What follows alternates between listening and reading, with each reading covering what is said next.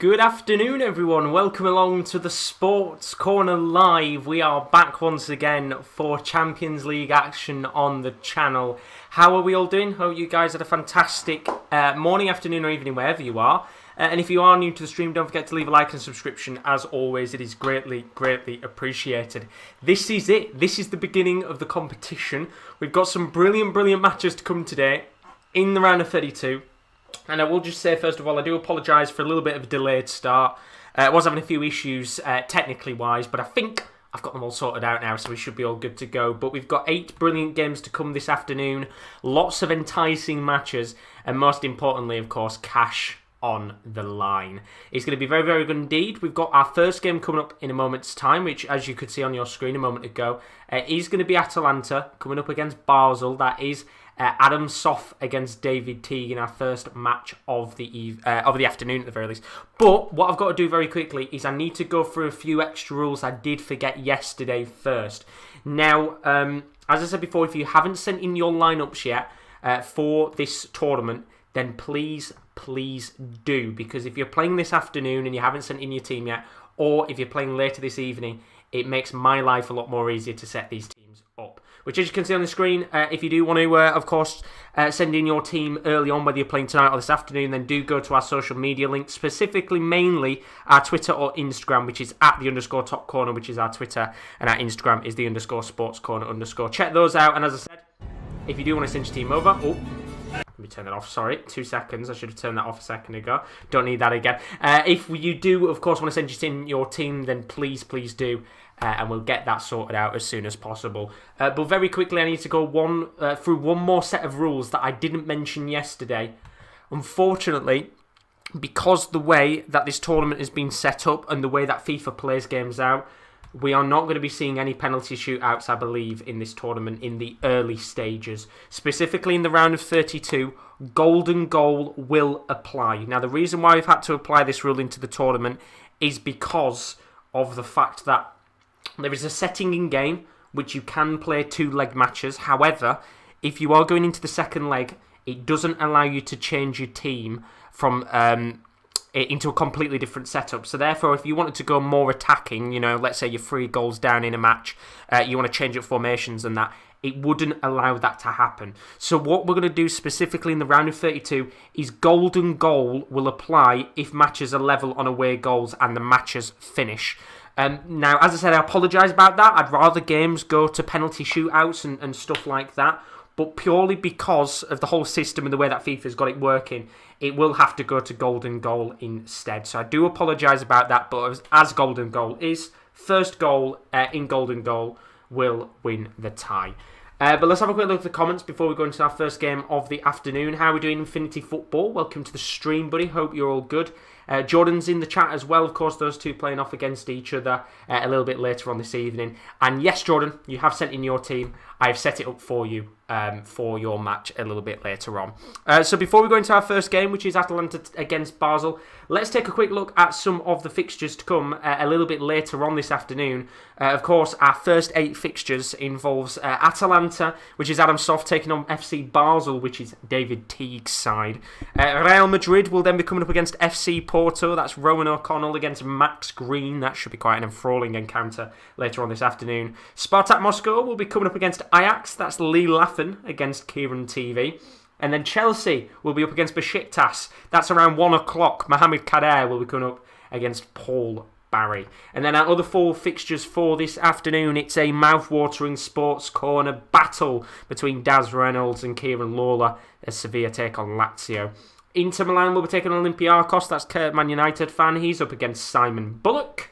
Club Brugge against Paris Saint-Germain sees Louis Champagnon, who is hoping he can go through to the next round with a nice shock against Nathan Hale. And then Rory Fisher will be coming up against Benaldo as RB Leipzig take on FC Midtjylland. They are, of course, this afternoon's games. Don't forget, we've got 8 more games to come at 7 p.m. UK time tonight. As you can see on the screen, it includes the likes of Atletico Madrid taking on Shakhtar Donetsk. That's Luke Hembro against Kyle Middleton. We've got a sports corner derby with Lewis and Will. That's Stade Rennes versus Liverpool. And then, as you can see on your screen, some big games indeed, including Dortmund against Juventus. So some big matches across the board. as Chris is in the stream, he's put no suit for you today, Josh. No suit today. Might come back out maybe for the final. Who knows? Maybe later on in the competition. We'll have to see. If the people want it, the people will get it. And then Daz is in the building to put, afternoon, Josh. How are you doing today? I'm doing fantastic. Hope you're all good as always. And then Kurt, Man United fan, has put, hello, bro. Welcome to the stream, Kurt. Hope you're all good. If you didn't see what team you got yesterday, Kurt, you are Inter Milan in this tournament, and you'll be coming up a little bit later on this afternoon. But without further ado, we've got our first game of the afternoon to kick off with.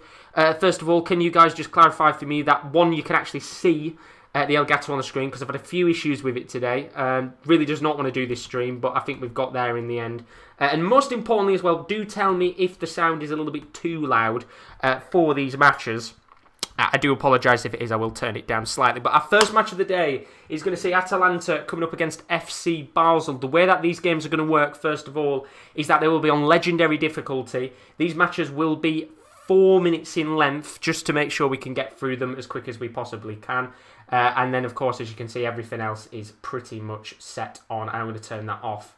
In fact, very quickly, let me just check and see if that can be turned off rather than hiding it. Yeah, just hide it. So there we go. That's all we've got for now. So I believe you guys can see everything on the screen, which is perfect indeed.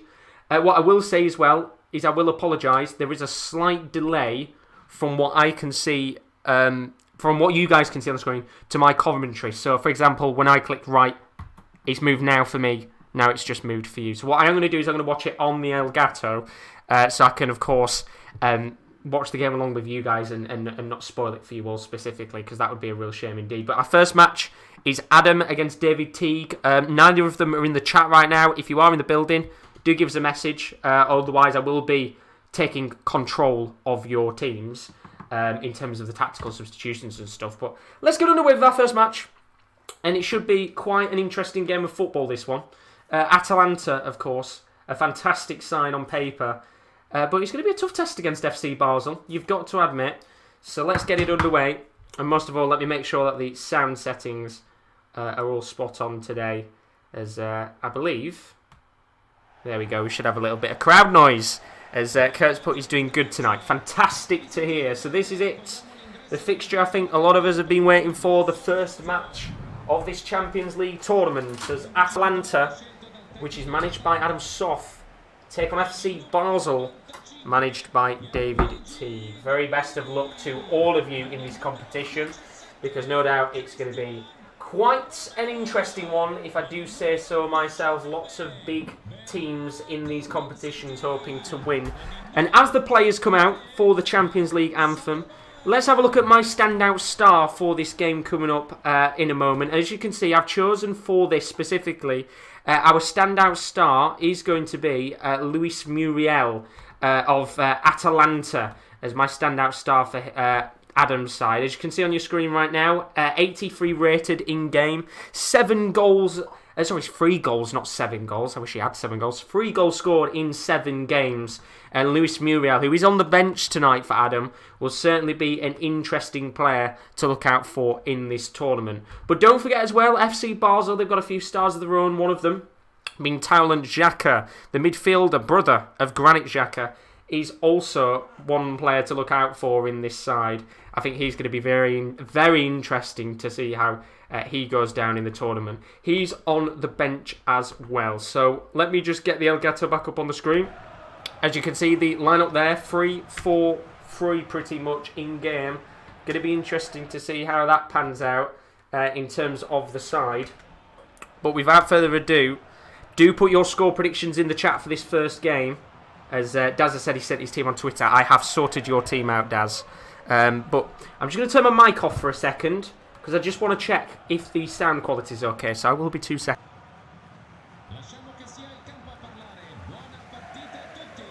That is perfect. Nice and lovely sound. So 4-2-3-1 today for FC Basel. Cabrali's up top. Kalulu and Zagrova on the wings, with Zufi and Fry in the midfield. Without further ado, we are underway in our first clash of the Champions League round of 32. Don't forget, we've got plenty more games coming up a little bit later this evening, so do not go anywhere. Lots of big clashes to come across the board. No doubt some mouth-watering ones indeed. And we start off here with Atalanta possession early on in this game. As you would expect, the favourites coming into this tournament, you would assume, would be expected to go reasonably far in this competition. One of the best attacking sides in Europe, as Zapata just gets himself on the ball here. He's going to loft it long to Gosens, who puts a lovely touch on the ball, but that will be the first offside call of this Champions League clash. And well, we don't really need to sit there and see the offside calls, do we? But score predictions in the chat for this game. Of course, Jordan saying he thinks he's going to be 3-2 Atalanta, which would be a nice start to this fixture indeed. But what I will do as well is, do give me 2 seconds here. I will add the aggregate score as well to the screen because these games are separately done. But this is PS4, by the way, Chris. But a chance here for Zufi to come forward. But in the end, just one too many touches from the midfielder. And it's a little bit too much there. But as I said, I will just get the actual ties aggregate score up onto the screen for you, just because there's a chance here though for Gosens, and the man goes through on goal, and there's the first one of the tournament. What a start for Adam Softside, who take the lead after 15 minutes, and it's a brilliant start. And just like that, Adam Softside take a 1-0 lead in this tournament, and that is the perfect start I think any manager would have wanted in this competition. 1-0 to Adam's soft side, and a brilliant start for Atalanta indeed, as I will just sort myself out for a second here. But it's a lovely goal from Robin Gosens, who finds the space, finds an opportunity, and takes it fantastically well. And just like that, we have a 1-0 lead early on in this fixture, and a goal there for Robin Gosens on the board. As yes, I might just be tinkering about for a few seconds here. I do apologise. I should have probably come much more prepared. But there we go. I should put that a little bit smaller, I think. That is the aggregate score right now on your screen. 1-0 there. Let me see if I can make it any smaller. There we go. So you can see the aggregate score. So 1-0 to Atalanta. Nice early start to this fixture. If you remember the tournament, if you are one of the regulars and you participated in the tournament not too long ago, which we did for the Euros, you'll remember we did get off to quite a slow start to the competition. First game was a 0-0 draw between Turkey and Italy, and although it had its chances, it just ultimately didn't have any big opportunities which were put into the back of the net. But Adam's soft side here, and I don't know if he's in the chat or not. You'll have to tell us if you are, Adam, but he'll be absolutely buzzing with that start to the match. And you've got to say, in this first 20 minutes or so, he's been the much better team in this tournament. Lots of good balls, especially a ball there to Hatiboa. A play to Malinovsky. Back to Hatiboa again. Some really good build-up play here. But looking in the chat, Chris thinks 3-0 Atalanta. Daz thinks 3-1 Atalanta. And either way, everybody's going for the home side to win. David Teague's Basel are going to be under a lot of pressure to get to winning ways here. And it's a lovely ball to Kalulu. Just keeps it in play. What can the winger do here? He's going to play it to Kasami, who was very good actually in the practice run that I did not too long ago. Here's Agrova. Now into Fry, who is one of the key players for Basel. Could have easily been the standout star for this tournament. And it's a ball to Kasami. And he tries to take the shot on, and it's a good save indeed. I think it's Galini in goal. And just for a second there, you can see the ball. And just a slight touch from Kasami. Galini being tested there. And a big chance in the match. As Chris has put, is it all 2 legs till the final? It is indeed, Chris. You are spot on. 2 legs all the way till the final. So lots of chances for comebacks. As Basel would get a corner here, it's going to be Luca Zuffi who whips it into the box. And Galini will punch the ball away, but only to Jorge, the Brazilian left-back. Now into Tim Klose, former Norwich City player. He'll be looking to make his name in the Champions League tournament, as Fry very nearly gives the ball away and does in the end. And now there's a good opportunity here for the counter-attack, and look at the numbers forward, but Zapata's ball in the end there just a little too weak, and another chance going wide of the mark for Atalanta there. But here come Basel with a good opportunity to come forward in this game. Really good play from Zagrova, who keeps the ball in. Now it's to Widmer, who plays it to Fry. Good build-up play from Basel. Getting back into the game, but the ball in the end is really, really poor, and Galini has a simple save. So 1-0 so far. We're getting towards half-time of the first leg of this match. Got 1 minute left here. Can Basel get a goal before half-time? It's into Arthur Cabral. Lovely touch from the Brazilian, but even better defending from Romero, who gets the ball away from the Brazilian forward, and that will be half-time. A thrilling start to this match between Atalanta and FC Basel. Sees a 1-0 lead for the home side, and well, it was a brilliant goal from Robin Gosens, who found the space in the box and took on the opportunity in the 16th minute of this match. And as it stands at half-time, Atalanta with a 1-0 lead in the first leg. I don't think Adam Soft will be disappointed with that.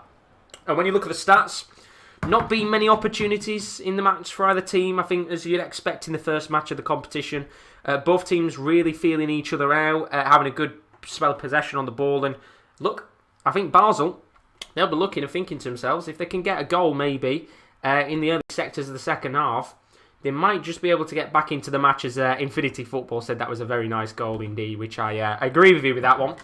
As we move into the second half, none of the managers are actually in the building right now, so it will probably be the AI who makes the changes for them. Unless David or Adam are in the building, then maybe if they want to make a few changes, then they can give me the heads up. But we're back underway now with the second half of the first leg. 1-0 as it currently stands to Atalanta. We've got 7 more matches to come, 15 more legs. And here's Widmer on the ball. Now into Zegrova. What can the Swiss winger do here? Plays it to Cabral, who will be the danger man for Basel. Plays a lovely ball to Kasami. Lots of space in the box here. Dink towards Cabral. The ball's a little heavy and it's actually, I think, gone out of play for a corner. And just a moment there where you're just looking and thinking, you know, Galini's had some work to do so far. That was the best chance of the game. Good save from Galini at his near post. And as Chris has put, the away goal could be crucial. It definitely could be indeed. As we do get a corner here for Basel, which will be whipped in by Luca Zuffi. Galini eventually makes the punch. And Gosens will collect the ball. Could Atalanta maybe get a second goal in this game? And, well, it won't realistically kill the tie-off yet, but will put them in a much better position to go through to the next round. Here's a dinked ball to Ilicic. You can see a few players on the Atalanta side just a little tired. That is something, a little bit of a key kind of note for players in this tournament. If you are going to be playing a pressing system, your players are more likely to lose fitness levels much quicker than somebody who plays a balanced approach. So if you're not aware of how FIFA works, that is a little hint for you. But here comes Fry at the edge of the box. Not really got many players to play the ball into. And he tries his best to play it to Kasami, but his run in the end is just a little poor. And it now means that Atalanta can come the counter-attack here. It's Remo Freuler into Robin Gosens. Some good football here from both sides, you have to admit. Very even game so far. And you just think one of these sides does need to get a goal fairly quickly. The next goal's crucial with about 25 minutes left on the clock. Here comes Hateboer into Josip Ilicic, who was fantastic last season for Atalanta in Serie A. Now to Luka Zuffi, who's going to hit it long to Zegrova, and it's a lovely ball indeed, and Zegrova tries to hit it in first time, and well, eventually it comes off the head of one of the Atalanta defenders and will go out of play. But here's the first substitution. Matteo Pessina will be coming on here for Remo Freuler. This is the example. The AI can make the changes, hence why I'm asking you guys to send in your changes so I'm aware of who to bring on at specific times, because the AI can beat me to it. So if they do make changes, I do apologise in advance. But here's Taulant Xhaka, Ukul standout star. Plays the ball to Cabral. Now it's in for Fry! And it's in! It's a brilliant goal from the midfielder. And just like that, we said the next goal in this game was going to be crucial. And it certainly is, because Basel have the away goal that they so desperately needed in this competition. And it's 1-1 in this game. And look at that from Taulant Xhaka. Brilliant work to play the ball. And eventually, Fry inside the box. Galini is not going to save that. And Basel have the crucial away goal that they needed. And it's one apiece in this game. And you have to say, in terms of the complexion of the tie so far, it is well and truly deserved to be 1-1. And Fabian Fry, I feel like I call him Alexander Fry. I think there's another player called that name. But Fabian Fry gets a goal on the board. And that will be 1 apiece in this first leg of the match. Are we going to see someone take the lead in this game? Or will we be going in as a stalemate with 15 minutes on the clock as Infinity Football's put... Oh my God, what a goal. It was lovely, patient build-up play from Basel. And I think if you're one of these teams in the competition that are going to be maybe sitting back and defending and holding the ball, waiting for opportunities to come, then maybe patient build-up play is going to be the way to go in this competition. But Atalanta here, going to come forward. As Jordan says, he sent my man new subs on Twitter. Perfect. I will have a look at them in a little bit. There's a ball lofted long towards Zapata. Doesn't get to him in the end, and with 9 minutes left on the clock here, I don't think either manager would probably go attacking yet, as we are going to get another change. We're going to see Martin de Roon come on for Mario... come off even for Mario Pasalic. So another change of the system there by the Atalanta manager. But I think both managers will be quite happy right now with how the teams have panned out. Maybe there's even still time for a winner. Here comes Josip Ilicic into the substitute Pasalic. He'll be hoping to maybe get his name on the score sheet with the 6 minutes left. Now Gosens. And you can see the stamina levels of Gosens. Absolutely knackered. But Zapata here, driving on his own. He tries to take it round Chomert, but good defending in the end. And there's a chance here for Basel to counter-attack. It's Kasami. Lobs it long to Cabral. Into Fabian Fry. Lots of space in the middle, which he won't use. A little bit greedy there from Fabian Fry. And Joachim Mahel gets the ball back now. And it's end-to-end here in the last few stages of the match. Ball's going to be lofted towards Kasami. Into Taulant Xhaka. Kalulu. With 2 minutes left. Can Basel get a late goal in this game? Here's Kasami.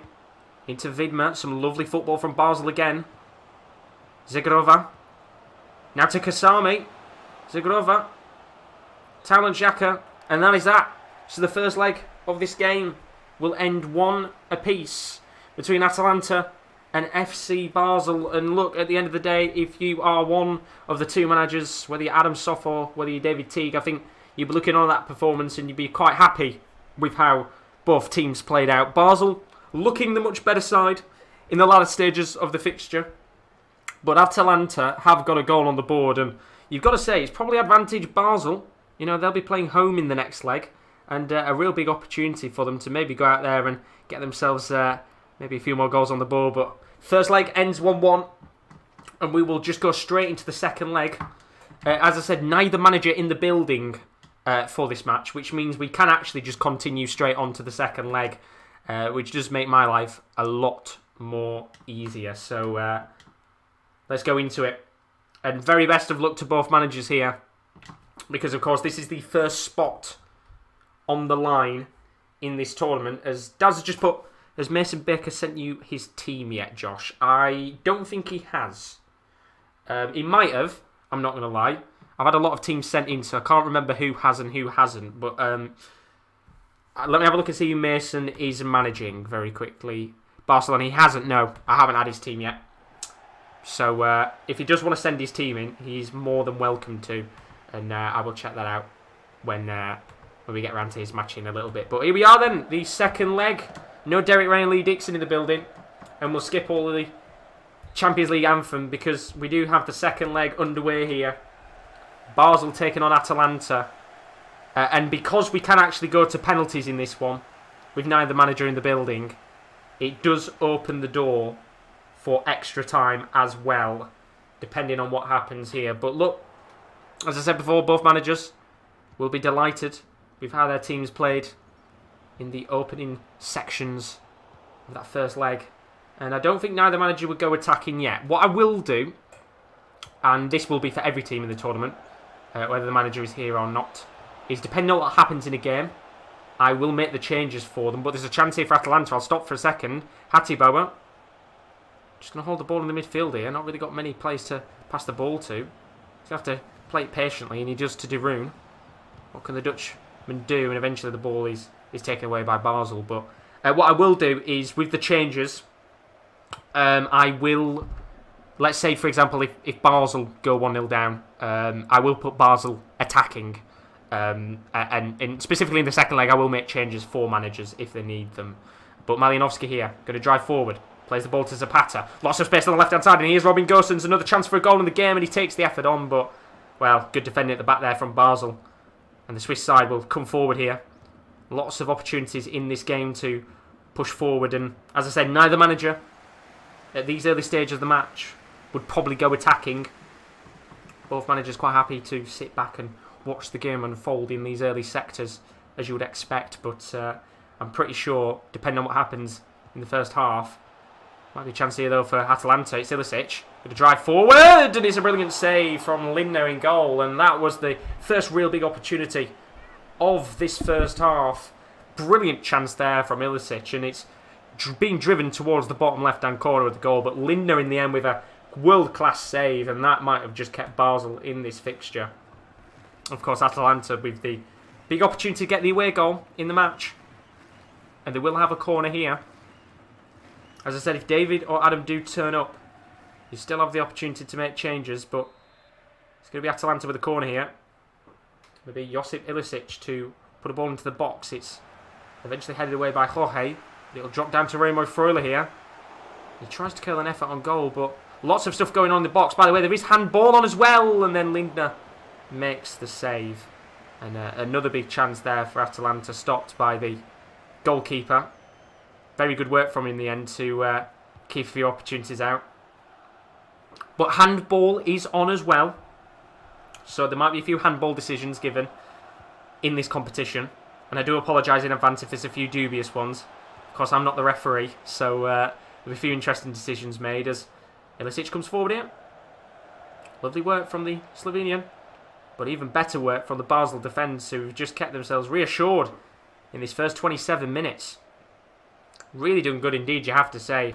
Very organised at the back, as Infinity Football says, good chance. There's been a lot of good chances early on. And there's another chance here for Ilicic. Lovely ball into the box, and this time it's headed away. And Zagrova will try and lead Basel on the counter-attack. 1-1 as it currently stands in this match. 60 minutes of time left for either of these two teams to really stand up and count themselves, or else we will go into extra time and penalties. As I said, this fixture doesn't have to go to golden goal, as neither manager is currently available, so I can use the two-leg system. But if there's two managers in the building, or one of them at the very least, then we will take it to golden goal instead. So 10 minutes on the clock. Not the most enthralling of second legs, you have to admit. Very cagey. Neither side really having many opportunities. Of course, Atalanta being the better of the two teams.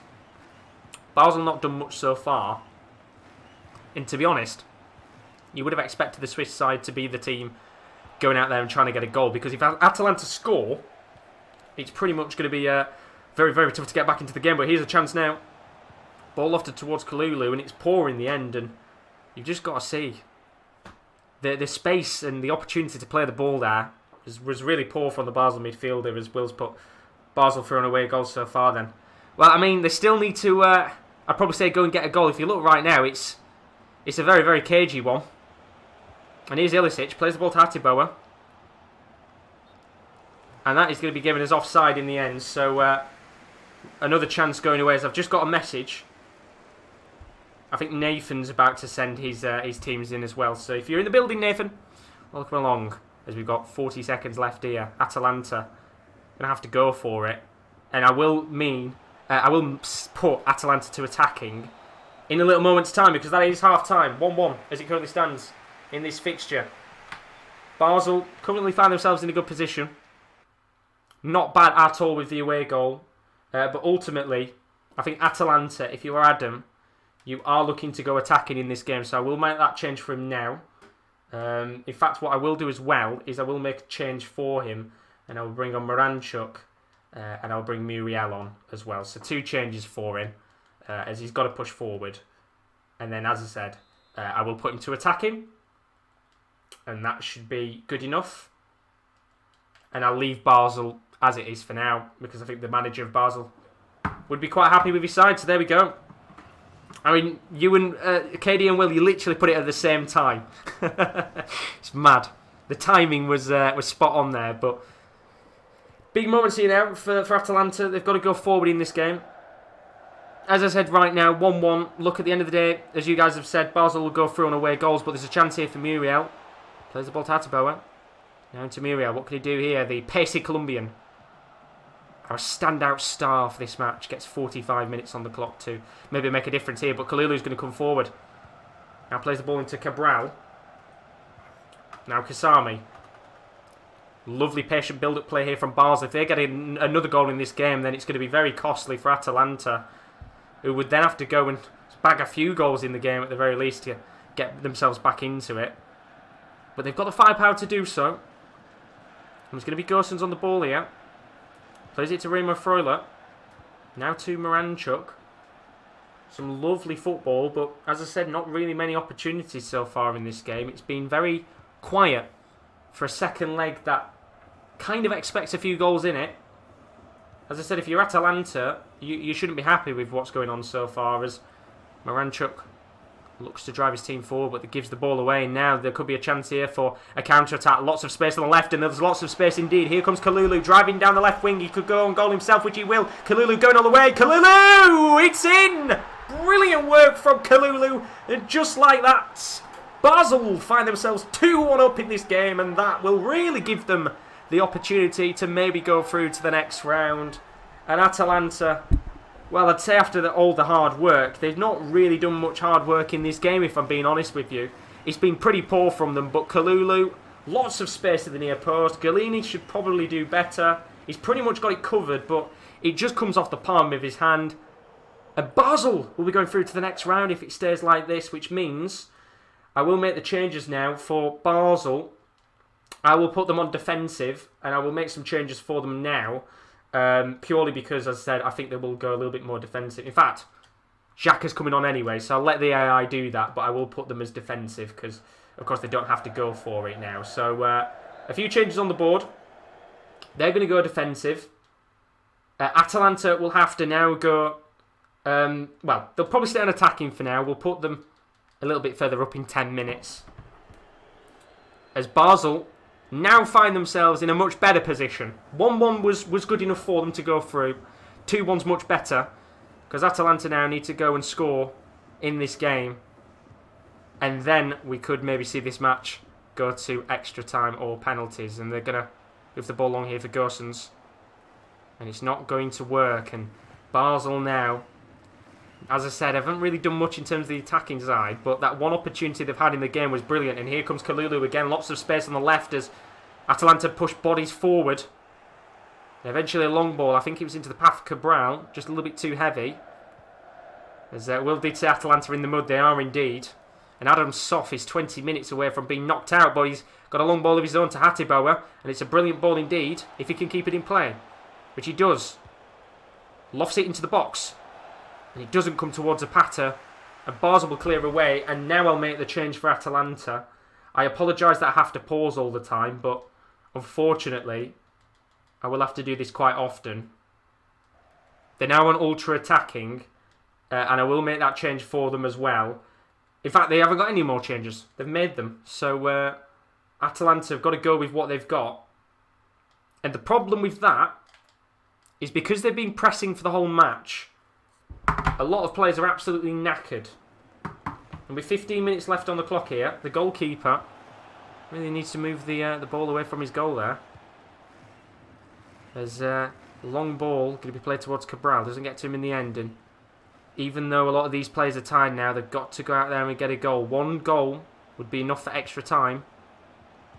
2 goals would win it. And here's a chance for Muriel inside the box. What can the Colombian do? Tries to dance his way around the Basel defence, and it's brilliant! It's a fantastic goal! And Atalanta have brought it back with 10 minutes left on the clock. And now what do Basel do at this stage of the competition? They've tried so hard to sit back in the last 10 or 15 minutes, but they couldn't stop Atalanta. And they're back in the game. It's 2-2. And as it stands, this game will go to extra time and/or penalties. And it's the substitute, the man who'll have the most fitness levels Mario Pasalic, who puts the ball in the back of the net, and that's brilliant from Atalanta. And now it means that Basel are going to have to change up their tactics as well. So Basel are going to have to change it up a little bit. I think they're going to go to balanced. There we go. They're on balance now. And Atalanta... In fact, I'd probably say you'd want to go attacking. So I'm going to put Basel attacking as well. I think that's the best bet for the manager there. So extra time potentially looming here. It's poor defending. But we're back underway. And with 10 minutes left on the clock here, are we going to have a winner in this match? 2-2 as it currently stands. 1 away goal apiece for each side. This has been a enthralling first match of the competition. But neither David or Adam, and neither do the 22 players on the pitch, want to be the first team knocked out of the competition. And both teams going for it now. Here's Kasami. You can send your lineup on Instatubs. Ball to Jorge. But of course it will be out of play for a goal kick. So 3 minutes left on the clock here. Time running out. Tim Klose is going to come off. So another change of system there for Basel as Hatiboa might allow Atalanta one more chance at the game here. Are we going to see a late winner? We've got a total of 2 minutes of additional time. Here's Pasalic. Malinowski, one more chance in the match, you feel, for Atalanta to go and get the winner. Malinowski. Good defending from Vidmer, and surely that's going to be it now. The referee probably got the whistle in his mouth. And all Jacques has got to do here is play the ball, which he does. And extra time looms in this fixture. We are not done yet. This game has been quite an enthralling match so far, but with neither team in a position to be able to go out there and get a winning goal in the match. We will be going to extra time, and what I will do here for the case of Atalanta is to make sure that the players on his side aren't too tired. We'll put both teams to attacking to try go out there and get the winner. So extra time here. In this game, neither team able to cancel each other out. As I said, because the managers aren't in the building, it does allow this game to go to extra time or penalties, or else this would have gone to golden goal had there been at least one manager in the building. The reason why is because, as I said, you can't make changes to your tactics, which is really annoying, and that's something you need to sort out. But here comes Zigorova into Kasami. Lovely work here from Basel, who don't back down. It's a ball towards Fry, the goal scorer. Gets a header on the ball, and it's a good save in the end by Galini. And funnily enough, we didn't have a single game in the practice run that went to extra time. Not one match. And the first game of our actual tournament does find itself going into extra time, which is very, very interesting indeed. And I mean, if every game goes to extra time, it's going to be a very long stream. But here comes Atalanta on the attack. It's going to be Ranchuk. Of course, Atalanta are a little bit more tired because they've been pressing the whole match. Here's Hatiboa. Lofted ball towards Moranchuk, and it's cleared away. And you kind of feel like here the advantage is going to be with Basel because they're, the stamina bars are much, much higher than those of Atalanta. But that's the way that they've been set up in the game, to press. And so far, so good. As Hatiboa drives down the right-hand side of the pitch. Lovely work from the Dutchman. What can he do here? Hatiboa. Just going to hold the ball. Plays it to Moranchuk. Now Malinowski. Into Zapata. Lovely work from the Colombian. Still got the ball. Zapata. Muriel. What can he do here? Muriel. Lovely work! It's lovely work from Muriel. And that is the goal that Atalanta desperately craved before the end of the first half, and it is the standout star, Luis Muriel, who might have just sent Atalanta through to the next round with the away goal. It's 3-2 on aggregate, and Basel have got some work to do. I mean, it was a lovely finish, and just as Chris had put, hopefully goes to penalties for the limbs. It won't be going to penalties now if it stays like this. And as you would expect, Basel will have to be the team that go ultra-attacking. I think Atalanta now would be happy to sit on balanced. And that will mean that the second half of extra time is going to be quite an interesting one to watch. And that was the last kick of the first half. So Luis Muriel, the hero, potentially for Atalanta, puts his side 15 minutes away. I mean, there's been some brilliant goals, as Infinity Football's been saying. But I don't think anybody expected this one. I mean, they've only had one opportunity in the game, Basel. And, well, realistically speaking, they've made all the changes now. So 2 goals needed. Can Basel do it? Very, very nervous moments now. Twists and turns, left, right and centre in this match. And 14 minutes is all that's left for Basel to get 2 goals in the game. They have got to push every man forward now. It's been an absolutely sensational start to this tournament. Wasn't expecting a 5-goal thriller to start off, but here we are. And it's going to be Jorge who tries to drive his team forward. And it's now long ball from Basel. And if they can get a goal here, it would make things interesting. Here's Cabral. Into Kalulu, back to Cabral. Lovely work from Xhaka. Plays the ball towards Fry, who just can't get a touch. And surely now you're thinking with 6 minutes left on the clock, Basel are going to be the first team out of the competition. And you've got to give them credit at the end of the day. And now there might be a chance here for Atiboa to kill his half even further. Here's Zapata. Lovely ball to Atiboa, who's just got no pace left, but he's going to whip a ball in. It comes towards the path of Gosens, and it's brilliant defending at the back. And, well, the keeper makes the save, but I think now, if Basel get themselves a goal in this match, it's probably only going to be a consolation at the very least. And, look, they've given it their all in this fixture. They have tried their hardest in this match. But you feel like now, it's probably going to be Atalanta. And credit has to go to the manager for the decisions made to keep his side in the game and to, of course, get that winning goal late on and not go to penalties as we go into the last minute. And Basel's stuck in their own half now and they just can't seem to get the ball away from Atalanta. And here comes Pasalic. What can the Croatian do? He's already backed in this game with 10 seconds left. Moranchuk. Now to Gosens. Here's Zapata. Back to Pasalic. Lovely work here. The referee still playing on, allowing the opportunity for the attack. And here's a chance for Malinovsky. And that is game, set, and match. If you are Adam Soff, you've just got your golden ticket to the round of 16. What a brilliant, brilliant first match to start. And that really does kill the tie-off. And as the Basel fans sit back in silence, it's Atalanta who'll be going through to the next round. And it was brilliant work from Malinovsky to get the ball into the back of the net. He takes on the shot on the half volley. You can see the ball bouncing. It's a lovely bit of swerve and a brilliant goal indeed.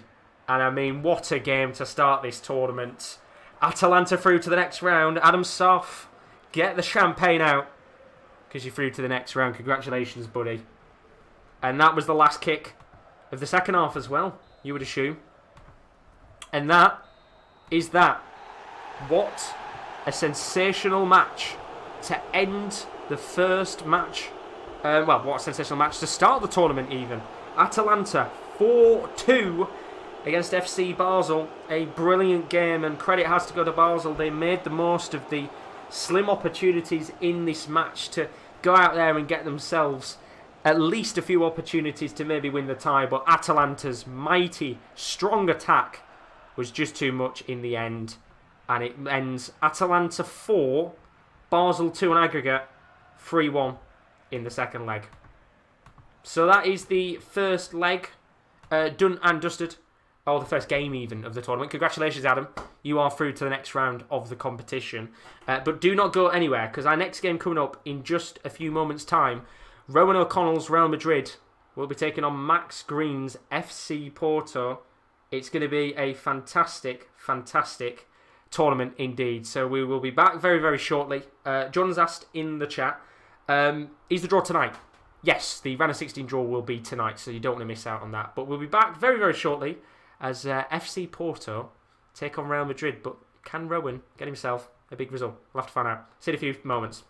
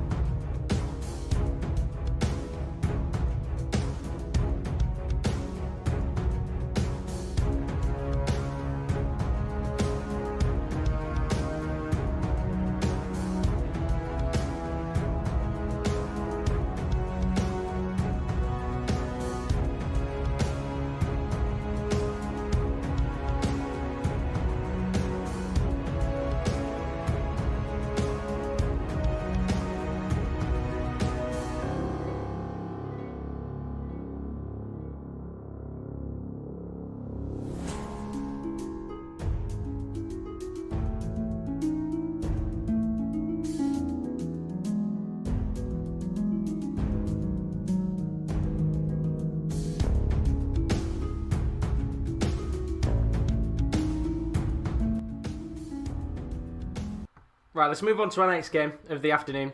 Game number 2 of 8. We've got 6 more still to come. Rowan O'Connell and his Real Madrid side will be taking on FC Porto. And, well, it's going to be a tough one for Max Green. I'm not going to lie. Big game, this one, at the end of the day. Of course, Rowan, part of the channel, very well, of course, was on the Air League this morning. With a fantastic game in the Air League. But he's got a massive opportunity here to go through to the next round. And we know FC Porto in real life. Great side, very organised, played fantastically well. Against Juventus, of course, not too long ago. But this is a very different ball game. And Max Green isn't in the building, as far as I'm aware. If you are Max Green, do give us a heads up in the chat. Give us a wave. And I will get your team all sorted and that. But as for the teams, they're pretty much sorted to the very best of my ability, to what I could get them to. Rowan has already organised his side. You'll see it in a moment when we get into the match. But without further ado, let's get into this game. Game number 2. Put your score predictions in the chat for this one. It's Real Madrid taking on FC Porto. And I've got to say, as a neutral watching on, you're probably thinking Real Madrid are going to take this. But we'll get into the match now. And as you guys put your score predictions in, we will get underway with this fixture. And here we are. What a stadium this is. And a big opportunity for Rowan O'Connell's Real Madrid to take on Max Green's FC Porto. 2 brilliant sides in European football. 2 sides with a lot of history. But who's going to come out on top? We'll see the tactics in a moment. As the players come out onto the pitch, there's Mehdi Taremi and Moussa Marega. Both of those players just having a quick conversation with each other before the game starts. KL will be watching on and hoping maybe Mehdi Taremi bags in this match. And I can hear a round of applause as well. I can hear a round of applause for the Porto boys and also for Real Madrid. But here's the Champions League anthem as the players stand in unison ahead of the game. And looking at your predictions in the chat, KD is going 3-1 Porto in this game. Very best of luck to Max Green, of course, and very best of luck to Rowan as well. As Pepe, the captain, will be up against his former side, Real Madrid. And there's Karim Benzema. What a man he is. Fantastic player for Real Madrid. He'll be alongside Eden Hazard, who isn't injured in virtual reality. Let's have a look at the lineups for the game. Real Madrid, not managed by Zinedine Zidane, not that bold fraud. It's Rowan O'Connell who's the manager today. As you'll be able to see in this moment, some interesting choices on the bench. He's going to be playing a 3-4-1-2. Eden Hazard and Benzema up top, with Vinicius Junior and Rodrigo on the wings. A few interesting choices on the bench as well, including youngster Hugo Duro, who might come on at some point in this game. We will have to find out indeed. Courtois is in goal as the players stand in unison for the team photo. Let's have a look at the Porto side though as well. Porto coming into this game knowing that they're the underdogs. They will also feel like they've got a big opportunity to go through to the next round as well. Let's have a look at this team, of course. Mehdi Taremi and Moussa Marega up top together in a 4-4-2 formation. The likes of Chancellor and Mbemba on the bench, but that is how it's panning out for Porto. The likes of Pepe and Felipe Anderson, as well as Jesus Corona, who could arguably be one of the star men in this team. As we get underway with our first leg of Real Madrid FC Porto. Massive game this is going to be for both teams. The real question is, are we going to see an enthralling match? 4-2 in the first game. Are we going to see another 4-2? We'll have to find out here indeed. But as I said, put your score predictions in the chat for this game. I'd be interested to see what you guys think is going to happen in this match. But first of all, let's talk about the interesting formation choice. Real Madrid going for 3 at the back today. The likes of Ferland Mendy, Valverde on the bench, which I think is a very interesting call from the manager. But of course, we saw him last time. Manager of England didn't have the most exceptional run in the world. Will have been a little bit disappointed that the likes of, I think it was Poland and Paul Barry's Poland that eventually knocked him out. But here's the first little opportunity for Porto to come forward. It's going to be Sergio Oliveira into Marega, who was absolutely deadly in the practice run. Will he be deadly tonight? We'll have to find out as Benzema plays the ball to Hazard. Look at the space here, and there's a big opportunity now for Modric to come forward, and he hasn't got the pace, so he plays it to Vinicius Junior. Now to Eden Hazard. Back to Modric again. Lovely football here from Real Madrid. And well, Porto, you've got to say, have done very good to get men back, but is it going to be enough? As Casemiro drives forward into Toni Kroos. As Rowan is booing Porto in the chat. Here's Modric. Now to Toni Kroos. Back to Modric again. Brilliant work. It is a brilliant goal. 1-0 Real Madrid. Just like that. Fantastic finish from Luka Modric. And you've got to say, it's absolutely deserved. It was a brilliant, brilliant start to the match for Rowan O'Connell's Real Madrid. Lots of space to manoeuvre into. And Luka Modric did just that. And look, at the end of the day, the former Ballon d'Or winner is not the most quickest of players in the world. But that was an exceptional ball into the path of the Croatian. He took one touch. And he slammed it into the back of the net. Mark Hessing was never going to save that. And it's 1-0. And that's Zidane clapping. But picture Rowan as Zidane there. As it's 1-0 Real Madrid. Brilliant start. Luka Modric on the board. As Bernardo's in the building. How you doing, buddy? Are you all good? Welcome along to the stream. But I can hear a round of applause. Rowan delighted with how his side have started. And if you're Max Green, well, you're running the real risk here of this game maybe getting out of hand. You know, we're only 20 minutes into this game, but the one thing you don't want to do is let Real Madrid push forward and get goals. But a nice swift reply would do. Here's Musa Marega. Now into Otavio, who's playing as a midfielder today. Just signed a new contract extension in real life. Here's Felipe Anderson. What a save! Brilliant, brilliant work from Thibaut Courtois. And it's the West Ham loanee who very nearly put in an absolute fantastic goal into the back of the net. There wasn't really much curl on it. More hit with pace rather than kind of being driven towards the goal. And it will go to play here for a corner. 22 minutes on the clock. As Kieran's put, I'm shitting myself against Barca now. Let's see what happens though here. Sergio Oliveira. Going to whip a ball into the box, and it's a pretty poor ball indeed. Easy defending there in the end from, I think it was Eder Militao. And now it's going to be Corona. Just looking to manoeuvre into the space. Here's Otavio. Could go for a long range effort of his own here, which he won't. And it's very sloppy for the Brazilian. He's giving it away, and now there's some space here for Real Madrid. And look at the space for Benzema to run into. Plays it to Rodrigo, who has been playing very deep so far in this match. But it's working a charm for Rowan. And look at this for a long ball. Vinicius Jr. What can he do here? Brilliant touch. Just keeps it in play. With half an hour on the clock here, Real Madrid have a chance to maybe make it 2. And he's got no one near him, and he's just going to have to hoof it long. And in the end, a bit poor there. Nobody really coming towards him. And a crunching tackle, but he hasn't got the ball. And now Felipe Anderson can drive forward. And look at the space here for the Brazilian. We saw it earlier with Kalulu. Felipe Anderson with the same opportunity to run forward. Should have probably whipped it in.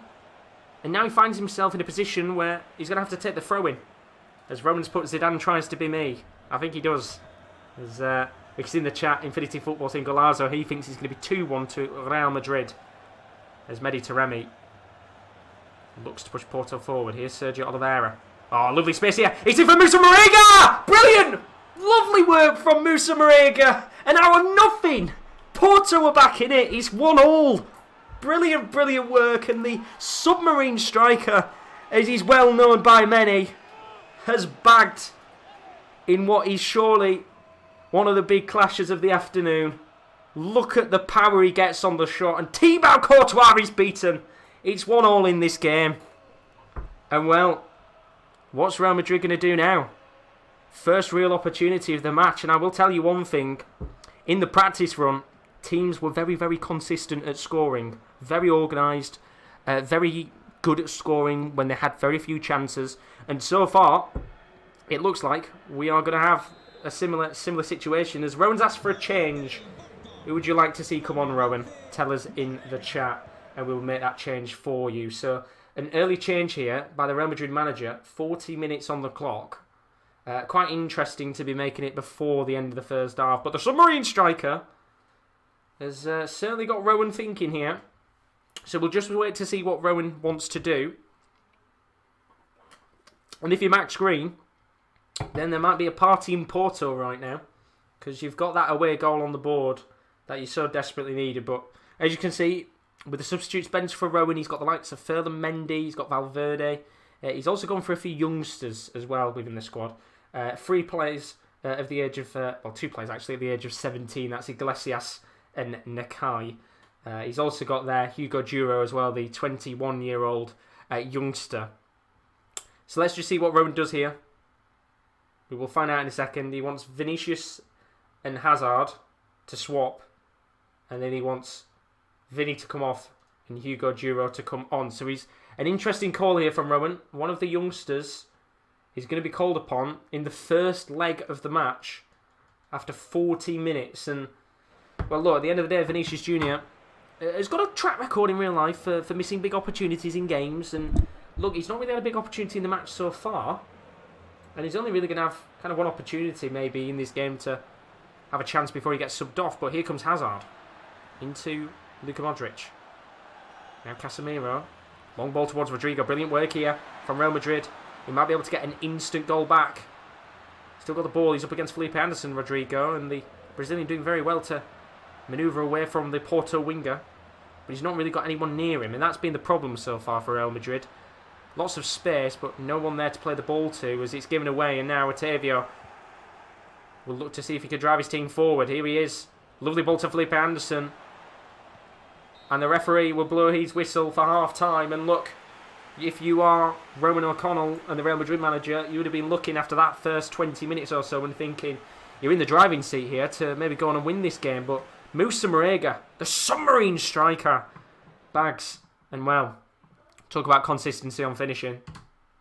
Absolutely stellar game so far. 1-1. Let's go into the second half and find out what happens. As I would assume there's no changes from any of the managers after half-time. We've had that one change to bring Hugo Duro on, which he's just come on now. So Vinny Jr. allowed to have the full 45 minutes. Well, there's some work here to do as Otavio drives forward. Good defending, and the goal scorer Luka Modric. We'll now see if he can get Porto on the counter-attack. Here's Rodrigo. Lovely work from the Brazilian. He's been pretty good in this game so far. Just maybe held up the ball a little bit too much. I think that has been the problem for Real Madrid. Just sloppy balls like that, for example. Although it has come back to them, they just don't seem to have players wanting to come towards the ball, and that's been the problem. While Porto have kind of sat back and allowed Real Madrid the opportunities to have possession and been very dangerous on the break. But there's a long ball here towards Benzema, and it's a very nearly a quality ball, but Marquezine just gets his hands up and claims the ball, and the Frenchman has been pretty poor in this match so far. Has certainly got a lot of work to do as we edge towards the final 30 minutes. If you are wanting to make any changes, I would highly suggest asking now before the ball goes out of play, or else I think the AI can make auto changes, which, as I said, it will happen in this tournament, and I sincerely apologise for it. It is out of my hands. But here's Hazard. Lovely ball to Luka Modric, but he's offside in the end, and unfortunately another big chance wasted. As Daz put, he's on Twitter. I will ask him. That's all good, Daz. That's all good, buddy. So 29 minutes left here. There'll be a change for FC Porto.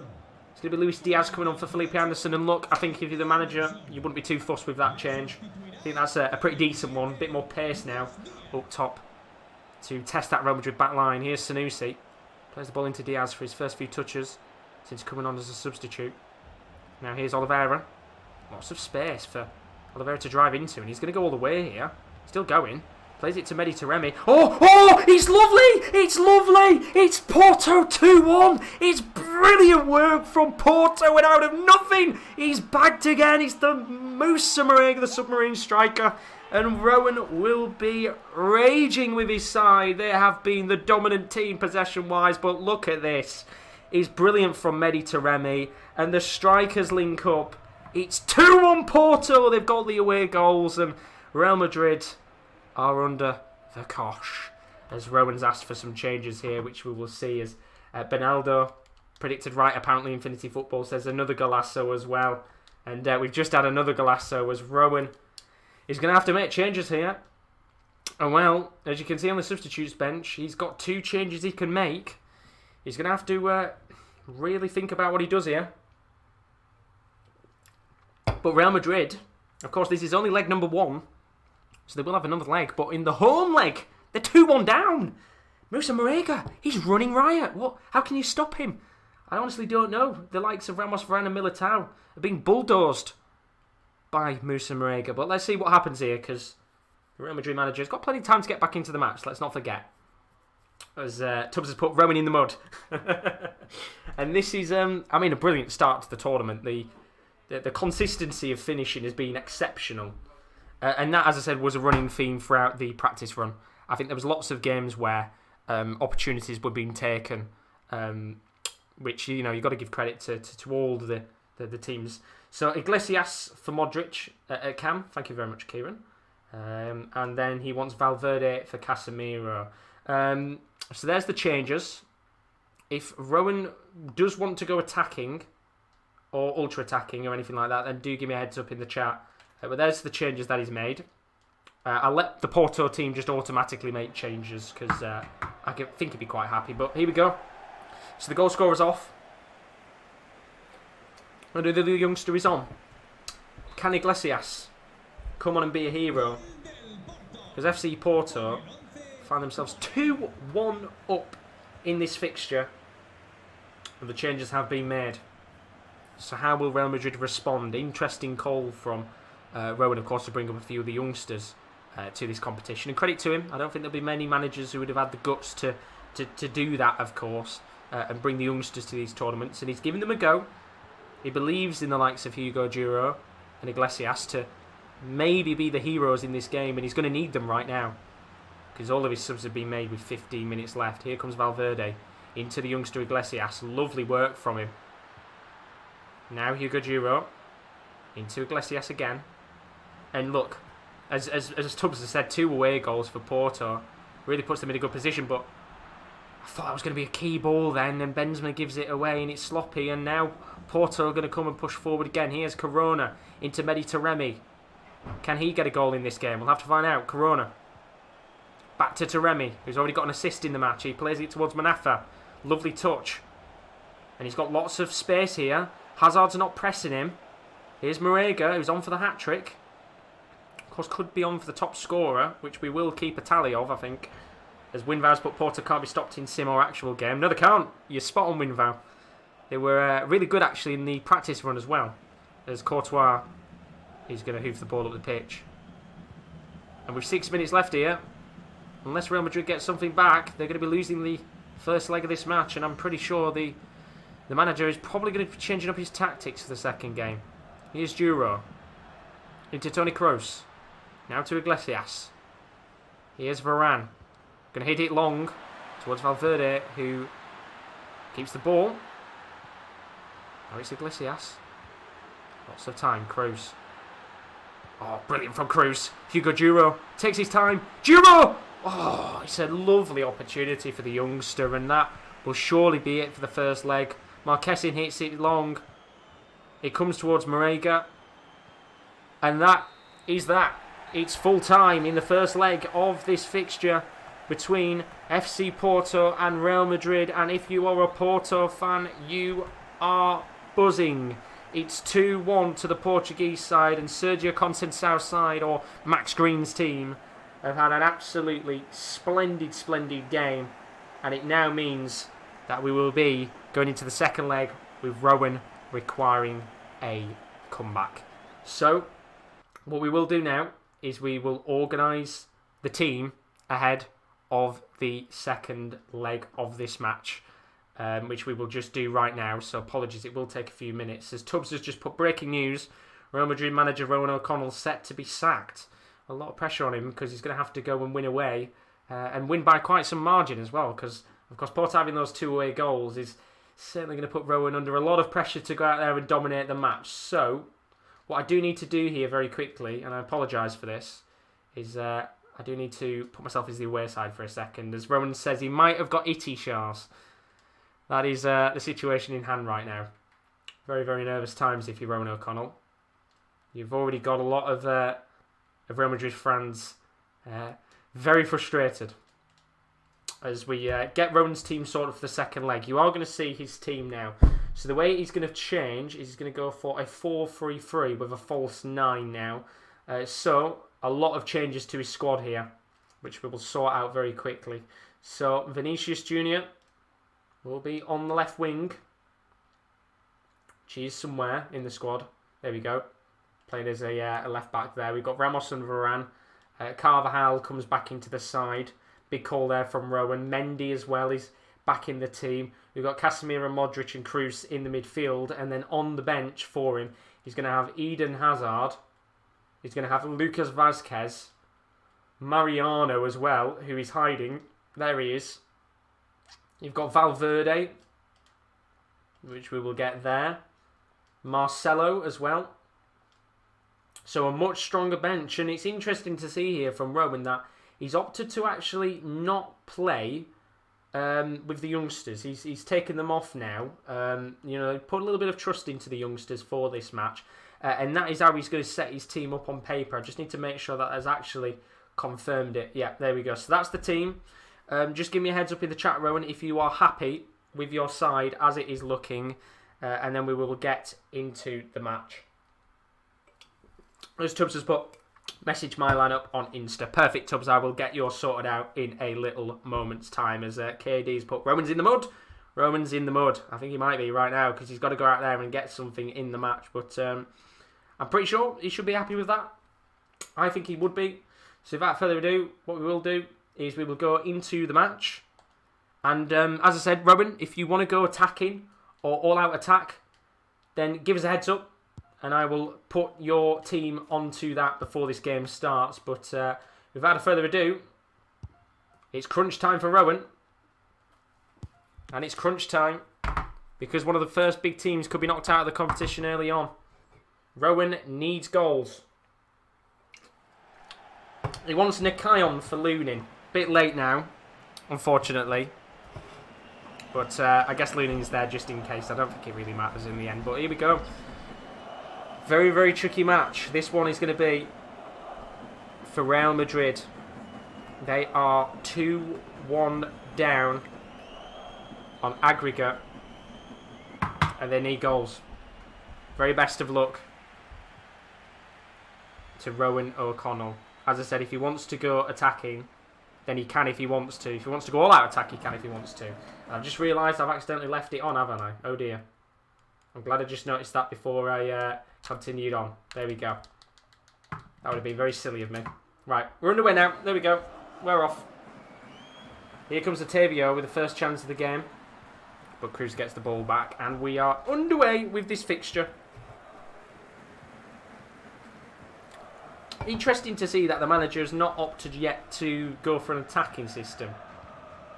Of course, he's going to need a few away goals here. With Porto having 2, it means that even if Real Madrid get 1, they're still not going to be in the best of positions. Here's Toni Kroos. Plays the ball to Vinicius Jr. Will's put Max's mate's younger brother. He's probably at school and doesn't realise he's possibly about to get a big dub. Well, he might be watching this on the replay. And if you do watch it on the replay, Max, very best of luck, my friend. But there's a chance here for Luka Modric. He's in front of goal. It's Luka Modric! Oh, it's a brilliant save from Marquezin. What a world-class stop that was from the Argentinian goalkeeper. Brilliant, brilliant work. And I mean, that is probably going to go down as one of the saves of the tournament. And had Rowan got that goal back in the game, you would have probably seen the alarm bell starting to ring for FC Porto, as Marco Asensio is offside. And well, nervy moment there for Porto in their own home ground. You know, early 10 minutes, if they'd have conceded, they would have definitely been in a position of nerves.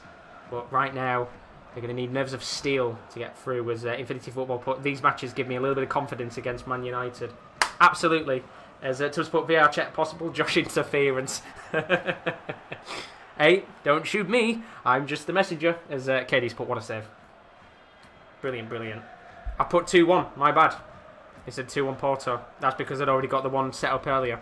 I may have started to clap. There we go. That's the right aggregate score. My apologies. I'd still got the one from earlier up. So here's Toni Kroos. What can he do here, the German? Give the ball away. That's what he can do right now. Not good at all. And look, 20 minutes on the clock here.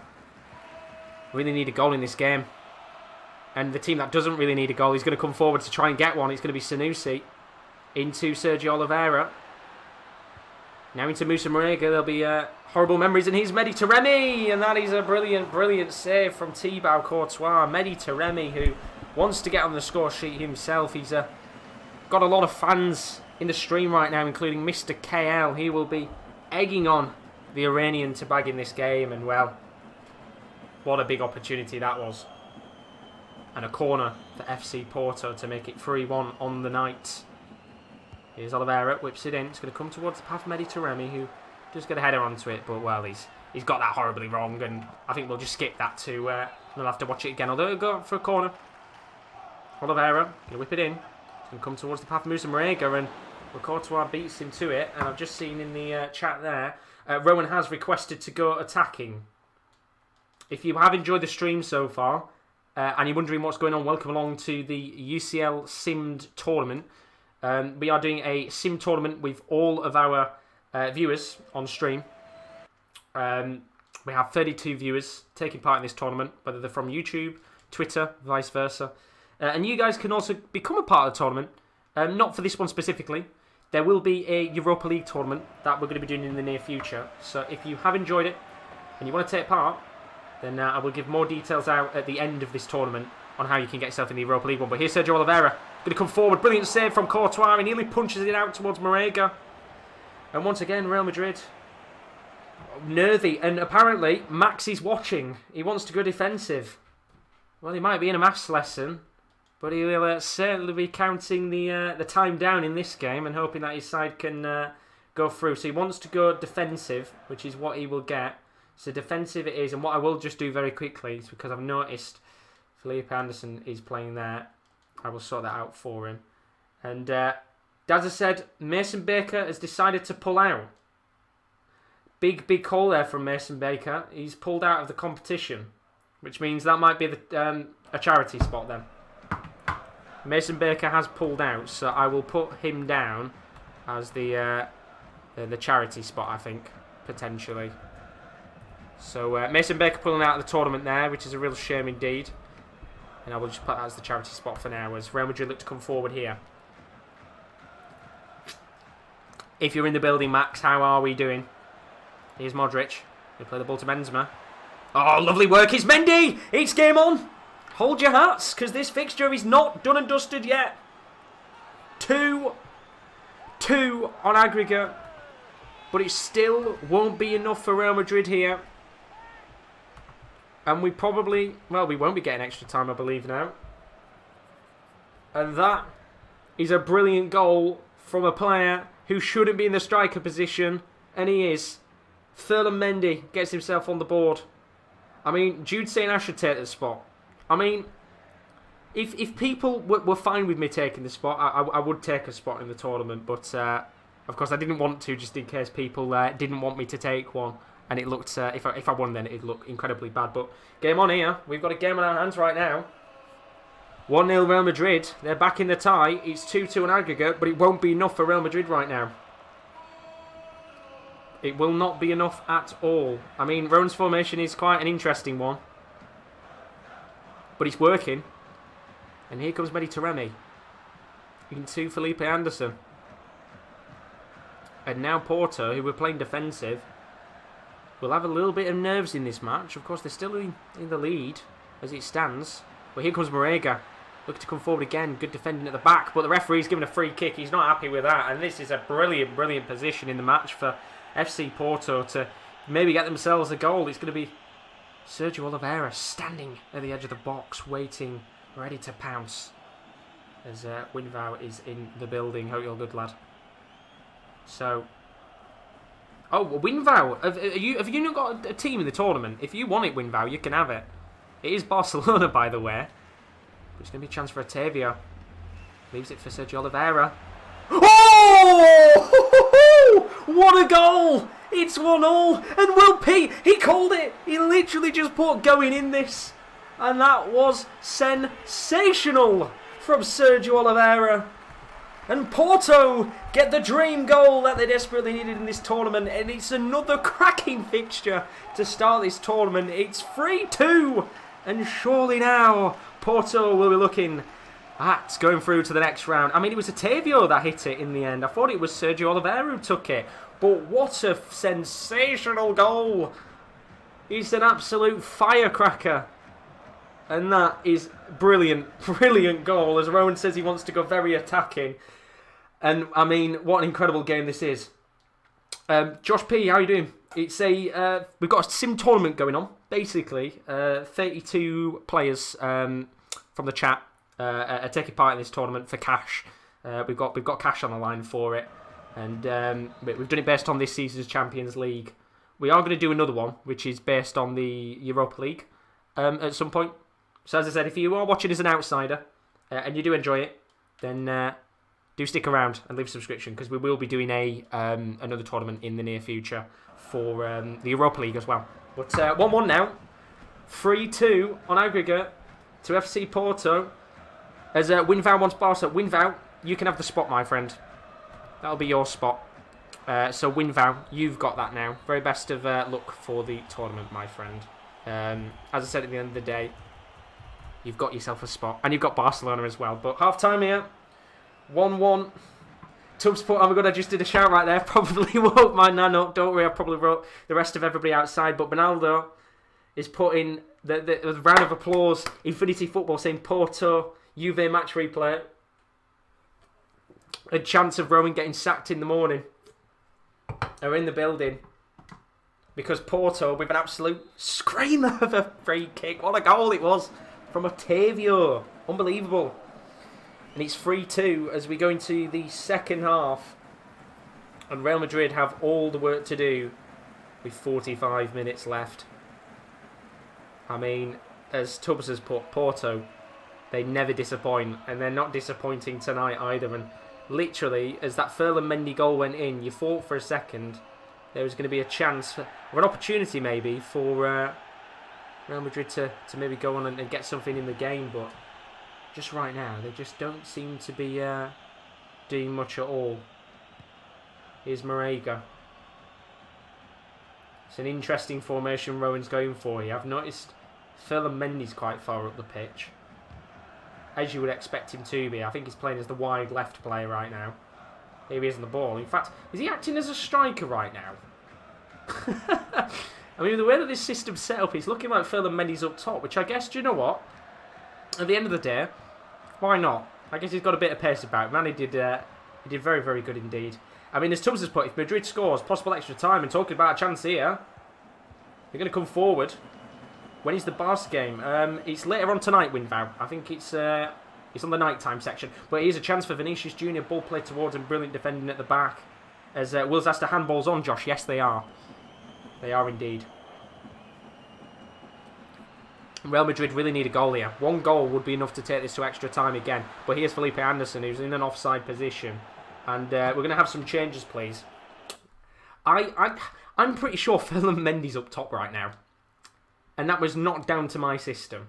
But you can make changes, Rowan. He's playing as a cam. What's going on here? I mean, it's of course because of the formation you were playing before. You've got Mendy playing as a cam, but do you know what? At the end of the day, he bagged, I guess. So not too bad. But do tell us what you want to see when you switch your touch tactic change back. Yeah, it changed it to a 3-4-1-2. All the tactics. So let me show you. There you go. All the tactics. It's an absolute nightmare. But what do you want to do, Rowan? You'll have to tell me here. Of course, currently sat on ultra attacking. Right, Max wants ultra defensive, so I will do that just now. I'll be waiting for Rowan's changes. How are your nerves? Max wants to sit back and defend for his life, and, well, you can't blame him if you're honest with him. All he needs to do is keep Real Madrid out for just a little longer in this game. I mean, Tubbs has put Rowan's mentor is Arteta. I mean, what a game this is turning into. Two brilliant matches to start off this tournament. But let's see the changes that Rowan's going to make. I would assume he's probably going to take Ferland and Mendy away from the cam position, which, you know, he scored. But we'll find out in a second. Bernal's putting, if you love Porto, sit down. The chance in the stands. So Valverde is going to come on for Casemiro. That is one of the changes. I will give him a second or two just to see if he makes any of the changes in the match. But, I mean, if he sticks with Ferland Mendy as a cam, then fair play. And Asensio coming off as well. Who's going to come off for Asensio? You've got Vasquez. You could play, I guess you could play Mendy at right wing if you wanted to. Vasquez. There we go. So two changes made by Rowan. Valverde coming on and Vasquez coming on. You've got Carvajal right now playing as a centre-back. You've got 3 substitutions, by the way, Tubbs. There's not 5, sadly, because FIFA doesn't allow 5, which is a real shame indeed. But the change has been made. And Rowan is all-out attack. Max is all-out defence. 1 goal is all that is needed in this match for Real Madrid to take this to extra time. And 80th minute, he wants Mariano for Benzema. He's going to stick with Ferland Mendy as a cam. I mean, Will's asking why is Mendy still at cam. It worked, he scored, and Rowan's sticking with it. But he's going to have to watch out here because Corona's coming forward, and a goal in this game would kill it off. Here comes Corona. He's onside, plays the ball towards Taremi. It's eventually going back to Thibaut Courtois, and well, 25 minutes left on the clock here. Look, it's still a long amount of time to go out there and get a goal in the game. I think I've accidentally put this on 6 minutes, so I do apologise. This is definitely not 4 minutes, or it's a very long 4 minutes because of the changes that we're making. But here's Cruz into Valverde, now back to Cruz again. Lovely football here from Real Madrid. Still lots of time in this match. And well, that's a poor ball in the end, but somehow Real Madrid have got it. And the referee's going to give a free kick here to Real Madrid. Well, it's in a much further position. But Toni Kroos is going to be the man who stands over it. Could he do one better than Sergio Oliveira? I think he's probably going to whip this into the box. As I don't know why we're getting a shot of... I think that's Manafa there, just staring into space. As Marquezine organises his wall. So Toni Kroos standing over this. And I tell you what, if he could put this into the back of the net, what a goal this would be to put it level and send this game to extra time. Or golden goal, it would technically be. That would be going to. So Tony Martinez coming on for Mehdi Taremi. KL, look away. He'll not be happy with that change. But 34-yard free kick here from Toni Kroos. He steps over it. He hits it. But it's straight to the hands of Marquezine. And well, it was a pretty decent chance in the end from the German. But ultimately, not good enough to test the Argentinian goalkeeper. And FC Porto here, Max Green. If you're one of the smaller teams in this competition, Max Green is giving you some confidence that you could maybe go on and beat some of the bigger sides. We saw it in the practice run that I did. Some big teams were knocked out by some smaller sides. We did a practice run and Spartak Moscow were knocked out by... Spartak Moscow knocked out Manchester United. So, are we on course for another big shocking result? Although, let's be honest, FC Porto have had quite a few interesting games this year in real life, not just on the virtual pitch. One of the best games, I think, of the entire year against Juventus. Had a bit of everything that match. But 8 minutes left. Let's make the change now for Karim Benzema to come off the pitch.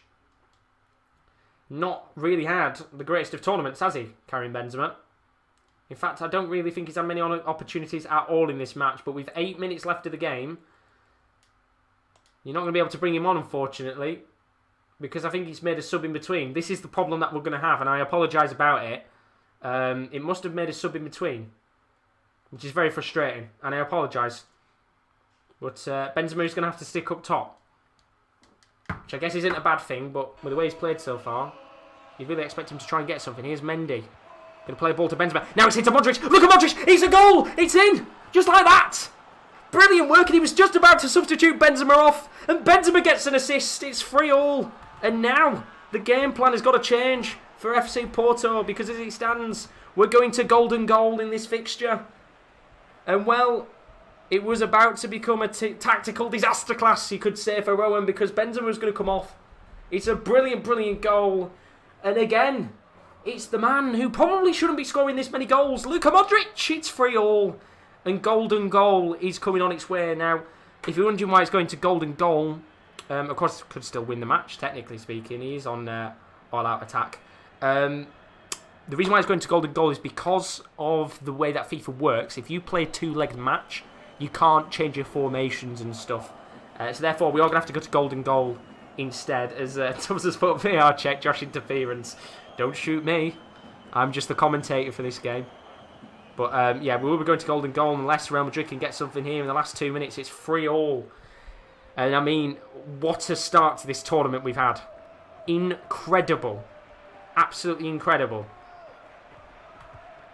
And here come Real Madrid trying to get the winner in the game. Karim Benzema gives the ball away. Felipe Anderson. 2 minutes of additional time. Here's Otavio. Now to Sergio Oliveira. There's going to be one last chance maybe here for Porto to come forward. The referee's going to play on. Oliveira. Tony Martinez. Lofts it long. And surely that's it now. What's Carvajal doing? He's kicked out of play. And that is that. Well, we are going to golden goal. And look, at the end of the day, you've got to give credit to Real Madrid there for getting themselves back into the match. But in the end, they might be celebrating, but let's not take that into account. Let's ignore that for a second. Because they will be going to golden goal. Now, both teams will be on all-out attack for this match, as you would expect. And Will has said Max wants to go all-out attack anyway. So that is fair. So both managers here will go all-out attack. It will be... Where's FC Porto? There we go. FC Porto. It'd be Real Madrid, sorry, as the home side, isn't it? Because Real Madrid technically plays the first leg. Where's Portugal? And I mean, nerves here now. Who's going to come through in this match? 2 games, which have pretty much gone to extra time. And oh no, it was on 4 minutes. We're all good. So both managers going to go all-out attack here. We'll stick with the teams. And it's golden goal to decide the winner of this game. And look, once again, I think you've got to give credit to both sides for the way that they've played in this competition. It has been a sensational first 2 games. 6 goals in the first match. 6 goals in the second match. And it's all to play for now. So, both managers going to go all-out attack. First goal wins in golden goal. Very best of luck. If you want to make substitutions instantly, I highly, highly recommend telling me now if you want to bring a player on instantly that you feel like could maybe make a difference. Or else I'm just going to rock with what you guys have got for the case of time. Because I am live again at 7 o'clock. We've only got through 2 games in pretty much 2 hours. So I'm going to have no break at this stage. What colour is the Barca third kit on FIFA? I cannot remember off the top of my head, Winvar. I'm not going to lie. So both teams all out attack. Very best of luck. Golden goal begins. This is it now. All or nothing. The first goal of the match wins the game. It's as simple as that. Who is going home and who stays in the competition? Porto scored 3 goals. Real Madrid have scored 3. I mean, we could be here all day if it continues the way it does. Here's Otavio into Marega. There will be desperation from both teams to go and get that goal in the match. Here's Oliveira. And you're just thinking, every time a team gets a bit of possession on the ball, you would assume they're going to go and get the winning goal. And here goes the ball towards Sanusi, but the ball is heavy. And we are going to have instant changes from the Real Madrid manager, as you would expect. He's going to bring on Hazard for Vinicius Jr. and Valverde for Casemiro. Once again, you are playing that weird 3-back formation, which is an interesting one. Hazard is actually on the pitch right now. And Valverde will come off there. Remember, by the way, you have got your previous bench as well. So it is the youngsters too. So really, you've got Ferland Mendy, but I'd assume for now, you'll probably want to stick with what you've got. Hazard in behind the striker, which is more than fine. So let's continue on with the match. Change made there for Rowan, so he brings on Valverde for a little bit more pace in the midfield. And remember, for those of you just joining, Rodrigo's going to come off for Vasquez. For those of you just joining, you're wondering what's going on here. It's 3-3 in this tie. We're going to golden goal. So the next goal is going to win. In fact, Rowan's put no. Does he want the change or does he not? I think he's going to stick with what he's got. He wants Mendy at cam. Well, that is an interesting shout. He's going for Mendy at cam here again. Of course, he scored in the last game. That does mean Eden Hazard would be coming off. Just to make sure, and I don't back off and take Eden Hazard off, Rowan wants Mendy as a cam. That would mean Eden Hazard comes off. So Hazard on the left then. There we go, that's fair. Which means Vinicius Jr. comes off. And then, of course, because we haven't got Lucas Vasquez, Rodrigo's going to have to stick on the pitch for now. So there's the changes from Rowan. And he wants Mendy on the wing. Let me just go back and change that. I apologise. We will get into the game eventually. He wants Mendy on the wing. And Rodrigo will be acting as the cam. So a lot of pace now in this team for Real Madrid. And I think that should be all the changes we need for Real Madrid there. Which means we can get underway now with golden goal. The manager has made the changes he needs to. But will they come into effect? And more importantly, will they get him the goal? Here's Vinicius Jr. He's going to play into Rodrigo. Maybe one of the players who are on the pitch right now could go and win it, and then he wouldn't need the subs. And talking about that, could be a brilliant chance here. Eden Hazard's in, cuts in. Hazard, lovely work from Eden Hazard. Gets round his man, but that's a brilliant save from Marquez. And very nearly there, Eden Hazard getting the winning goal of the match. Does so well to get the shot on target, and Marquez at the near post makes the save. And well, we will have those changes, of course, for Real Madrid now. So the substitutions are on. And a corner here, which Chris is going to whip in. Comes toward Eden Hazard. And well, not really the best player to get the ball on at the end of the day. As yeah, apologies about the notification. It keeps coming up all the time. It's something I can't get rid of, which is frustrating. Here's Musa Marega though. Into Otavio. Can Musa Marega, the submarine striker, win the game? Here's Manafa. Now to Corona. We're 17 minutes into golden goal here, and neither team backing down. But here's Marega. Plays the ball towards Mehdi Taremi. He's in, and it's a brilliant save. And, well, he's offside in the end, I think. And KL, for a second, would have probably been standing up. He's not even the Porto manager, but he loves Taremi. But you can see there, right decision in the end. And the offside is given by the linesman. Some little bit of moment of nerves there, you have to admit, for Real Madrid. As there's going to be a free kick given here, I think, for handball to Porto. And it's going to be Pepe who lofts it long towards Marega. Doesn't get a touch on the ball in the end, and it'll go straight back to Real Madrid. And you've got to, as I said, give credit to both teams. They played so well in this tournament, really giving it their all. And as you'd expect, now the team wants to back down and leave the tournament. But one of them is going to have to. And it's been two sensational, brilliant matches so far. Here comes Rodrigo though. Now into Toni Kroos, and this could be the chance for Real Madrid to go forward. It's a chance for Benzema, and that's it. We've got the winning goal. It's over. And Real Madrid will be going through to the next round of the competition. And it's Karim Benzema, the man who stayed quiet for pretty much the entirety of the first and second leg. He came to life right at the end of the second leg to give them the goal, or the assist at the very least, to take them into the, of course, golden goal section of the match. But at the end of the day, it was just not enough for FC Porto. And 4-3 is the ending scoreline. Karim Benzema gives Rowan the all-important victory, and he goes through to the next round 4-3. So congratulations to Rowan there for what was, I mean, another brilliant game, you have to admit. 7 goals in that overall. Infinity Football says he thought that was going to happen. But look, you've got to give credit. Porto did incredibly well to try the very hardest. And look, I think Maxi was watching on. He would have been watching this game. Give him credit. It's a fantastic performance from him in the end. But ultimately, too little, too late. And Porto will be bowing out of the competition. Rowan goes through to the next round. Right then, let's go and get ourselves sorted out for the next game. I will be back in about 2 minutes. Our next match on the board is going to be Spartak Moscow against Ajax. The real question is, are we going to have another thriller, or is it going to be a tight one? We'll have to find out. I'll be back in 2 minutes, and then we'll get our next game underway.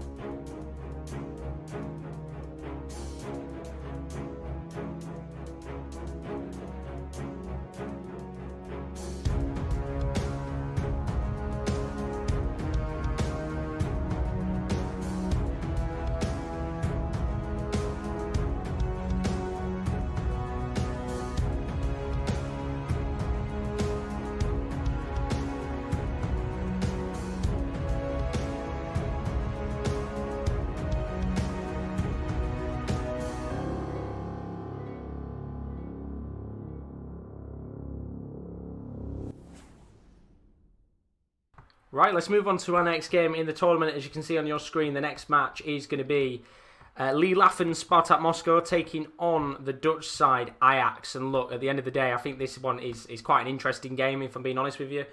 Two teams in the tournament, probably not the biggest sides. I think two very respectable teams in Europe coming up against each other here, and I'm looking forward to seeing how that game goes on specifically, because Lille-Affen and Kira TV both aren't in the building, which means yet again this game can go to extra time or penalties, because we'll just stick with the two squads that we've got. Don't forget, we've got a few more games coming up across the rest of this afternoon. We've still got Chelsea to come up against Besiktas, that is Mohamed Kader against Paul Barry. We've got Sevilla against Lazio, that's Daz Reynolds taking on Kieran Lola. We've got Inter Milan against Olympiacos, that's Kurt Man United fan against Simon Bullock. Club Brugge PSG, that's Louis Champagnon against Nathan Hale. And then Rory Fisher taking on Benaldo as FC Midtjylland face RB Leipzig. So without further ado, let's go into the next game. As I said, put your score predictions in the chat for this one. I think this should be quite a pretty enticing game to watch, to be honest with you. Spartak Moscow, we had a practice run of the tournament. They made the quarterfinals. They lost in a Moscow derby 7-1. So they'll be hoping that they don't repeat that in this tournament this time. But either way, they're out, they're ready, and this should be a big match indeed. And let's have a look at UCL standout stars as the players come out onto the pitch. First of all, I think I've got to say for me, one of the standout stars is going to be Mr. Quincy Promes. Just recently joined, of course, from Ajax, funnily enough. So this is a big chance for Quincy Promes to maybe go out there and get one over his previous side in the competition. Currently rated 80 in-game. Plays as a cam, but can also play on the wing as well. As for Ajax standout star, it's going to be Tagliafico. I think one of the great players of Ajax in the last couple of years. Not really had a big move to one of the top European sides. As of yet, but I would expect him eventually to maybe go on and move to another big club in the near future. So without further ado, let's get on with the match. Let's skip over the anthem. We don't really need to sit there and listen to it all the time. And let's get underway as Spartak Moscow take on Ajax in our third fixture of the afternoon. And so far we've had goals left, right and centre. 12 goals in the space of the last two games is certainly thrilling to watch indeed. And as I said, teams do tend to be very consistent with opportunities. If they're through on goal, 9 times out of 10 you would expect it to be finished. Although saying that Real Madrid Porto game had numerous chances where goalkeepers were kept on their toes. But I think this one's going to have goals in it as well, which would be very nice indeed. As Spartak Moscow got a few good players on the side, Crown being one of them. He's on the ball right now. Former Slavia Prague player. Ron will be quite happy about that. Of course, running through to the next round just a few moments ago. And here are Spartak Moscow. It's going to be Quincy Promes on the ball. And Lille-Affen, Kieran TV, neither of them in the building today, which means I will make the changes for them. And it should be a pretty quick match, this one, I would have said, in terms of time-wise. But we'll have to see. And I think this probably won't have as many goals in it. Do put your prediction in the chat. Winvow saying he thinks it's going to be 3-1 Ajax. Benaldo saying 3-2 aggregate Moscow win. And then, of course, Jordan saying it is indeed the Quincy Promes derby. So lots of big players on the pitch here. As Ajax just hold the ball with Davy Klaassen. It's into Mazraoui now, looking to push his side up the pitch. And it's Tadic with a long ball towards Anthony. He's just onside.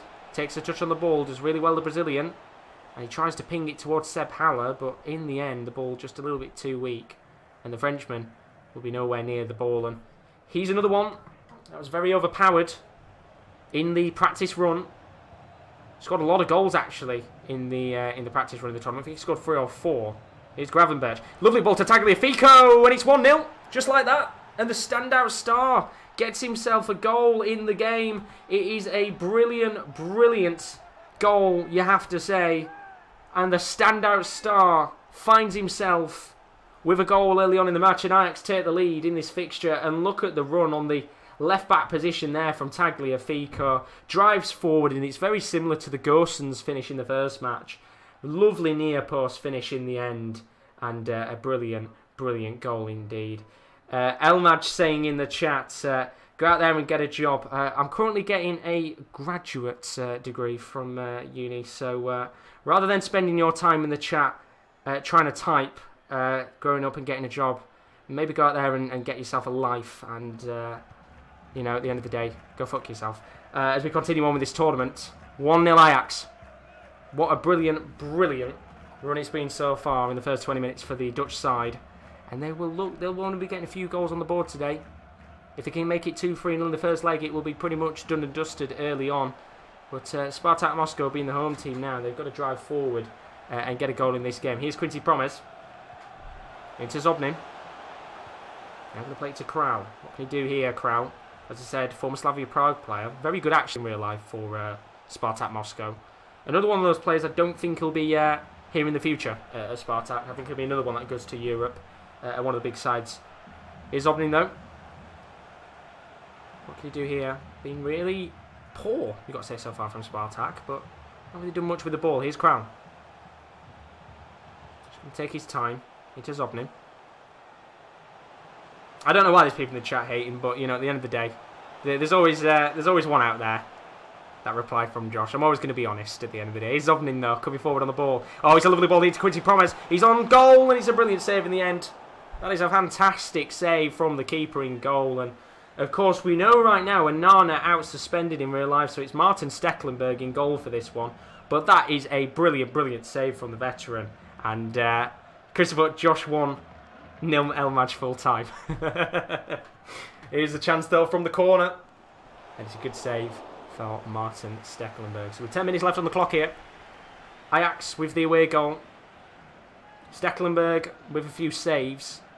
I think you'd be quite happy right now if you're Kieran TV. Lee Laffen probably will be a little bit happy. They've had a few chances here, Spartak, and they're going to come forward again. It's Larsson on the ball. Got Pons running so far. He's going to go to Victor Moses. Back to Larsson again. Here's Pons. Flicks it towards Everton. The Brazilian. And he's going for a goal, but good defending in the end by Mazraoui, who does very, very well indeed. And Ajax here, with 5 minutes left on the clock, will just look to hold the ball and take their time. 1-0 will be good enough for them right now. And credit to them. They've done very, very well indeed. Here's Daley Blind. Now into Tadic. Trying to get towards Seb Haller, but in the end, Anthony gets a slight touch on the ball. Here's Pons into Quincy Promes.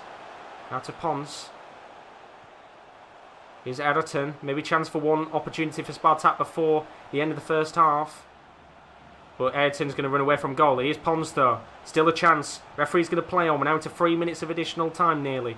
Ayrton again, but he's offside, and the referee will blow the whistle in a second for half time. Kieran says he's taught Josh the way since retail. I tell you what, mate.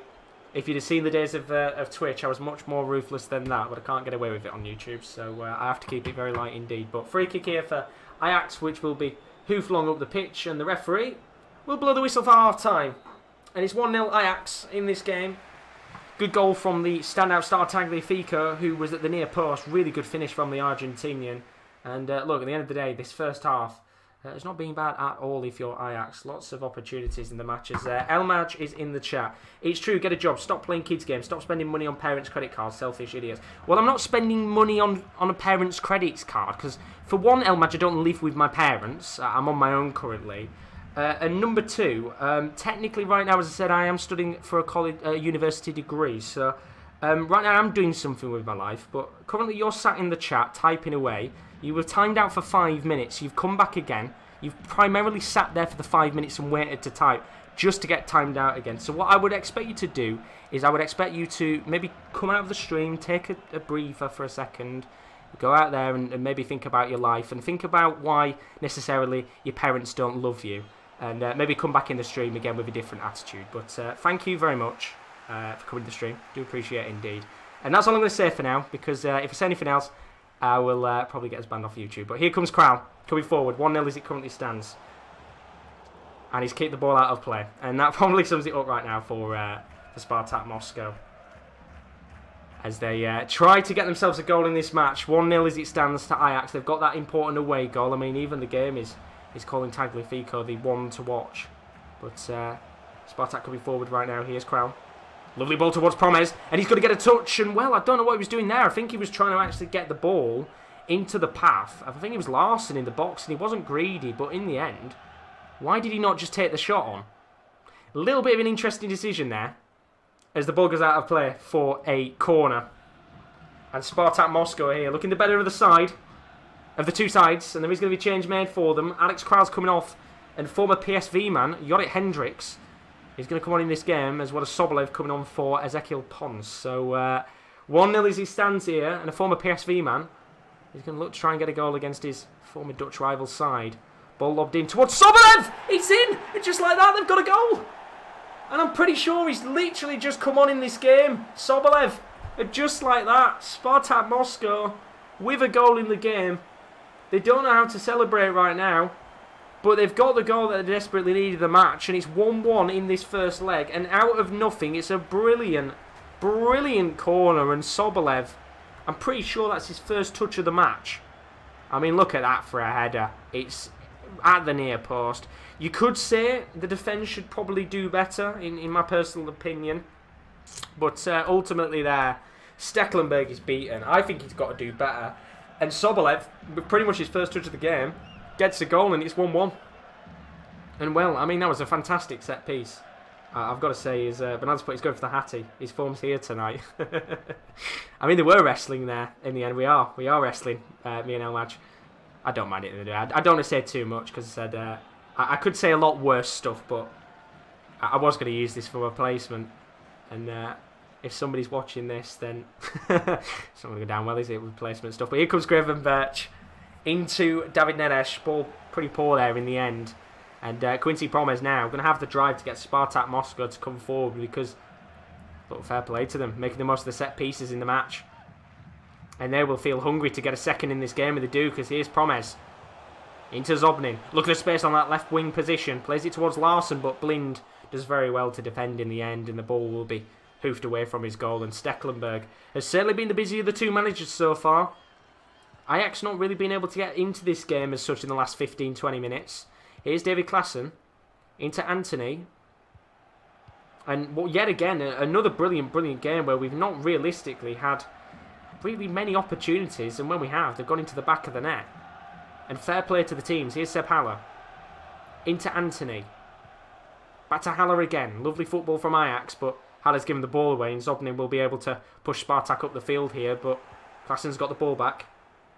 Here's Mazraoui into Tadic. Now David Klaassen. And what can they do here? Klaassen driving forward. Now inside the box. He's not really got anyone to play the ball into, so he's going to play it to Mazraoui on the right wing here. Back to Anthony again. Lovely football, but they just need to find the space right now. They just can't seem to get the ball moving, but they have now. And here's Mazraoui on the right wing. Back to Klaassen again. It's good football, but they're not doing really anything with the ball right now. And the time will just keep ticking away. Dimsky, how you doing, buddies? Has there been a problem, viewer? Yes, there has. There's been somebody who keeps coming in the chat saying I'm using my parents' credit card, but I've got my own card now these days, so I can do what I like with it. But here comes David Neres. There's always one, isn't there? There's always one. I don't like to say too much because at the end of the day, you can get yourself more in shit for saying stuff than sometimes the viewer does. But I will leave it at that. If he comes back in, I'll not say anything else. I have to keep my mouth quiet because, as I said, I could say worse stuff, but I'm not going to because I don't want to get myself in trouble. But here's Maslov. Going to play it long to Victor Moses, who's not really had much to do in this game. But look, Spartak Moscow have got one more chance in the match. It's going to be dink towards Promes. Good header away from Ajax. And this is a very, very tight match, you've got to say. Jorrit Hendricks, maybe with one more chance to push the Spartak team forward. Lovely ball towards Victor Moses, who is onside. What can he do here, the Nigerian? Victor Moses plays it into Zobnin. And I think that's going to be the end of the match, unless the referee plays on here, which he does. Played it towards the path of Larsson, and what a save that is from Stekelenburg. And we're now into 5 minutes of additional time, but the referee's going to give Spartak a chance from the corner. And that was a great chance from Larsson. Took it on first time. He gets really, really low down. And a good save here means that Spartak have got a corner with what will surely be the last kick of the game. And look, they had a brilliant corner not too long ago as Spartak bring on Bakev, maybe here, to just do a bit of attacking work in that box, because there's not going to be any more chances in this match. Can we say what we want? Yes, you can, Dimsky. But here it is, the last chance of the match. Can it be deja vu? Larsson into Zhikia, who does get a touch on the ball, and it's cleared away by Ajax. But the referee, I think, he's going to blow the whistle. And that is the first half of the match. 1-1 as it currently stands. Spartak Moscow will be quite happy that they've got themselves at least a goal in the game. But look at that, Ajax, only one chance in the match. They made the most of it. It's becoming quite a regular occurrence, you have to admit, with the consistent finishing. But I'm all down for it, because it makes for much more exciting games. And with, of course, the case of time, we're just going to go straight into the next match. Look, both managers aren't in the building right now, so we can literally just get on with the rest of this game, and we will do exactly that, because we've still got, I think, 5 other games to get through before 4 o'clock, I think. So got to get through a few of them quite quickly. But I was saying, just harassment. Yeah, that's the thing. You will always get people online that do troll and that. And look, at the end of the day, you probably shouldn't read them, or you should just ban them, which is what I usually do anyway. But if you come into the stream and you've never been in before and you just go into spurt comments, then I will sometimes say things back, which is what you shouldn't do. I shouldn't have said what I did earlier, but I will stick by my words. As we get underway with the second leg of this match. 1-1 as it currently stands. Another brilliant tie. And look, if this is how it's going to be for the entirety of the tournament, I'm all for it. I am absolutely all for it. As Spartak Moscow drive forward here. It's going to be Victor Moses coming forward. Didn't have the greatest of first legs, but he's going to come forward here. Still goes. He still goes, and that's in! It's Spartak Moscow take the lead on away goals, and it's, I think it's Ponce who's got the goal. It's one of the front two, and look, he goes straight to the camera, and Jesus Christ, could he get any closer to the camera? That's quite scary, to be honest with you, but not scary if you're a Spartak fan, because you're in the lead. And look at that. It's a brilliant assist from Victor Moses, and it is a first-time shot that there was absolutely no chance Martin Stekelenburg was going to be able to save. And let's just skip that, because you really don't want to see that again. And it's a goal for Ezequiel Ponce, and the Argentinian puts Spartak into the lead. And Ajax have got to go for it now, because as it stands, Spartak Moscow will be going through to the next round. As Dimsky puts for balance, Josh, you're brilliant. Great energy. Thank you very much, Dimsky. You're an absolute legend. And I hope you're all good as well, lad. I hope you're all good, because it's a very quiet week, isn't it, with international football? Not really much going on, unless you're a big international football fan, which, to be fair, there's been a few pretty decent games this week. I know Poland's had a very good match last night. Netherlands as well against Turkey was a cracker, but here comes Promes again. Let's stop for a second, because Spartak might have a chance for another goal, but the ball to Victor Moses is just a little bit too heavy. As Winvars put, Moscow has the same kit for home and away game.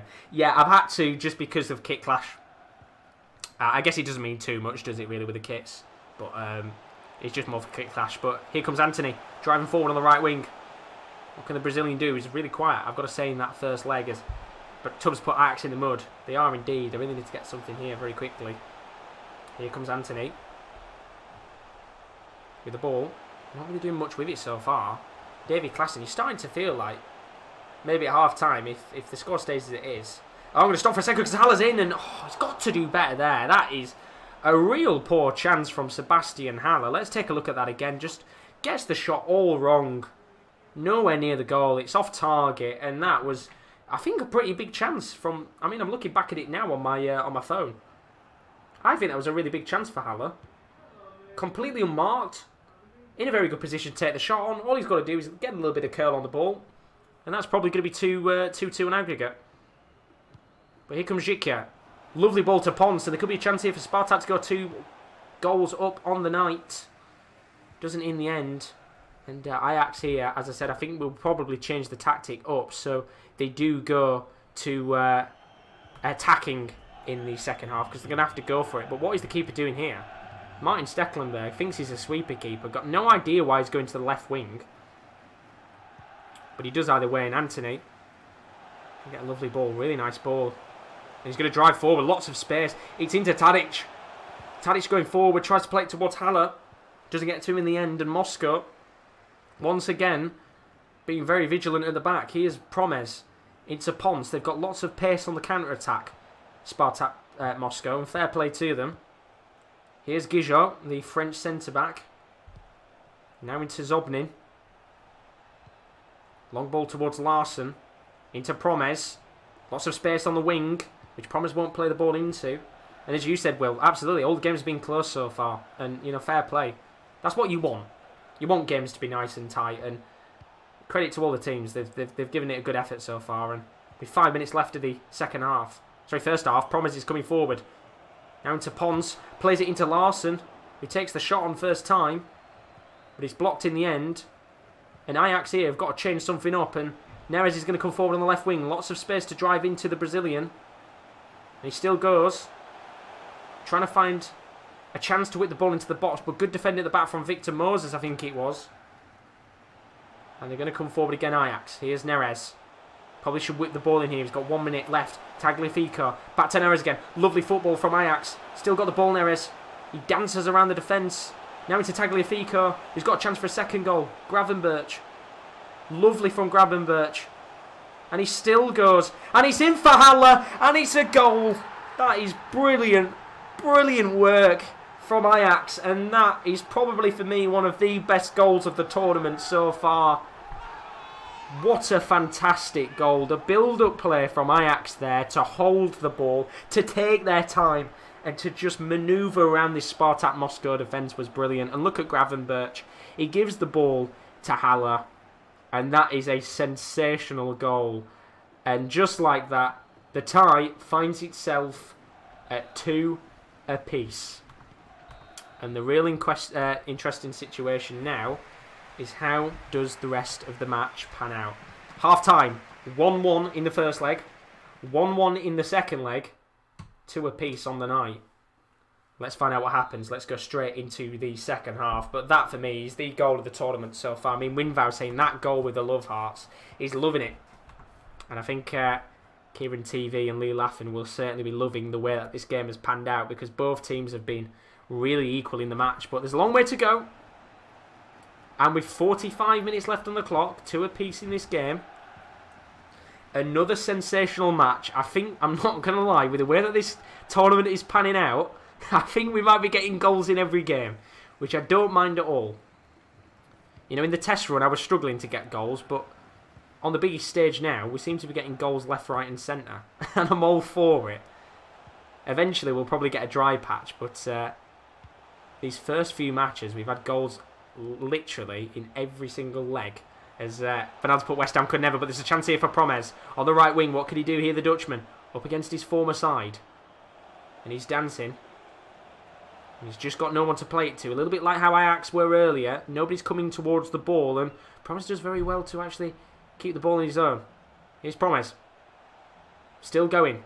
By now he should play it off, which he does. Zobnin into Larsson. Just a heavy touch, and Daley Blind there gets the ball back for Ajax, and they will be feeling like they could go and get themselves a third goal in this match and take the lead, of course, overall in the tie. Here's Martinez into Dusan Tadic, who's not really had much to do in this game so far. But credit to Ajax, they've really done well with the ball. Been very organised, patient build-up play. As Tubbs has put, favour please, can you not skip the UCL film when Istanbul plays? I definitely won't for you. I will keep it on just for you, Tubbs. You don't get to hear it much. Well, they'll be hearing it at least once in the competition. In fact, twice, because the 2 legs.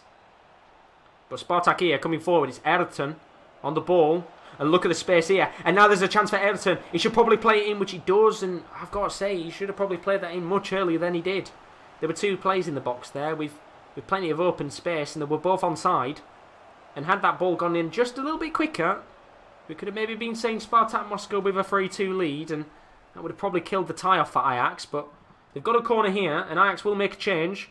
And Gravenberch, who was detrimental to Ajax's goal in this match, will come off the pitch, and Kudus comes on. And then Sobolev, who scored in that first game, will come on, funnily enough, on the corner. Is it going to be Groundhog Day again here? Ball whipped into the path of Corral, but it's not going to be Groundhog Day. And it comes out to Maslov. Now into Larsson.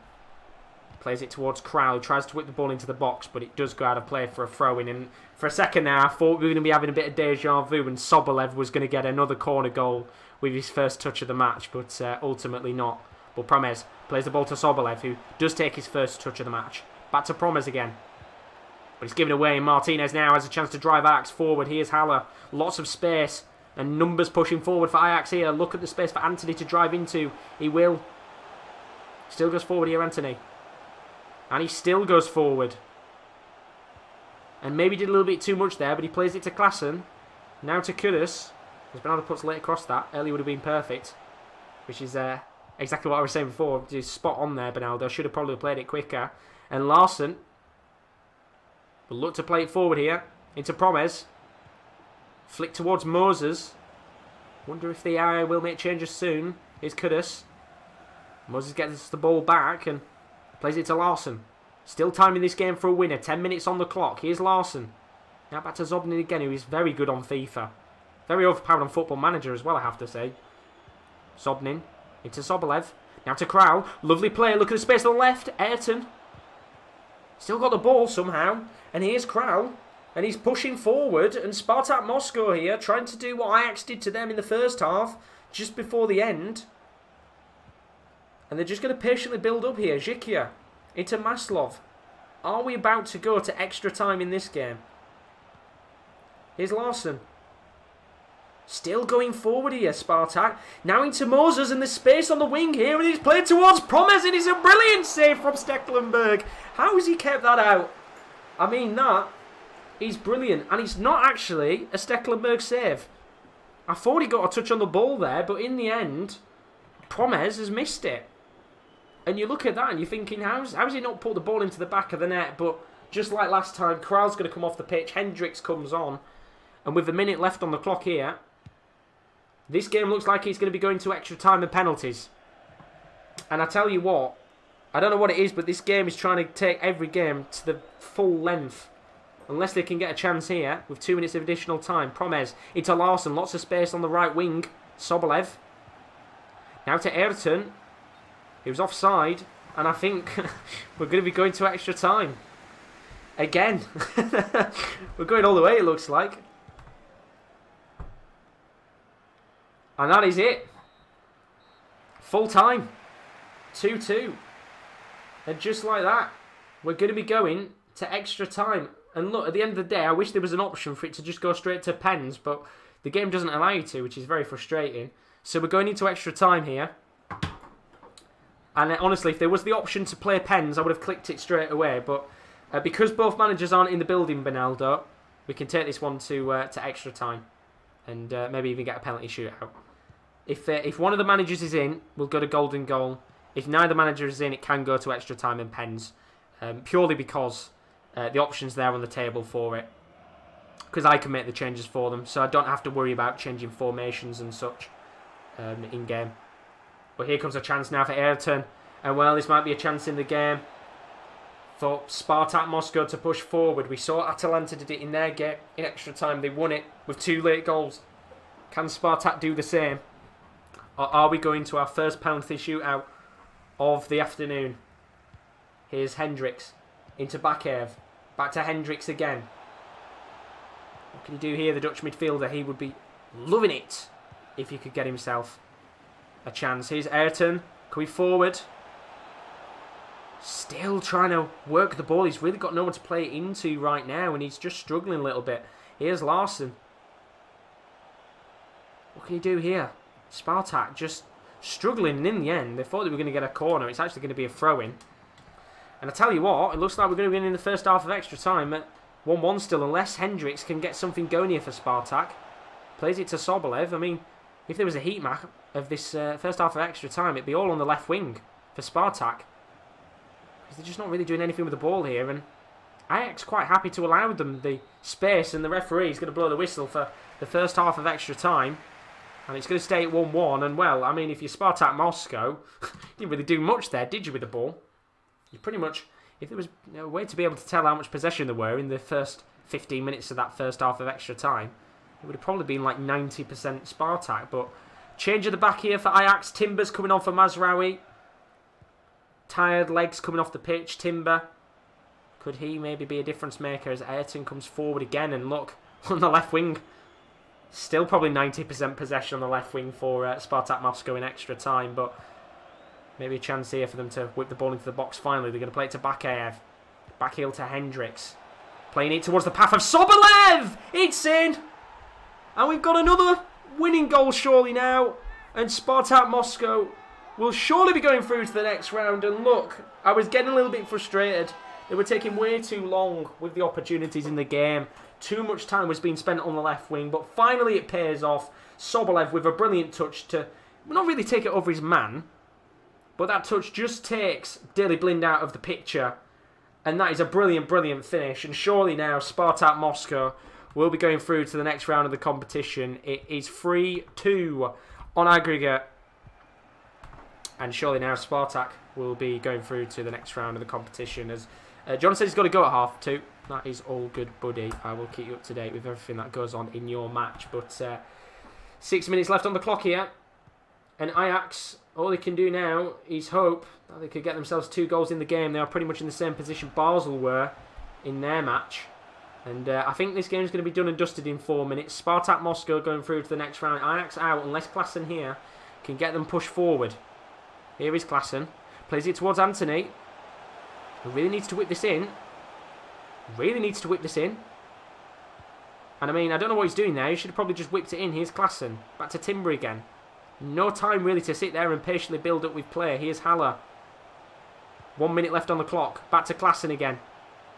And all it's now going to be is consolation goal because Tadic has a chance. Plays it towards the path of Haller. Good defender at the back from Maslov. And the referee blows the whistle. Full time. Spartak Moscow through to the next round of the competition.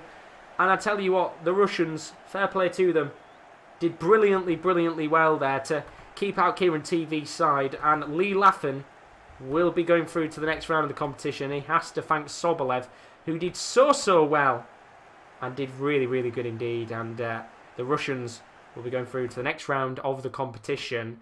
And a fantastic game overall that was. Yet again, another game going into extra time. Very, very good and enjoyable indeed. Right, we're going to move on in a second to our next game of the competition. There's just going to be a quick 2-minute break while I sort out the teams. I just saw a moment ago, next game is going to be Chelsea against Besiktas. So don't go anywhere because we'll have that game coming up in just a moment's time. See you in 2.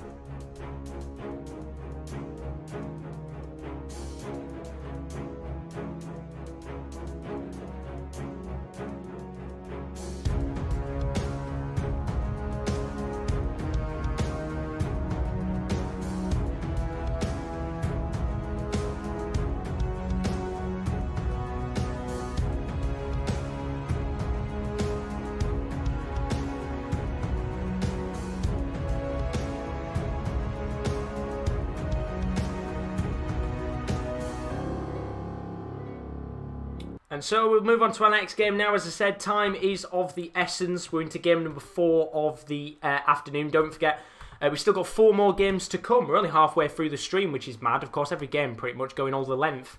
Will this next game go the length, or will Chelsea beat Besiktas? We'll have to find out in a second. We've still got 4 more matches to come. Don't forget, Sevilla versus Lazio is after this match. That's Daz Reynolds taking on Kieran Lawler. Man United fan and Inter Milan are up against Olympiacos and Sam Bullock. Club Brugge against PSG, that's Nathan Hale versus Louis Champagnon. And then RB Leipzig taking on FC Midtjylland, that's Rory Fisher versus Benaldo, as the last game of the afternoon session. Don't forget, we've got a 7 PM session coming up with 8 more games. So if you are new to the stream and you have enjoyed it so far, please do leave a like and subscription as we continue this tournament. So without further ado, let's go into our next match of the afternoon. It is Chelsea taking on Besiktas, and I'll tell you what, this one should be quite a mouth-watering clash, if I say so myself. A lot of very good players on the pitch right now, and I've got to say, for this match, we do have our standout star, of course, and our standout star for Chelsea is actually going to be N'Golo Kante, currently rated 90 on FIFA, got a massive upgrade quite recently, and has certainly got himself into quite some form under Thomas Tuchel. Will he be able to put that form into play for Mohamed Kader? We'll have to find out.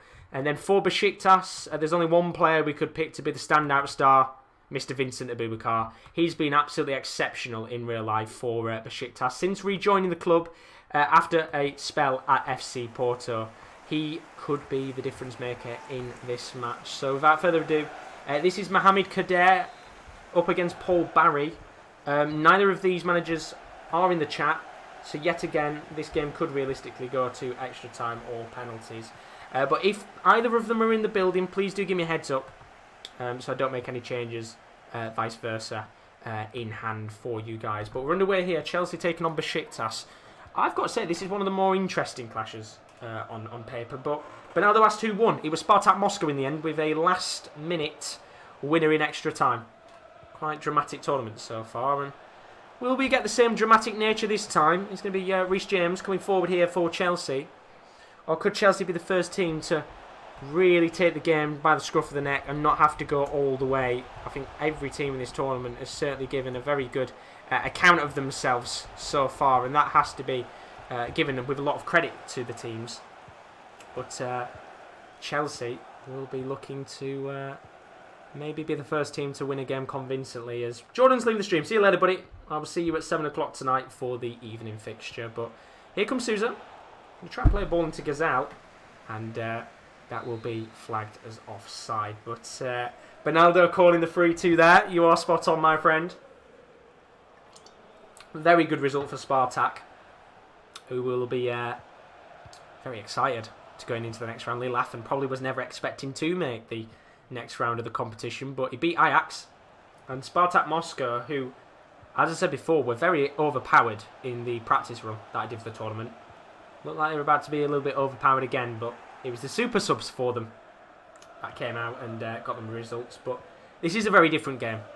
You would expect Chelsea to win this quite comfortably, but we said that about the Real Madrid match.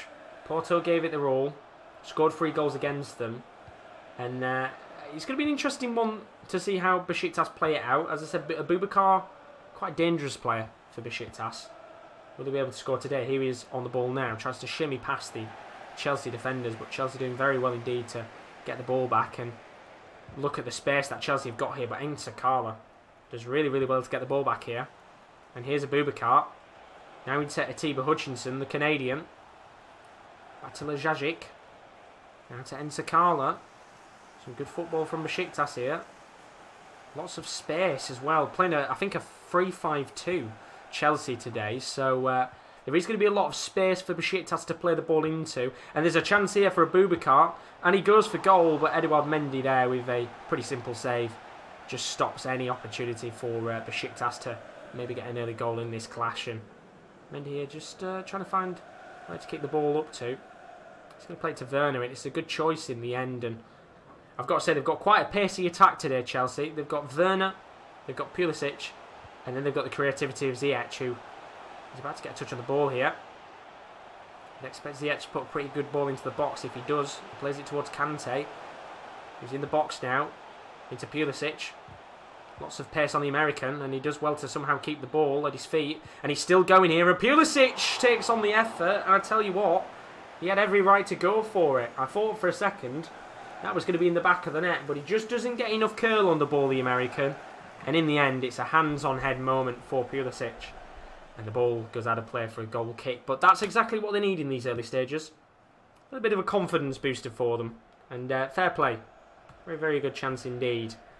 And I mean, for Chelsea, it's not going to be a case of making the most of opportunities. I would expect them to have more chances in the game than Besiktas have, but with how the first 3 games have panned out, it is very clear that if you're through on goal, 9 times out of 10 it's probably going to go into the back of the net with how the games have panned out today.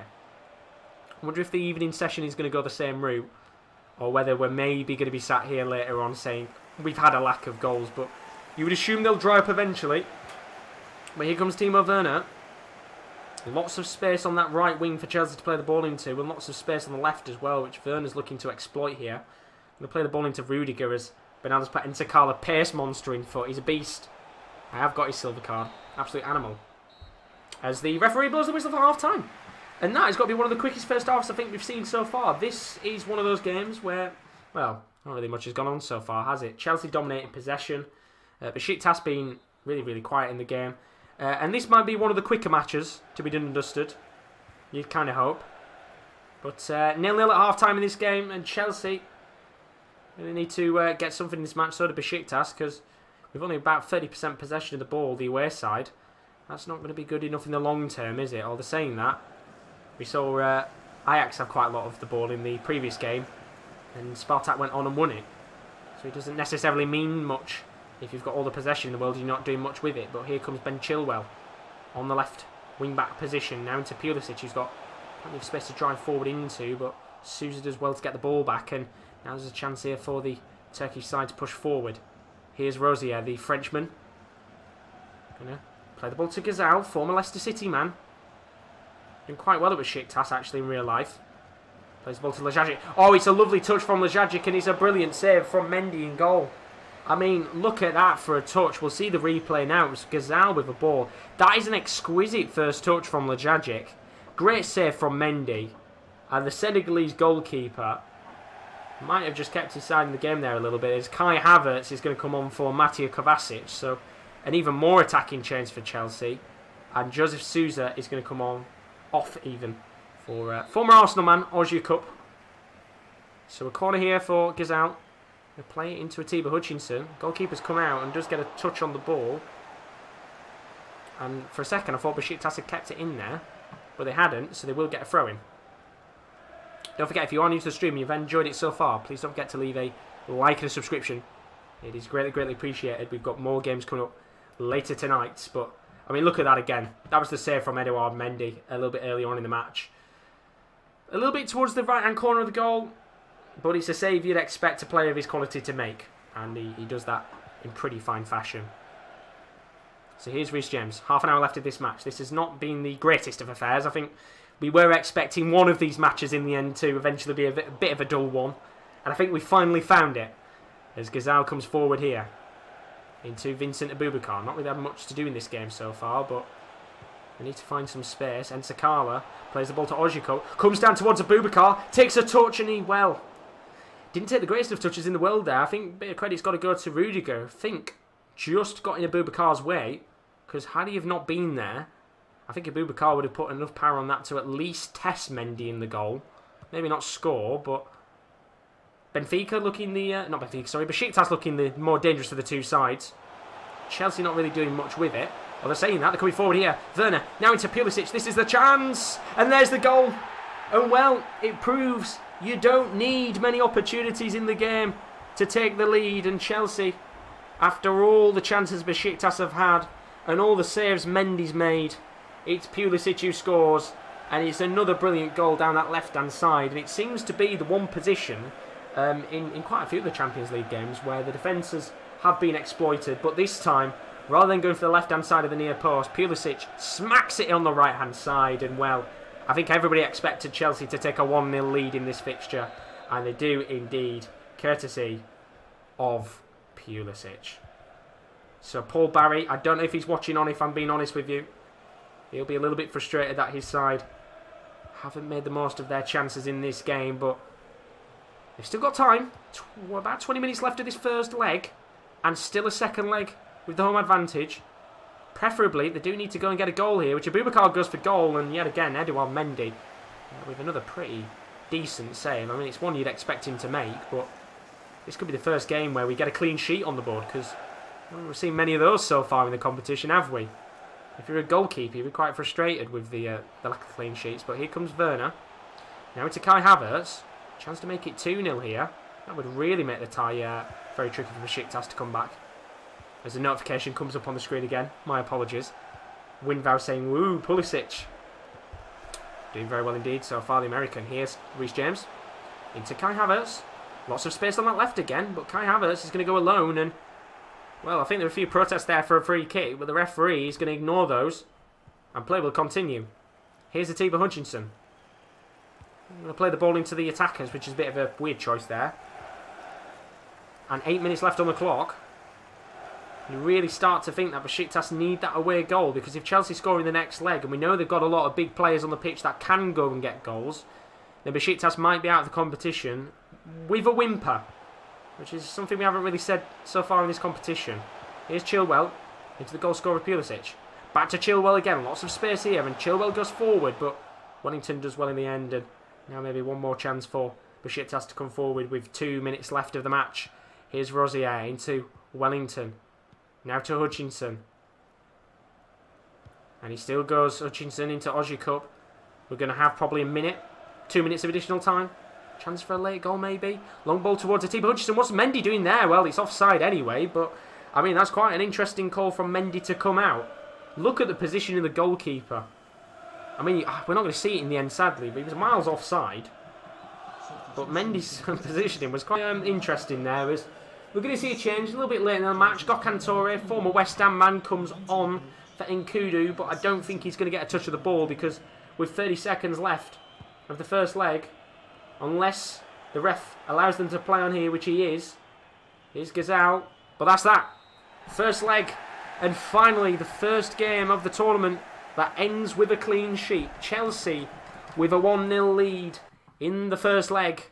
Gets the first clean sheet on the board, and we will go straight into that second leg.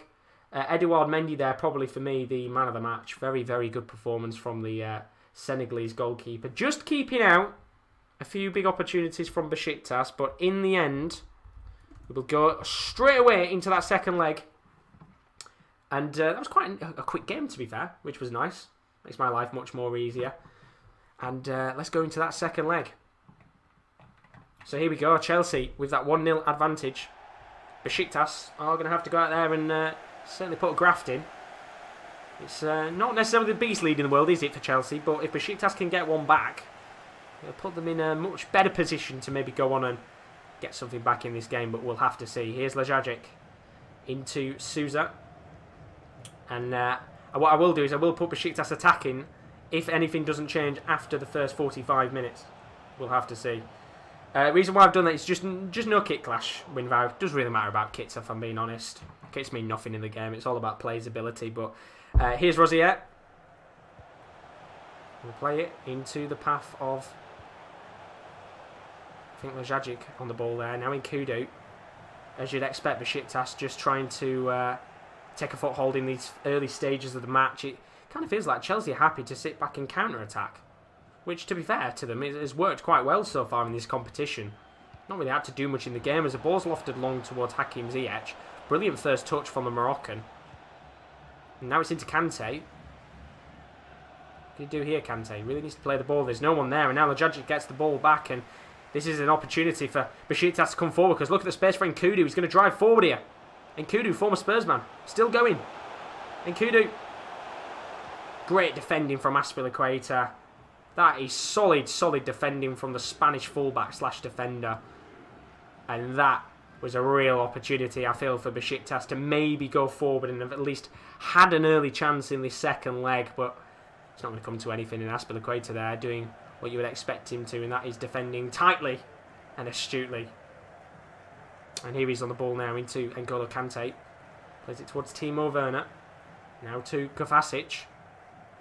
And 20 minutes on the clock here. Once again, it's looking kind of like this game's not going to be the most enthralling of matches in the world. Chelsea happy to really sit back and defend. Here's Kante. Trying to get the ball into the path of Werner, but he doesn't get to him in the end. Atiba Hutchinson will look to drive the home team forward. Here he is on the ball now. Plays it to Boubacar. Onto Enkudu, who was just onside. Here's Lajagic. Now to Enkudu. And the ball is given away, and here's Reece James. Look at the space on the right wing. He's still going to drive forward. He's got every right to. Chance to maybe whip the ball in the box. Here's Reece James. Doing really, really well, but he should probably play it fairly soon. And I don't know what he's doing there. Plays it to Kante in the end in the midfield. And Kante eventually gets beaten to the ball by Sousa. And now Atiba Hutchinson really needs to drive Besiktas forward. It comes to Gazal. Not the most convincing ball in the world, but it gets to him in the end. And Wellington here with a long ball to Valentin Rosier, who tries to whip it in first time, but eventually the ball will go out of play for a throw-in. So half an hour on the clock, 1-0 still on aggregate to Chelsea. Slender lead that Besiktas could easily get back if they get a nice early goal. Here's Gazal. Now to Rosier, to Abubakar, who's going. He's done really well to keep the ball, but in the end there, it's going to go to play, I believe, for a goal kick. And Abubakar just frustrating so far, I think, for Besiktas. And if you Paul Barry, I don't know if he's watching on right now and whether some of the decisions he'll be a little bit frustrated about with his team, but it hasn't been a really good performance from the Turkish side. You know, we saw last year when Paul Barry played in the Euro tournament. He was the manager of Poland, got them all the way into the third place playoff, and his team was set up really, really astutely at the back. Played a 5 at the back formation, really good defensively, well organised, and they've looked decent in the game, Besiktas, but they've not looked good enough, and they've not looked fearless enough to go through on goal and maybe get 1 or 2 chances in this game that would test Mendy. And they really need to get something soon, because that first half, they could have, first leg even, they could have easily had 1 or 2 goals, but here comes Hutchinson. They might be able to change that. What can the Canadian do here? There's the ball to Gazal. Lots of space on the wing, which he finds Rosier, and he needs to put a good ball into the box. Plays it to Gazal. Here's Hutchinson. Surely back to Gazal again. No, you're going to hold the ball here, Hutchinson. Very strange. How are we doing, James? Oh, you're good, buddy. Welcome to the stream. Here's Sousa. And, well, the referee is going to blow the whistle for half-time. And the only thing I can do here for Paul Barry is put him on attacking. Because I've got to say, so far, this has been the pretty boring game of the tournament. We expected one to come eventually. And I think we've arrived at a bit of a boring game. But look, it's still one of those matches where I think they're well and truly in it, Besiktas. Chelsea probably feel like they might have to go and get one more just to keep Besiktas away from them. But right now, no shots on target from either team has left this match in a pretty boring situation. But let's get back underway with the second half of the second leg. As it stands, Chelsea going through to the next round. That will be a very good win for... just having a quick look at who it is, of course, who's managing. It's going to be Mohamed Kader, of course, the manager of Chelsea. And I think Besiktas, yeah, as we said, Besiktas going attacking now, which they need to, as you would expect. And I think we'll have to make a few changes very shortly for them. But let's see what happens here in the early stages. Here is Atiba Hutchinson. Tried to get the ball to Gazal. Didn't in the end, which was a real shame, because had that ball got to him, I think the Algerian there had the space and the movement to be able to maybe get through on goal. Here's Nkudu, though. Into Sousa. Long ball to Nsakala, which has been the approach on the left and the right flanks. It's not really worked well so far. I don't think they've... When they got Boubacar, he was quite a decent player to get on the end of crosses, but I think they're lacking that big tall player in the box. A target man at the very least. But here's Lajagic. What can he do here? Back to Atiba Hutchinson again. It's been a good game of possession for Besiktas, but not good enough in terms of the attacking side. Although Sousa, just stupid moments like that. I don't know why he's taking a heavy touch there and running back. There needs to be a sense of desperation to come forward, and there is now. As the ball's chipped towards Abubakar, he's not going to get there in the end. Good defending at the back from Rudiger. And Kovacic now, look at that for a ball. What a ball to Ziyech. He's going to keep it in play. No, he's not. He doesn't. That's poor from Ziyech. Should have kept that in play. We're going to get a substitution here. And the change will be for Besiktas. Ozyakup comes on for Lajagic. James saying he really wants Besiktas to pull one back now. They need to. As I think Kai Havertz is going to come on for Kovacic as well. So similar changes to the last match.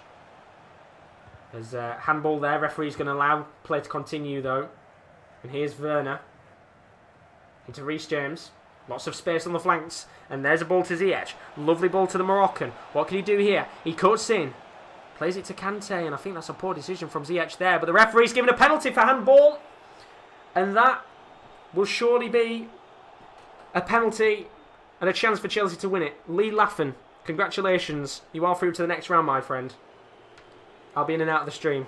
As there's going to be a change here. And Kudu, he's off. Torre's on, but a chance here for Chelsea to seal it. Penalty for the away side.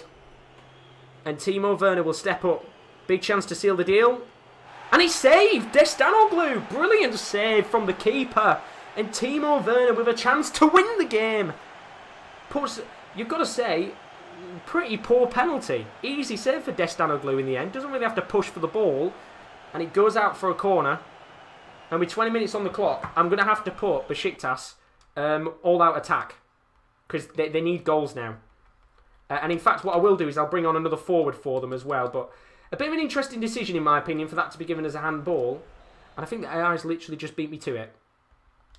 Let me make that change for them very quickly. So we'll take Atiba Hutchinson off because he's not really played a good game. Cenk Tosun will come on. So that is the change there. I think that's exactly what Paul Barry would have done in game. And if he isn't, then I do apologise, Paul Barry, for making changes for you. But at this stage, I think you do need a goal. And justice for Besiktas. As Cenk Tosun comes on for the final 20 minutes. Besiktas all-out attack. They need a goal now. As Bernal's put, this is a very accurate representation of Werner currently. It is indeed. Here is Pulisic into Zuma. Flicks a ball into the box, trying to get it towards Kante. Doesn't get to him in the end. And now we need Besiktas to really come forward in these last 20 minutes. They need goals and fast. Here's Ojikup into Souza. There's two up top now. Cenk Tosun and Abubakar, the two players to play it to. And it's a long ball towards Rosier, who's flagged offside. And that's been their problem today. Just not good enough in the final third. And Chelsea might be on for another clean sheet. I mean, this is this is Tuchel-esque right now, isn't it? But here's Souza. If they can get a goal back here, Besiktas, this is going to make the tie interesting. Here's Ojikup. Now into Souza. Plays the ball to Rosier. Back to Souza again. Some good play here, but once again, poor ball from Souza. And I think that's been given as a handball and a free kick and a real waste of an opportunity. As Bernaldo says, we love you, Cenk Tosun. We do. We love you, Tosun. Will he bag, though? Here's Ojikup. Really needs a kind of an urge of desperation now, isn't it, from Besiktas? Long ball towards Nsakala. Lovely ball indeed. Plays it towards Tosun. He doesn't go for the ball in the end. A bit of a mix-up with the forwards. And now there's a chance here for Chelsea to come forward and get the winning goal of the game. It's Ziyech. Now plays it to Zuma. I think here Chelsea just looking to waste time in the match rather than push numbers forward, which is completely acceptable with a slender 1-0 lead. Here's Jorginho. Into Pulisic. Now to Chilwell. Lots of space and chance here for the ball towards Werner, who does get a touch. But in the end, it goes straight to the hands of Destanoglu, who, look, you've got to give credit to the keeper. He has kept his side in the game. But ultimately, in the end, it looks like it's going to be a loss for Besiktas. As Chelsea hold the ball. And, I mean, it does genuinely feel like a Mourinho performance. And now there's a chance here for Ziyech. And that's that. It's game over. And Chelsea get the all-important second goal of the game. And, well, it was right at the end of the match. It doesn't really mean anything in terms of the complexion of the tie, because they were going through anyway. But it really does seal the deal, and that's a lovely run from Ziyech. He gets himself into the striker position, and the bus was well and truly parked for Chelsea. It was a Mourinho-esque performance, but it brings them through to the next round of the competition, and Mohamed Kader's side are going through to the next round. Paul Barry is out of the competition, and that will be a 2-0 win for Chelsea. And well, with the last few seconds, the referee blows his whistle, and that is that. All done and dusted between Chelsea and Besiktas. It is a quality, I want to say quality performance there for Chelsea, but a very organised performance from Chelsea. They go through 2-0 on aggregate in their match against Besiktas. Congratulations, Mohamed Kader. You're through to the next round of the competition. As for Paul Barry, unfortunately, he just couldn't get a goal in the game. And that is the first clean sheet of the tournament. So well done, Mr. Mohamed Kader. Right then. We're going to go straight on to our next game in just a moment's time, and this is a massive one. Daz Reynolds against Kieran Lawler. It's a Sports Corner derby. Do not go anywhere, because this match is about to be a feisty one. See you in about a minute or two.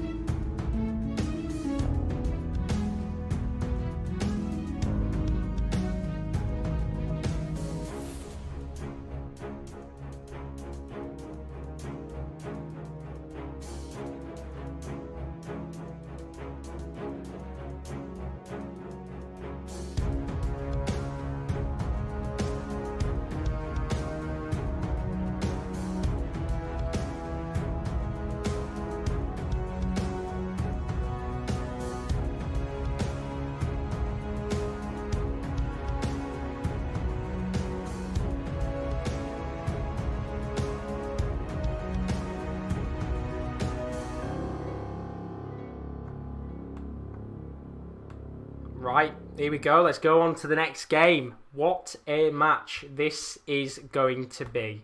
I think this is probably one of the games that's the real standout in terms of the actual match itself. This has got some real star quality, if I'm being honest with you. Should be a brilliant game indeed. Sevilla taking on Lazio in this next match. I am just sorting out very quickly the tactics for Daz very quickly. I apologise.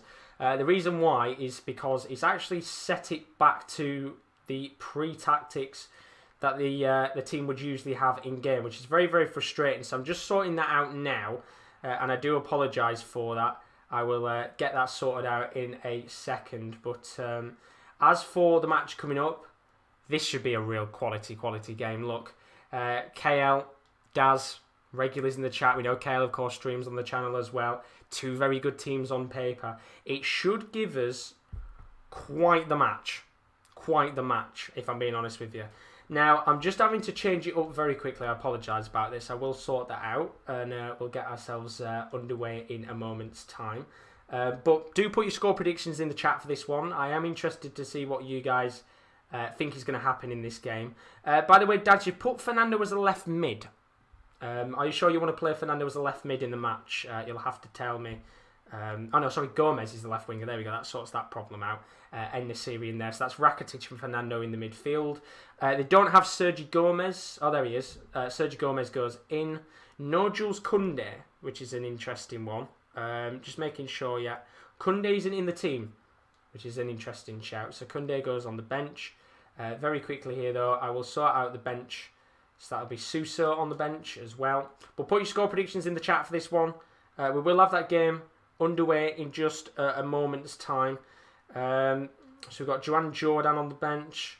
We've got Rekic on the bench as well. In fact, what I will do for you, Daz, I won't put Rekic on the bench. Koundé will be on the bench for you. So I think that's fair because the team I showed you, I think there was a few players missing in the squad. So I do apologise about that. But he's gone for Oscar in midfield. I actually need to see in the chat. Give me 2 seconds here. I'm going to put your team up on the screen, Daz, just for the moment. There we go. This is how Daz is lining up. I just need to see whether Daz is in the stream or not. I don't think he is. So what I will do for now is, if Daz isn't here, I will just set his team up for him to the best of my ability. Because I'm not going to lie, He's sent in his team, but there's a few players missing that I don't actually think he was aware he's got in game. So I will just sort that out for now. But let me just quickly get all this stuff sorted. So he will have Munier, I think, was on the bench as well. No, Munier wasn't on the bench, which is an interesting shout. But I will put him on there anyway. So I'll do that. And I will do that for him. So that's how he'll pan out in game. I think that's the best team for him from what I can see from the mixture of what I've got and what he's asked for tactics-wise. So that's all that's sorted. I apologise about that. A little bit of a mix-up. I don't know why the game's reset his tactics. I would have thought it would have sorted it in the first place. But we can now get underway with this game. And apologies for the wait for that one. We've got 3 more games still to come after this. So lots of action still to come on the Sports Corner. And lots of action still to come tonight. Remember, we've got 8 more games to come from 7 PM UK time. So do stick around because this stream will be done about 4 o'clock, I think. We'll have about a 3-hour break and then we'll get ourselves into the fixtures from this evening. Right then, here we go. Big game. This one's going to be Sevilla taking on Lazio. What a game. Daz versus KL. This should be an enthralling fixture. KL's in the building. He's put Viva la Lazio. James, yes, you can set up custom tactics as well. So if you do want tactics, do give me a message and we will sort that out for you. But without further ado, let's take a quick look at the UCL standout star for this match. I think we've got a brilliant game. Of course, there could only be one standout star for Sevilla. Their brand new signing, Alejandro Gomez. What a player he's been for Atalanta in the last few years. A real mouth-watering player for star quality. Not really done well so far at Sevilla, but hey, he might certainly start to turn up as the season continues on. As for Lazio, I didn't go for the obvious choice. Sergej Milinkovic-Savic, brilliant player in real life. Currently rated 87 in game. No goals this season, which was a real shame for him, but a star player with real quality. But are we going to see that on the pitch? That's the question. Let's find out as we get underway with the action between Sevilla and Lazio. It's Daz versus KL. It is a Sports Corner derby. There's a lot on the line here as Daz is in the building. Oh, you're good, Daz. I had to make some changes to your squad. The reason why is the game reset some of your the stuff that you sent earlier. So what I've had to do is I've had to change some of it up because some of the players you sent on my update aren't there. So what I've gone for you, Daz, and I hope it's all right for you, is this. It's the 4-4-2 that Daz originally asked for. He's got Diego Carlos and Koundé at the back, with Gomez, Rakitic, Fernando, Vidal in midfield, En-Nesyri and Luke de Jong up top together. De Jong originally was going to be playing on design, En-Nesyri wasn't there. As for Lazio, this is how they're lining up on paper. Interesting to see a few players missing in the squad. Correa and Immobile up top, Lulic, Zari on the left and right hand side. A 3 at the back formation for Lazio. Will it come up trumps for Mr. KL? We'll have to find out. So all the teams ready? Without further ado, let's get underway with this fixture. Let me take myself off Sevilla as well, so we can actually get the match. If any of the managers want to make changes when these games do get underway, then please do tell me in the chat, and I will make those changes for you. But let's get ourselves underway. We are off.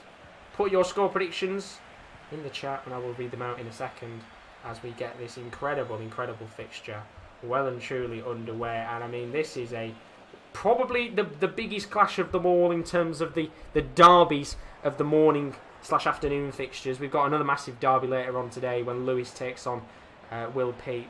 But Dad is happy with it, which is fantastic news. Apologies that I had to make the changes. Don't know why it got rid of the tactics and stuff. I need to go through that a little bit later tonight. But both managers shaking the hands, which is good to see.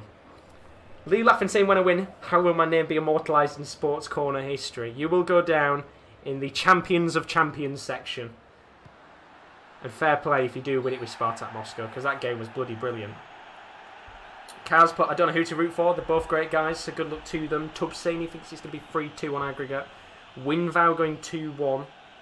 And then, of course, Lee laughing saying his game was great, 3-2 extra time winner. It was indeed. It was an absolutely brilliant game. And then Infinity Football, of course. What happened to Spartak? They won 3-2, my friend.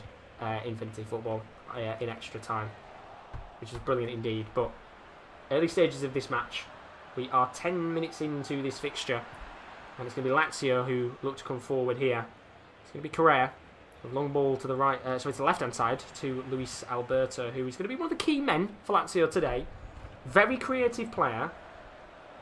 As Sevilla got a long ball themselves, Alejandro Gomez hoping to get a touch on the ball, which he does in the end, but it's ran out of play, and it will be a goal kick. So we saw earlier, we've had some brilliant clashes. If you missed some of the other clashes we've had earlier on today, Atalanta beating Basel 4-2. Congratulations to Adam Soff going through in extra time in his match. Real Madrid beating FC Porto 4-3. That was a golden goal winner, but I'm going to stop for a second. Luis Alberto in here. Flicks the ball towards the path of Immobile. It's in. What a start. 1-0 to kick off this brilliant sports corner derby.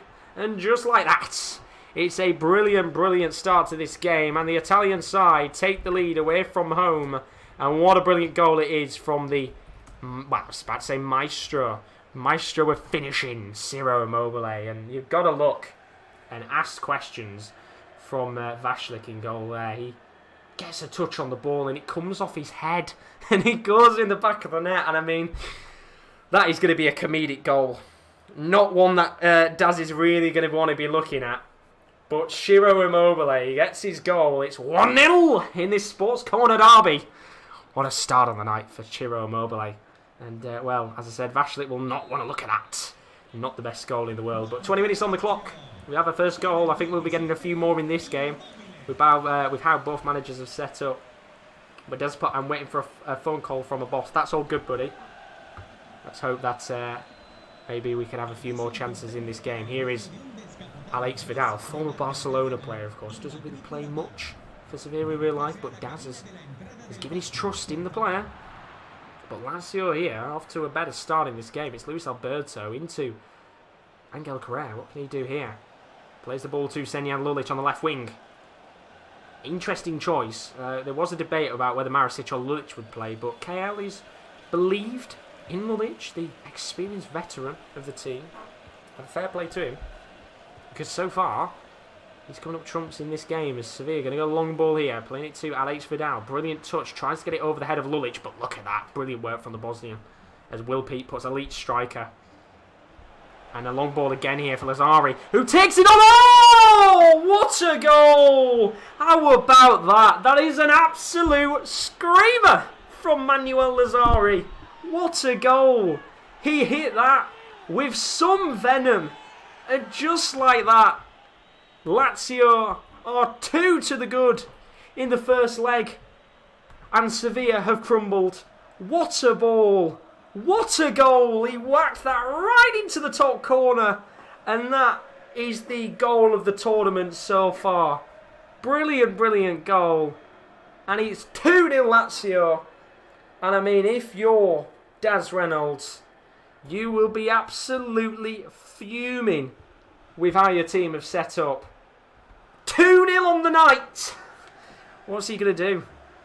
I mean, that was some strike. That was some strike. I didn't really get many screamers in the practice run, but I think that might be one of the goals of the tournament come the end of it. And 32 minutes on the clock. And Vashlik, 2 goals given away. And Lazio coming forward again here. Here's Luis Alberto. Plays it into Lulic. They're screaming for more goals. Alberto into Immobile. And well, I think he was going to go for that then, and he didn't get it in the end. But Lazio are looking dangerous. And I've been told by the manager to go defensive. So I will do that now. Thank you very much, Daz. We will sort that out for you now. So Daz going defensive here. Which he does indeed. So let's change that up. And 2-0 down in the early stages of this first leg. And Daz finding himself under the cosh already. Especially with 2 away goals for Lazio. But here comes Fernando. If they can get in a goal here in the first half, I mean, it will make that second half a very interesting one. Or the second leg as well, at least. Here's Fernando. Good work from him. Plays the ball to Enesiri. Back to Navas. And look, of course, the manager going defensive here. He's going to have to tell his team to just calm down a little bit. They've not really been erratic, but they've just been poor at the back. And here's Enesiri. Kale, a massive fan of Enesiri. He doesn't want him to go through, and he's through on goal now. Enesiri, brilliant work. Plays it to Vidal, and he probably should have taken it on his own. Enesiri gets the header, and Strakosha makes the simple save. But KL, I know, he was saying before the tournament, He doesn't want En-Nesyri to score. He's worried that he might maybe bag in this game, and he very nearly did. But there's a chance here to make it 3-0, but Lazari's offside, and I think that will probably be the last kick of the first half, as Diego Carlos just hoofs it long towards Alejandro Gomez, and surely the referee will blow his whistle. It's half time, and what a start. If you are KL, you are absolutely buzzing with how your team has started in this game. 2 early goals in the match. One of them was a Ciro Immobile header. It was a fantastic header, which Vashlik should have probably saved. It came off his head. But the goal to put it 2-0, I mean, Manuel Lazari with the goal of the tournament, an absolute screamer from outside the box, and Lazio find themselves 2-0 to the good at half time. And I mean, if you are Daz, you are looking right now and you're thinking to yourself, we've got a lot of work to do here. What I am going to do very quickly is just sort out for Daz the team, because I don't know why it's doing it again with the sides. I'm going to have to go through the teams later on and check. It's reset a lot of the teams, which is very frustrating. I set Daz's tactic earlier from a balance to a 4-4-2. So I need to just very quickly sort that out. Give me 2 seconds here, and then we'll get back into the second half. But look, if you're KL right now, you're absolutely buzzing. The goal of the tournament, fantastic performance. You're delighted in every aspect. As we'll get ourselves underway with the second half. I don't think any managers have necessarily requested any changes yet, so we'll continue on unless somebody does so in a moment's time. But, well, if you're KL, I don't think you're necessarily looking at the second leg yet. I think you're still thinking in your head, you know, Sevilla could come back in this match. But you've certainly got one foot in it, that's for sure, as we get underway with the second half of action. Sevilla need something, and they need something before the end of this first game. Make it 2-1 and it's much more interesting. As Alejandro Gomez drives forward here. Plays the ball into Rakitic. As just seen in the chat, I mean, the chat went mental for that goal. Here's Vidal. Still going forward, Vidal. A little bit too heavy with the touch there. And I mean, it's been brilliant counter-attacking football right now from Lazio. Look at the numbers forward, because Lazari's coming forward again here. And we are going to make a change in a second for Daz, because there's a chance for Lazari. Takes the touch, flicks it towards Immobile. He went for the header, and in the end, just a little bit too heavy. But we are going to make the change for Daz, and Suso will be coming on in the midfield for Ivan Rakitic. So a slight change of the system here from Daz Reynolds. If you are new to the stream and you have enjoyed, don't forget to leave a like and subscription. We will be doing a Europa League tournament in the near future. So if you haven't been able to get your name down for this tournament, then don't worry. You will have a chance to be able to participate in our Europa League tournament. There is a cash prize on the line, by the way, in this Champions League one. So it's not just for fun either. It is very competitive. But change made. Rakitic going to be coming on for Suso in just a moment's time. Will that be the difference maker Daz needs to get himself a goal back in this tournament? Here is Rakitic on the ball. Actually, hoof it long towards Vidal. It's a very good ball in the end. Not really many players to whip this into, but Vidal will go on his own, and that will go out of play. And we will have our first substitution of the match for Sevilla. And I've been told by the Lazio manager to bring on Caicedo for Correa in the 65th minute. So whenever the ball next goes out of play, or in a second, I will make that change. But here's De Jong. And Maricic has come on as well for Lulic. But I don't think you'd be too fussed about Kieran. I think he's fine with that. But Maricic comes on. Because the AI makes changes and I don't like it. So I'm going to make that change now. Because it'll be around about the 65th minute anyway that the play comes on. So Caicedo coming on here for Correa. Been a pretty quiet game. I'm saying pretty quiet game for Correa. He's been very, very good. But Caicedo will come on here. And he's predominantly known, Felipe Caicedo, in real life for bagging late winners. He's become a little bit of a super sub for Lazio in real life in recent months. He doesn't need to be a super sub right now. I think it's Sevilla who need the super sub more than anything. But Lazio just passing it around the back right now. The ball will go out of play. So there's the changes. Felipe Caicedo coming onto the pitch for Correa. Good performance from Correa today. As I said, didn't really see much of the match, but that doesn't really matter. There's Lazari. There's the ball hit long. And he's going to come forward again here. Might even be able to maybe go and score another screamer. That's a quality tackle. And Suso gets the ball back, but heavy touch, and Lucas Leiva plays the ball to Luis Alberto. Here's Caicedo. Maybe a chance here for the third. And we're going to have another change in a second, but ball lobbed into the box. There'll be a corner, but Luis Alberto will be coming off and Andres Pereira will be coming on if I can. So that'll be the last change, I believe, unless... Yep, you've got one more change of the game. So we'll bring him on. And that is Andres Pereira coming onto the pitch. So one last change there for the Lazio manager. Of course, Maricic coming on by the AI's choice. I don't think Kyle will be too fussed with that one. I think he'd be fine with a little bit of extra pace. And Andres Pereira comes on. So here's the corner. Lobbed into the box.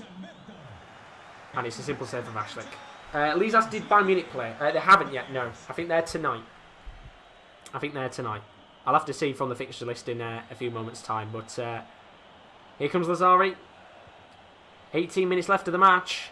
Lazio looking for another one in this game. Maricic puts the ball into the box towards Immobile. Good header away from, I think it was Diego Carlos. And now Sevilla get the ball back, and you're just thinking, if you can get yourself a goal before the end of this game, make it 2-1. It makes the match much more interesting. Here's En-Nesyri. Bombing down the left wing. Really good run for the Moroccan. He's going to whip the ball into the box towards Campos. Doesn't get to him in the end. And it's cleared away by Lazio. And now a chance as Caicedo turns his man. He's up against Koundé. It's a 2-on-2, and he's just going to slow the play down. Lost it towards Andres Pereira for his first touch of the match, and it's a poor one. And he gives it away to Acuna. Here's Koundé. Lofted long to En-Nesyri. And you've got to say that the tactic here for the Sevilla manager just hasn't worked so far. Here's Lucas Leiva. Now Immobile. If they get another goal in this game, Lazio, you're thinking that this game is going to be done and dusted. Here's Andres Pereira. Lots of space for players to move into. But Immobile is giving it up. And now with 7 minutes left of the match, there might be one more opportunity for them to come forward. Yes, there is free subs, by the way, Carl. Free subs.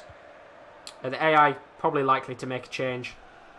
That's why I'm telling everybody to put theirs in the chat quickly, just so I can make the changes for them before the AI does, because I know what it's like.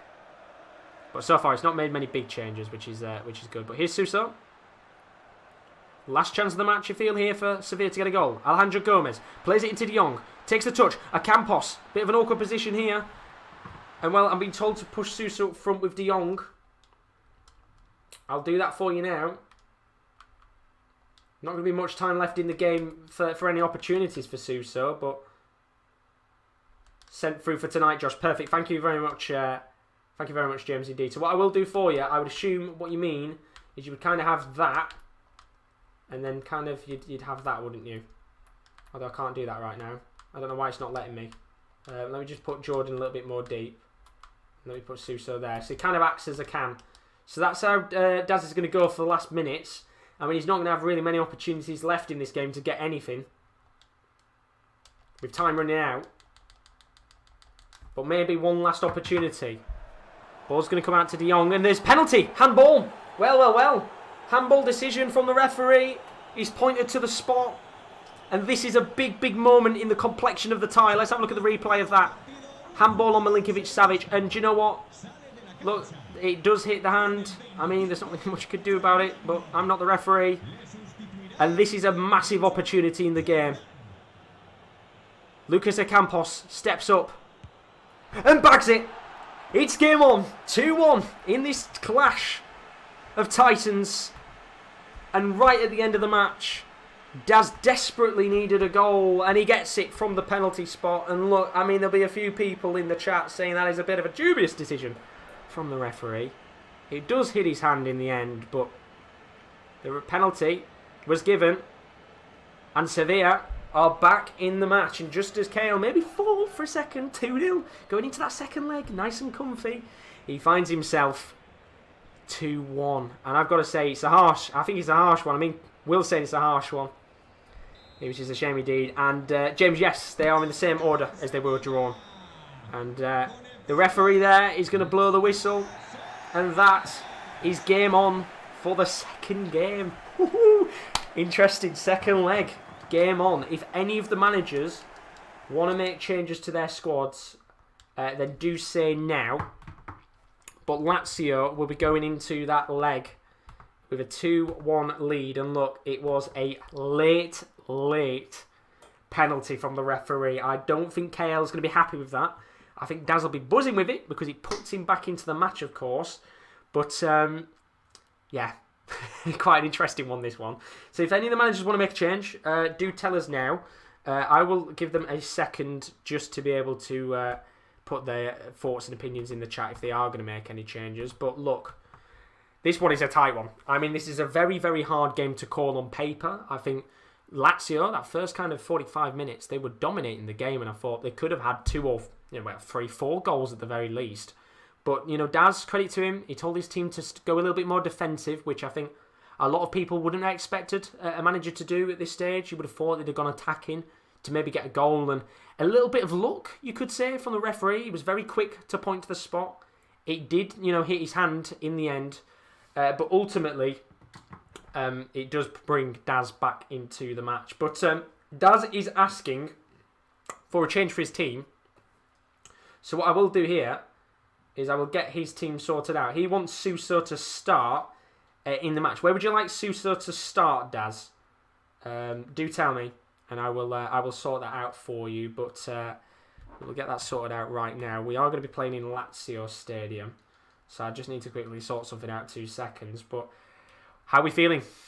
For everybody in the chat, very nervy indeed. There's no message from KL, so I assume KL is going to stick with what he's got, which I understand, of course.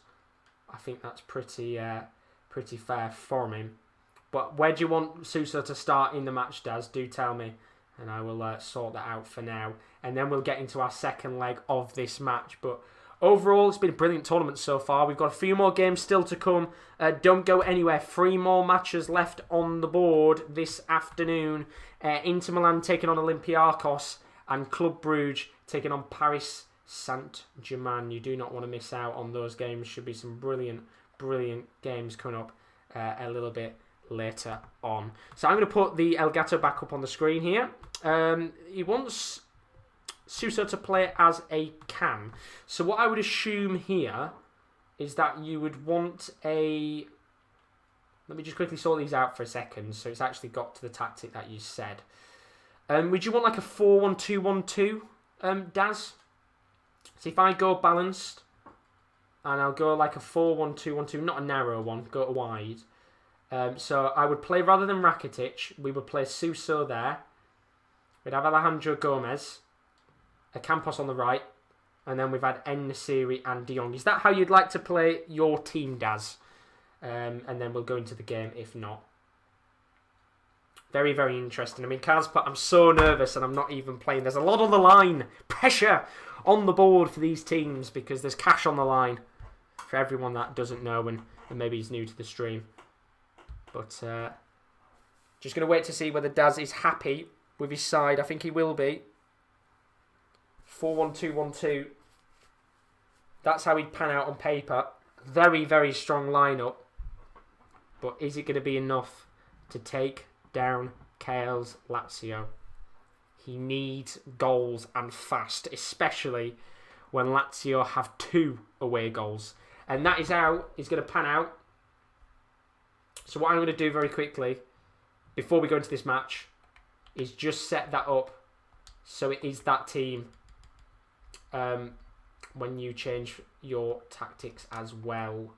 So when you go attacking, yeah, that's how you want it panned out.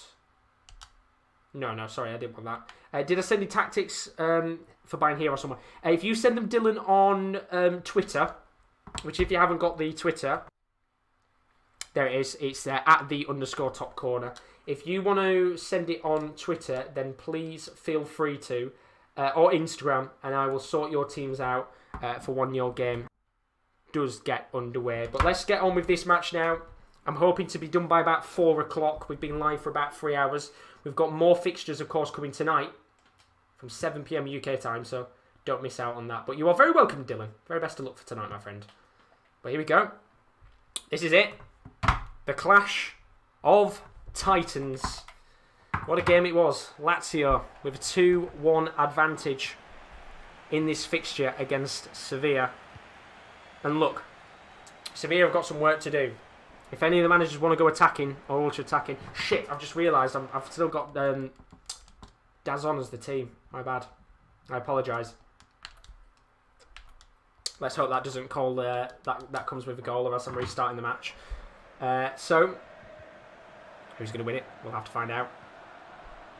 2-1 on aggregate. Here's Immobile on the ball.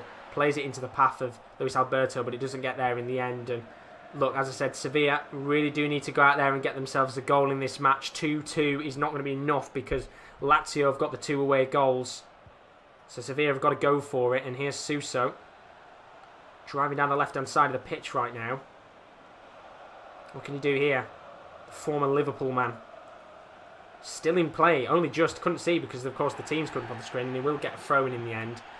And in fact it's a free kick. So chance here for Alejandro Gomez to hit the ball into the box. It's towards the path of Suso. Doesn't come towards him. Eventually En-Nesyri will get on the left wing. What can the Moroccan do? Plays it to Jesus Navas, who could hit one if he wanted to. Back to En-Nesyri again. Some good football here in the early stages for Sevilla. Here's Navas. Now En-Nesyri lobs it in towards De Jong, and it's a good header away, but back to Fernando. Now into Acuna. And you're just starting to feel like if they can maybe capitalise here, Sevilla, and get a goal back in the game, then this is going to be a much tighter match than maybe it was about 20 minutes into the first leg. Here's Suso, who seems to be on the left wing quite a lot. I'm just going to check for a second because I feel like that's put Suso on the left wing. I just want to make sure because Daz did ask him through the middle. And I've got a feeling that's put him out on the left wing and I don't know why. It has, yes. There we go. Let me sort that out. I apologise about that. I mean, he was doing quite a lot, to be fair, in that first 15 minutes. But that sorts that problem out. Don't know why it put him on the left wing. I did put him in as a cam. Josh intervening there. There we go. And we continue on. Here's Acuna. Just in the... bit of an awkward position there, and he's going to get a free kick. Been a bit of a scrappy first 15 minutes, you have to say, right now for Lazio. Not been the most great start in comparison to the 2 goals that they had around about this point in the first leg. And a free kick here for Sevilla in a very good position. They've got a lot of players that could get their head onto the ball. So here's Alejandro Gomez. Whips it in towards the path of Ocampos. Now Fernando.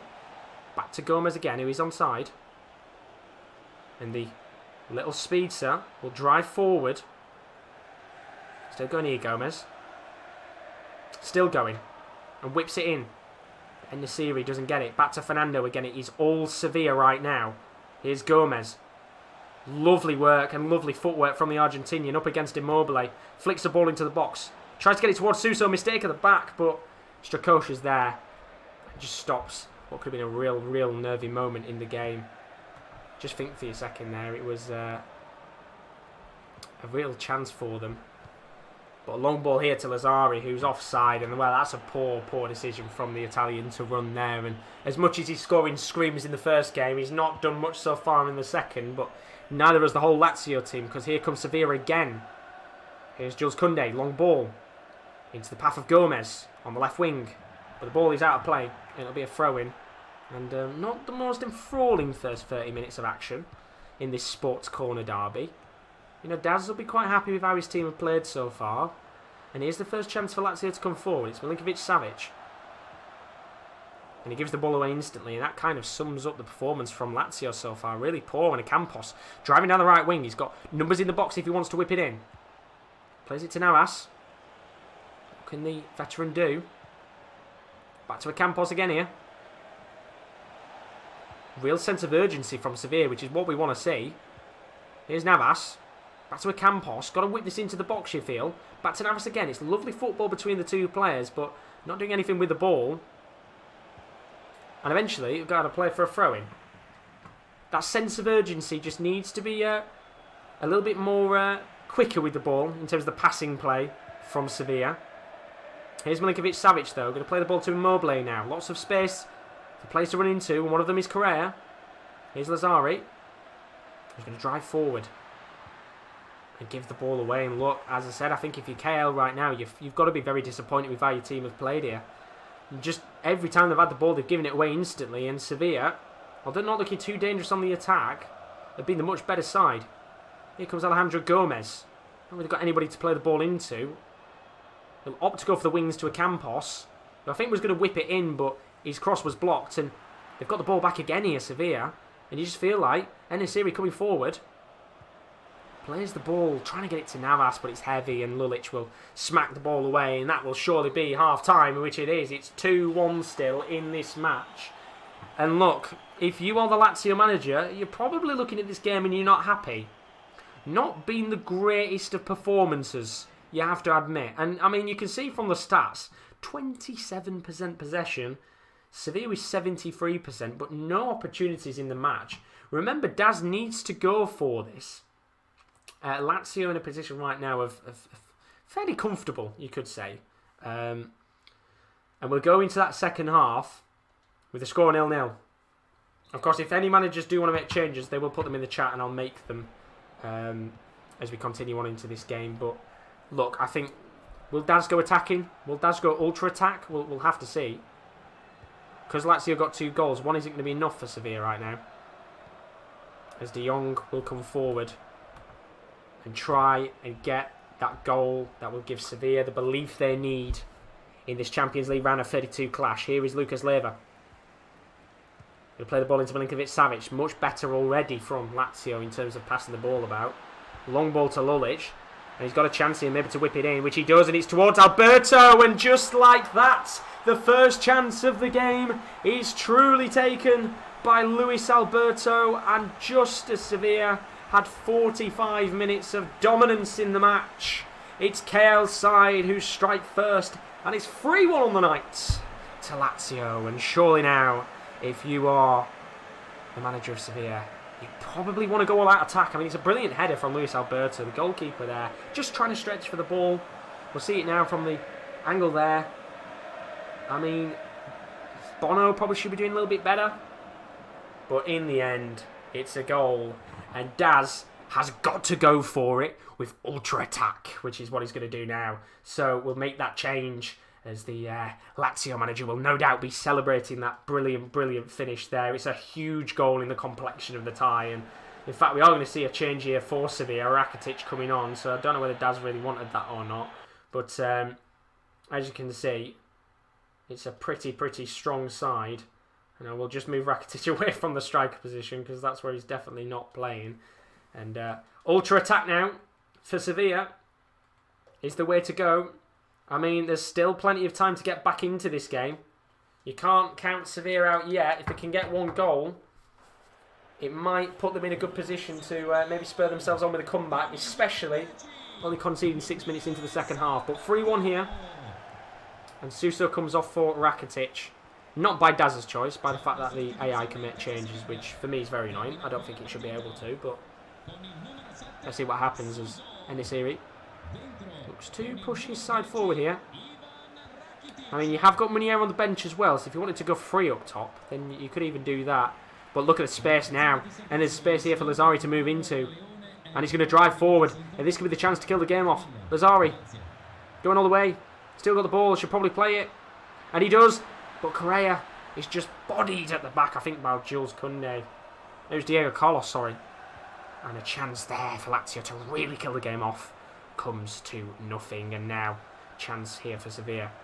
It's going to be Ivan Rakitic. Needs to be the creative man in the midfield to bring Sevilla forward as time becomes their worst enemy in the match. Here's Navas. Poor touch, but he keeps the ball. And look, there's loads of space for him to whip this in if he wants to, which he tries to, and he gets the corner. 25 minutes left here for Sevilla. And Daz Reynolds, Kieran Lawler will be delighted. He probably feels like he's going through, but never say never. As there's a chance here from the corner. Change for Lazio. We'll see Lulic come off for Marasic. I think Kerr will be pretty fine with that. As Alejandro Gomez has a chance here to whip in the corner. Needs to be a good one. He's towards the path of En-Nesyri. He comes towards him. Bit of a scuffle at the back. And it's cleared. As Daz is going through up top for the final 20 minutes. How is your nerve, KL? Because there's going to be opportunities galore. So the way I'll probably do this is we will take off... who would you like to take off, Daz? Do tell us in the chat. And I will take one of the players off. I don't know whether you'll just have one man in midfield or whether you'll take one of the wide players off and maybe just have one of the players acting as a cam like Gomez but we will just adjust the positions of these players. They're a little bit more wide. In fact, they were about to take En-Nesyri off. So let me just make sure it doesn't, because that would have been a bit awkward. But you've got 2 changes left, Daz, and you can make them. KL wants Caicedo on, so Caicedo will be coming on in a second for Lazio as well. We'll see what Daz does here. If you're new to the stream, I said don't forget to leave a like and subscription if you've enjoyed the tournament so far. Still got 3 games to come. Don't think we're going to be finished by 4 o'clock. I'll tell you that for sure. But what is Daz going to do? Just taking his time to make the decision here on who wants to come off in the match. Will he take one of the cams off? Will he take one of the midfielders? He's going to take Alejandro Gomez off.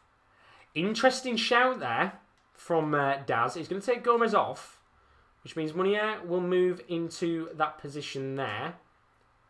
And then I would assume a Campos will come into the middle and kind of act as a cam. So that's how it's going to work for Daz. Desperation times now, as you would expect. As for KL, and do tell me if that's right, Daz, very quickly. And as for KL, Felipe Caicedo is going to come on, and I believe he's going to take Mr. Correa off. So Correa comes off for Caicedo. Daz goes free up top.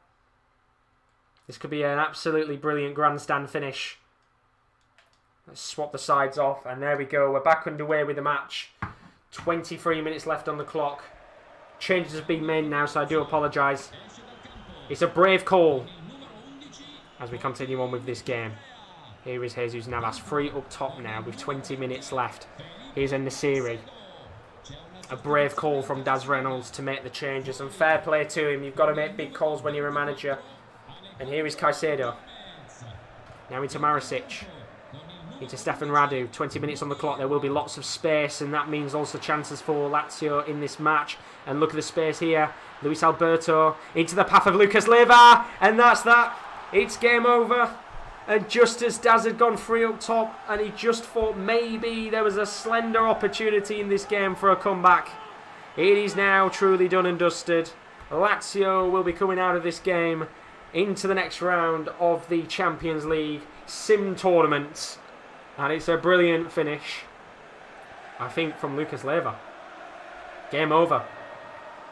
And all Daz can do now is watch on and hope his side can score 5. What a shame. What a shame. As KL puts on Legui, which of course is the same for Lucas Leiva. But 4-1 now. And that is truly game over for Daz. And all he can do, as I said, is hope that maybe his team can get 1 or 2 goals before the end. And, well, it could get worse here. One long ball towards Marasic. Brilliant chance here. Trying to lob it towards Immobile. Good defending at the back from Koundé. And with 10 minutes left on the clock, there is a chance here for Lazio to come forward. Lofts it long to Ocampos. Now into Jesus Navas. And he tried his best. And you've got to give Daz credit. At the end of the day, he came into this match and he did, he went for it. Which you have to give the utmost respect for doing so. But it's looking like here it's going to be a little bit too late. And here comes Lazio again with a chance to maybe get a third in this match. But here's Rakitic into En-Nesyri.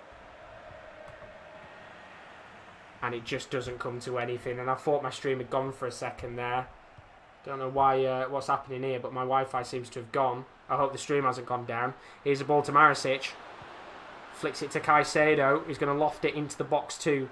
I assume Casper, the friendly ghost, is who he's seen there.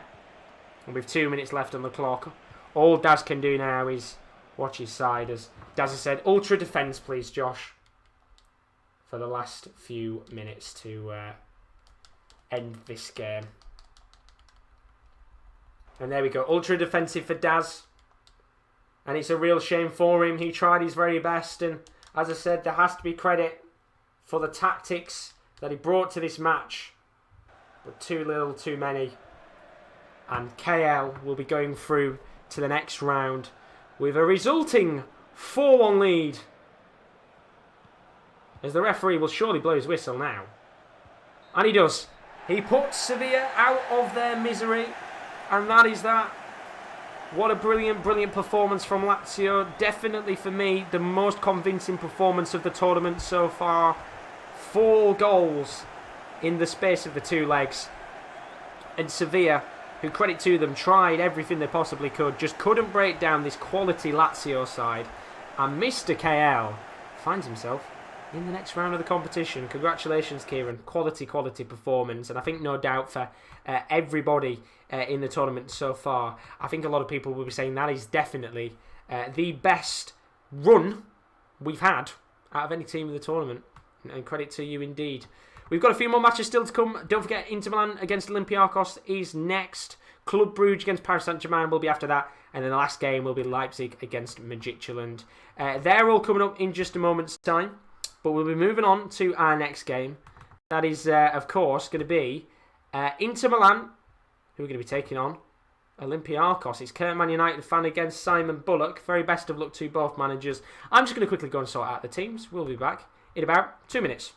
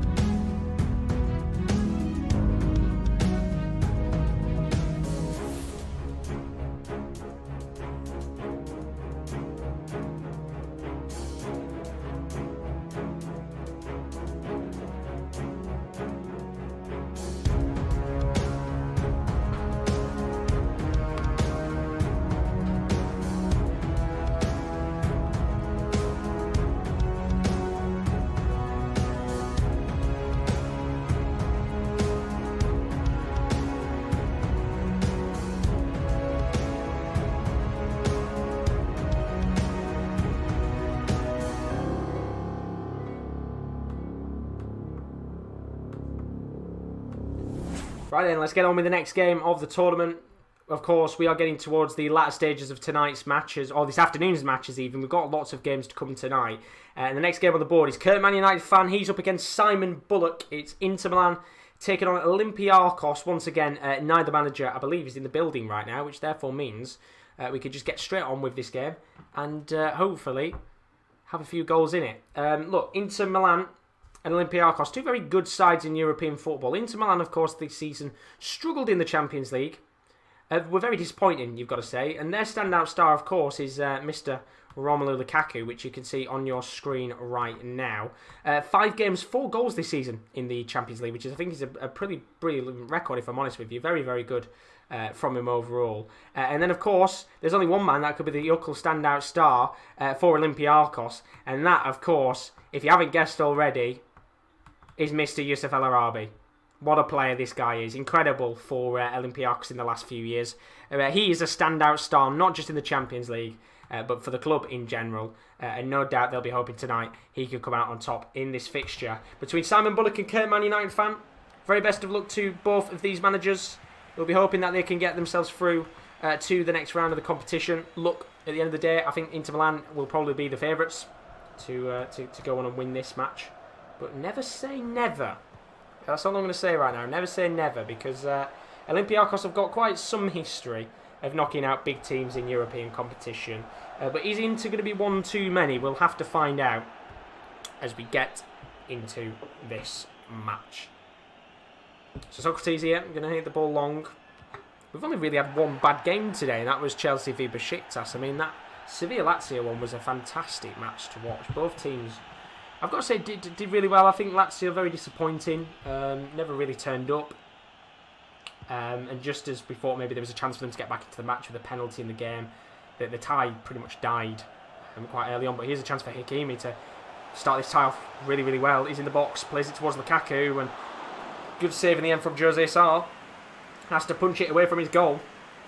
And it's a very good start here for the Italian side. They've got a corner, which is probably going to be played short here, which it is. Played into Eriksson. Back to Brozovic again. What will Brozovic do here? Tries to whip it in, poor in the end, and Kostas Fortounis gets the ball back. And as I said, Olympiacos, they have got big European pedigree at killing clubs off. We've seen them in the past, I said, had a great game against Spurs in the group stages a few years ago. Played incredibly well against Arsenal. Maybe not this year, but last year they played out of their skin in that incredible knockout tie. But are they going to do the same again? Here's Mohamed Kamara into Jan Villa, who is going to be a very recognisable face to many, and that's a crunching tackle. Referee, of course, going to play on because it's a quality tackle in the end. But 15 minutes on the clock here, Inter Milan. Look at the better of the two sides so far, as you would expect. Here's Lukaku. Now into Lautaro Martinez. Not really got anybody to play the ball into right now, and eventually he's bodied off the ball. And Olympiacos, who will probably be playing on the counter-attack here, look to drive forward and do very, very poor indeed. Here's Arturo Vidal. Going to have to keep him cool tonight. He's got a very bad tendency of being booked. And into with this 3-5-2 formation. Obviously Conte's favourite system in real life. I don't know whether Simon Bullock would be a big fan of 3-5-2 himself. But that's the way his team are playing right now. Here's Martinez. Looking to drive at this Olympiacos defence. Gets the ball into Perisic. What can he do here? Really good work from Perisic. Now into Arturo Vidal. Back to Perisic again. Just need to get something into the box here, which they do. Played towards Lukaku. Now it's to Brozovic. Back to Lukaku. Edge of the box. Back to Brozovic. Here's Hakimi. Lovely football, but not doing really much with it, to be honest. Time just ticking away. Here's Hakimi. Comes towards Vidal. And then Jan Villa will boot the ball away. And I've got to say, it's not really the greatest of first 30 minutes of action here, is it? Both teams really feeling each other out. Inter Milan, of course, dominating the game as you would expect. Olympiacos not really done much with the ball, but it's going to be Perisic. Well, it's not going to be Perisic. Ball's out of play for a pretty cheap throw for Olympiacos. And the Greek side be fairly happy with how they've started in this game. First 30 minutes, you would expect Inter Milan to have much more of the ball, and they have done indeed, but they've not really done much with it. And I think that can be said with a little bit of credit to the back line. But here's Eriksson into Hakimi. Now Romelu Lukaku plays it towards Lautaro Martinez. Lovely work from the Argentinian. Plays it towards Vidal at the edge of the box, and he goes for the effort. Good block from Socrates. And now Olympiacos can drive forward. Here's Valbuena. Ronaldo wanting an El Arabi brace, and there might be a chance here for the first of the match. Ball lofted towards Bruma. Flicks it towards El Arabi, who takes the shot on. And I mean, you've got to give him some credit there. Really, really awkward angle to take that shot on, but somehow was able to guide it on target. And very, very good chance indeed. But straight into the hands of Handanovic. No pun intended. But here's Socrates. Of course, Olympiacos probably expected to drop out at the early stages of this competition. We've had a few pretty interesting games today. None of the real small sides making it through as such. Here's Fortounis. Trying to dance his way around this into defence, but they've kept really rigid at the back. And you know, when you look at the results today, I think probably the biggest result was Spartak Moscow Ajax, and credit to Lee Laffen there for the incredible result. But half-time here in this first leg, and it's 0-0 in this match. And well, I tell you what, we're on for another Chelsea match, I think, here. Not really much going on in this game. Been very, very quiet indeed from both sides, and it needs someone to spark this match into life. And then maybe we might see a few goals in this one. But so far, nothing really coming off for either manager and either team. And I think we're probably going to be on for another pretty boring game here. So put your feet up, because this could be a long one. Here's Kamara into Kostas Fortounis. Now to Valbuena. If they can get an early goal here, Olympiacos, that would make the tie very interesting, especially with the away goal. Good switch of play there to the respective Frenchman, Kenny Lala, joined in the January transfer window from Strasbourg. Here's Bruma. Flick towards Costas Fortunis. Bit of an awkward ball in the end. I don't think it's a great cross in my opinion. Real waste of an opportunity, and it'll go wide of the mark. Here's Brozovic. Now into Christian Eriksen. Into Hakimi, and I've got to say, this has not been good from Inter Milan. It's been really, really poor. I thought they would have gone for a little bit more in this game, but they seem quite happy to just sit and pass the ball about. Very Chelsea-esque from the last round, which is not fun to watch at all. But here's a chance for Eriksen to come forward. Lots of space for the Dane. He's in the box now, and accidentally forgets the ball, and well, he's giving it away to Olympiacos, and that kind of sums up the game so far. Here's Valbuena with 30 minutes left on the clock. Both teams really need something here to bring this game to life. Fortunis. Into Jan Envia. Now to Kamara. Back to Fortunis again. He's going to play it to El Arabi. Some good build-up play from Olympiacos. Played it towards Kamara. Doesn't get to him in the end, and Skriniar clears his lines. And now you'd expect a team like Inter to counter-attack. And there's space on the left wing here. Perisic plays the ball to Vidal. And they're just going to go back. I mean, this is not fun to watch. For the neutral, this is a boring, boring game. With 20 minutes left. There might be a chance now. Here's Lukaku. Into Vidal. Back to Lukaku again. Now into Lautaro Martinez. Back to Lukaku. Some good football here. Bit of a heavy touch from Lukaku. But he comes towards Lautaro. Into Hakimi. Might take this on in his own. Now to Eriksen. Still going here. Takes on the shot, but it's blocked in the end. Comes back though to Lautaro Martinez. Still going. Good build-up play here from Inter, but we've said that throughout the entirety of the match, and it's never come to anything. Hakimi. Brozovic. Back to Hakimi. Martinez. I mean, are we going to see another Ajax goal? We saw Ajax do this earlier on, where they just patiently built up the ball and eventually got the goal, but no chances there from Inter Milan. And look, very, very poor first leg. And if you're Olympiacos, and Simon Bullock specifically, you're probably quite happy. I think you'd be very, very happy with how this first kind of half, first leg at least, has panned out so far. You're still in the game, and they might even have a chance here to come forward. Long ball towards Holobas, former Watford man, into El Arabi, but the ball's too heavy. And now there's a chance here for Inter to come forward. We've said that a fair few times today, haven't we, already? Here's Lautaro Martinez into Lukaku. Plays the ball to Hakimi. Now to Eriksen. Back to Lukaku again. Lots of space for Lautaro Martinez. He doesn't play the ball into him. And this has been awful. I mean, what are we watching here? This is a pretty, pretty boring game. Long ball towards Perisic. Plays it towards Lukaku. Goes for the header, and well, he should have probably taken that on the volley instead. I think he had enough time there to take it down onto his foot and hit it. And he opted to go for the header, and well, in the end, it's a really poor decision, and it comes to nothing, as Olympiacos now have one more opportunity in this first half to maybe get a goal in this game. Here's Valbuena. Some space for El Arabi, which he's got. Not really anybody close to him, though. Now there's numbers. Fortunis into El Arabi at the edge of the box. Comes towards Jan Envia, but it's cleared away by Olympiacos. And surely that will be that, which it is. Probably the most boring first half of action I've ever seen in my entire life. Inter Milan 0, Olympiacos 0. And look, both teams pretty much cancelled each other out in that game. Inter Milan, poor, awful. Probably a few words to describe them there. Never really got going in the match. Olympiacos, look, at the end of the day, they're going to sit back and defend. They don't have to really go for it, and I respect that, and fair play to them. But in the end, I mean, if you're Inter Milan, look, at the end of the day, you've got to go for it. You've got to go for it. You've got to test them. And Olympiacos will be coming out with probably smiles on their faces, as you said, Bernardo. Very good result for them in the end. They'll be buzzing with that as we crack open a can. But let's hope the second leg's much better, because we're underway with it now. Olympiacos, the home team in this one. Inter away. And are we on maybe for the first game to end 0-0 after 2 legs?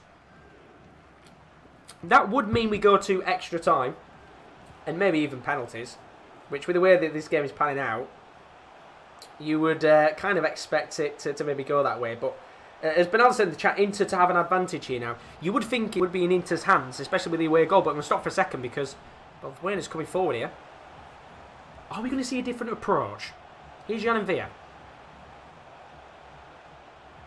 Not really doing much with the ball, is he there? Going to play it to Valbuena. A lot of French players in this Olympiacos team, by the way. Into Lukaku now. Plays it towards Brozovic. If Inter strike first, they're in a much better position to go and win this game. And it's a long ball towards Hakimi. It's a brilliant long ball. It comes to him in the end. Flick towards Lukaku. Good touch by Socrates, and it had to be. Or else maybe that ball would have gone out of play for a corner. Or maybe even towards Lukaku. Which is the one play you don't want that ball coming to inside of the box. Long ball to Bruma. What can he do here? The Portuguese winger, former Leipzig man, gets himself a corner. And that is what we've needed in this game. As sad as it is to say, a corner is what was needed to liven this game up as the fans do a Mexican wave in the stadium. Big, big moments. Oh, I'm about to say it's a bloody throw-in then. It's not. It's definitely a corner.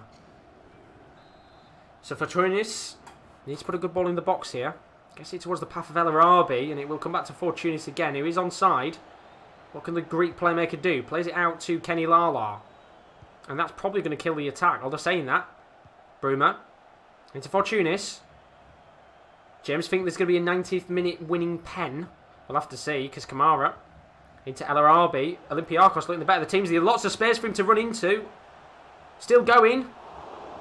And his shot is blocked and into the hands of Handanovic. And well, I mean, oh dear, we're looking like this leg's going to continue on in the same vein. Not being the greatest of second legs, has it?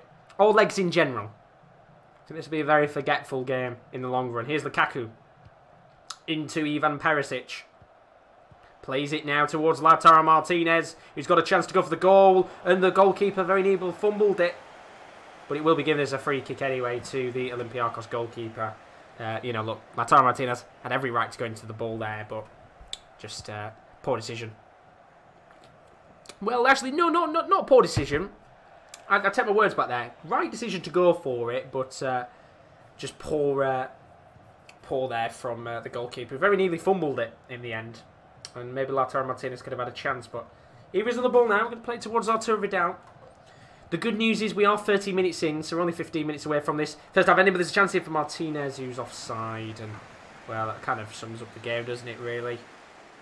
No real chances in the match for either team. As Ruben Semedo will hit it long to his Portuguese teammate. Bruma is going to come back to Inter Milan here. If both teams are sat at 0-0, I will put them both on attacking after half-time. Purely so these go for it. Here's Ericsson, though. Might have a chance to change that. Long ball to Lautaro, which is a great ball. He's on the left wing here, the Argentinian. Now to Christian Eriksen. Now to Brozovic at the edge of the box. Plays it towards Perisic. Lots of space here for Lukaku. Back to Perisic, and there's the goal. It's finally gone in the back of the net. It only took us about 500 years for that first goal to come, but there we go. Inter Milan have it, and it's all down to Ivan Perisic. And look, I mean, it's not been the most interesting game in the world, but it was a good run from Perisic. Good interlinking play with him and Lukaku. And finally, we get the goal that we have been desperately waiting for in this competition. It's 1-0 to Inter Milan. And Olympiacos will be feeling a little bit disappointed that they've conceded there. I think they were playing a very decent game of football in terms of just patiently trying to build up and just running the clock down. But now they're going to have to go for it. We will put them to attacking at the 45th minute mark. That could change the complexion of this game. And maybe there might even still be a little bit of time here for Inter to make it 2-0. Long ball lofted towards Lautaro, but Jose Sarr in the end is going to get a touch on the ball. And be 5 minutes left on the clock of this first half. Infinity Football has put a request. Can you please reschedule Marseille v Manu a bit earlier? Because I think by the time it takes place before him, I want to stay up for the match. Let me have a look and see. I think I should be able to. I know Jordan's not in the stream, but I can do that one and I'll replace it and swap it round. So that should be all good. We can do that one maybe next as we reach half-time. And that is going to be Inter Milan 1, Olympiacos 0. And look, at the end of the day, Olympiacos, they'll be a little bit disappointed here. I think they've played a very good game in terms of just trying to waste time in the match, frustrate Inter Milan. But now that the Italian side have got the away goal as well, Olympiacos are going to have to go for it. And, well, they're going to need 2 goals here in this match if they want to go through to the next round. Should have probably got themselves an away goal in the last match, and they probably would have been in a better position in this game. But Perisic, the goal scorer, comes off for Inter Milan. As Max Fury is put, I missed my match because of school, but watching now, what a game. Very close, but unfortunately I had to go to goal. FC Porto stay strong. Honestly, Max, round of applause. You played incredibly well. One of the best games of the tournament. You played really, really good. Just a shame, lad, you couldn't go on and win it. But Rowan in the end with his Real Madrid side. Benzema, just too strong for you, but quality performance. Here comes Lukaku, though. Chance here maybe for Inter to get 2 and kill this tie off as well. Here's Ericsson into Arturo Vidal. Now Brozovic, much better here from Inter Milan in this last kind of 20 or so minutes. Bit of more of an urgency to go at the pitch, which is strange because they're winning the match. And it'd be interesting to see how Olympiacos pan this next 45 minutes out. Ball lofted long towards El Arabi. He's nowhere near the ball, and it's just a cheap ball to Inter Milan in the end. And with 30 minutes left on the clock, they need 2 goals here. I will probably put them all-out attack at around about the next 5 minutes or so, because they do need goals. Maybe next 5 or 10, because they need 2 goals, remember. And there's a chance here for Ashley Young. Takes it down, flicks it towards Ericsson, doesn't get to him in the end, and there now might be a chance here for Olympiacos to come forward. Here's Valbuena. Long ball towards Bruma. It's a brilliant ball, and now the Portuguese man could come forward. What can he do here? Here's Bruma. Trying to dance his way around the defence, and De Vrij there just gets himself onto the ball, and it's another chance wasted in the match for Olympiacos, which I've got to say, I am going to put them all out attack in a second, and I will go, I think, 2 up top for them and bring on Hassan, because with 25 minutes left in the match, needing 2 goals, I don't think necessarily they can sit there and just play attacking. And there we go, so it'll be like a 4-2-2 they'll play. We'll put for Tunis in the midfield. We'll take Jan Villa off, and then we'll bring on Hassan as well. So a slight tweak of the system there for Olympiacos, as you would expect, ultra-attacking. Can Simon Bullock's side get 2 goals back in this match? But they've got to stop Lukaku first because he's coming through on goal. Here's Hakimi, who will play it into Ericsson. Lots of space in the box. Maybe a chance to whip it in for the likes of Hakimi. Here's Ericsson. Just going to dally on the ball here. I don't know what he's really doing. Could whip that in and maybe someone like Hakimi could have got on the ball. He's still going. And he's got no one around him again to pass the ball off to. So he's done really well to hold it. He tries to flick the crossing in the end, but good defending. And with 20 minutes left on the clock now, Olympiacos on all-out attack are going for it. Here's Hakimi though. We saw Daz, of course, go all-out attack in his last match, and then he conceded within about 2 minutes. Will Inter Milan do the same and knock the Greek side out? Or will there be a little bit of hope? And here's a chance for Ashley Young. He's inside the box. Brilliant work from Young. Chance for Lukaku. Takes on the strike. And that's that. It's game over for Olympiacos. Inter Milan will be going through to the next round of the competition. And that is surely it for Olympiacos. I mean, I will do the same thing as what we did for Daz earlier on and go for the 3 up top, because he needs 3 goals now. And I think that's what he'd probably do in the end. But ultimately now it's looking too little too late for Olympiacos. And look, at the end of the day, it's very similar to that Chelsea performance. I feel kind of like there's a little bit of disappointment for Olympiacos because they've played an okay game, but they've just not done enough in this match, in my personal opinion, to be up there trying to get 3 goals in the match. But they'll go for it. They'll do what Daz did. And Lukaku makes it 2-0 on the night. And I'm pretty sure here Simon Bullock will be a little bit disappointed that his team are going out of the competition. But 15 minutes left, 3 goals needed. 3 up top now. A slight tweak of the system as Kurt's in the building. How you doing, buddy? Oh, you're good. Good games, Josh. Thank you very much, Kurt. You are going through to the next round as it stands. You're 2-0 up. And with 15 minutes left on the clock, unless Olympiacos get 3 goals back, I think you're through, Kurt, to the next round, which means you'll be absolutely buzzing about that. Very, very good indeed. There's 2-0 on aggregate. And here come Olympiacos. I mean, if they can get 1 goal back, it'd be nice for them. Don't think they can get 3 in the next 8 minutes. But look, at the end of the day, I've seen stranger things in life. And here comes Socrates, going to come forward, playing the ball to Fortunis. Now to Socrates. Here's Holobas. Some good play here from Olympiacos. Now it's Valbuena on the left wing for a second. Plays it back to Holobas again. He's going to try and dink a ball to El Arabi. Doesn't get to him in the end. The referee, I think, is going to give a free kick for handball. And I mean, look, at the end of the day now, this is just going to be a free kick for a consolation goal. But if they can get a goal back, I think they'd be quite buzzing with that. As Kurt's just said, it's 3am in Australia. Bloody hell. Well, that's where I'm going to play Infinity Football's game next. He's put... Thank you, Josh. You're very welcome, buddy. I will play that one for you next, and we'll swap one of the games around. But Alexis Sanchez comes on for Romelu Lukaku. And El Arabi's going to take the free kick here. Takes it on. Oh no, it's going to be Fortunis who takes it on. He goes for it, and it's a brilliant save from Handanovic. I thought for a second that was going to be going in the back of the net, but Handanovic gets his hand onto it. And a brilliant save, and it doesn't even look like Olympiacos are going to get a consolation goal. Oh, they're saying that. Ball lofted towards Bruma. He would have been offside. And a minute left on the clock here. Inter Milan. We've got one more chance to come up the pitch and maybe get another goal. But the referee will blow his whistle. And that is that. Fantastic, fantastic game for Inter Milan. Look, very Chelsea-esque that performance. They didn't really have to do much in the game to go out there and get the win. But in the end, a brilliant, brilliant result indeed. And they do go through to the next round of the competition.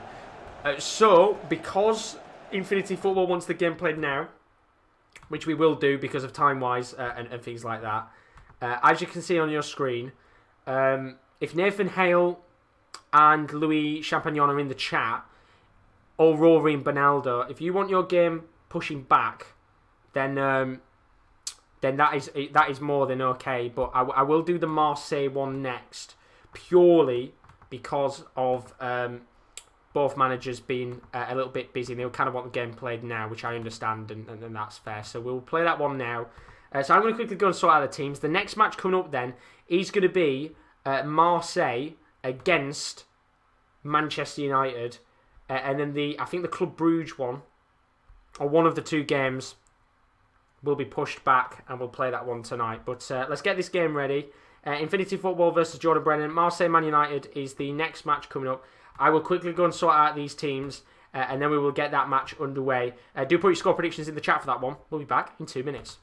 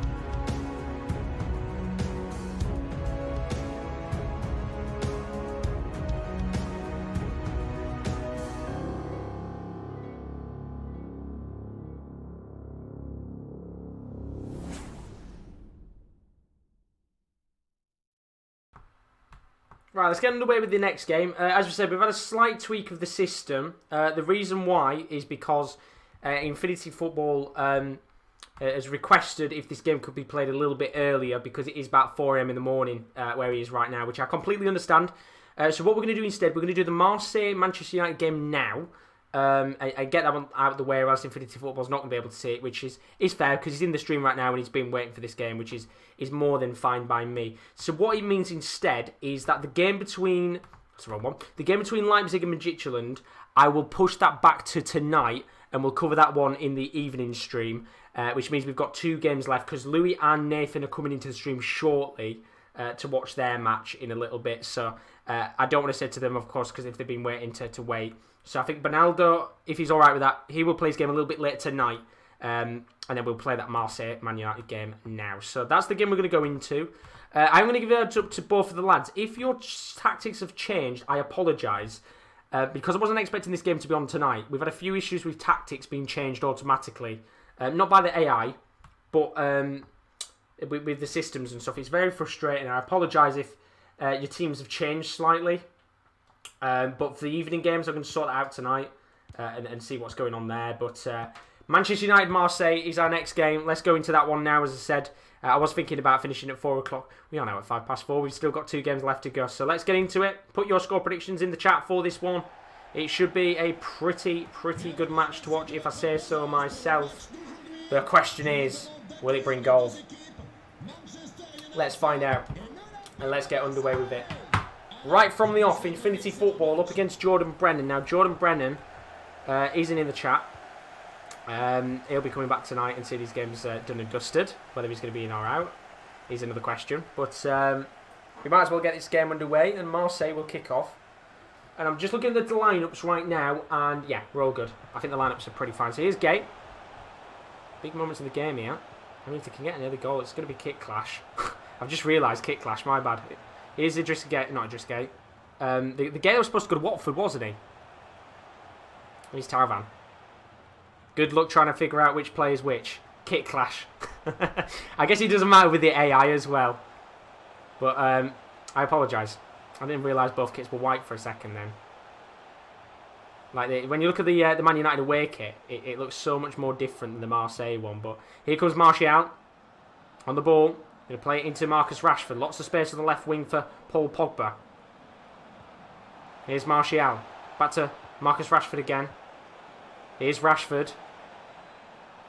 Still going. Chance for Martial. Great save.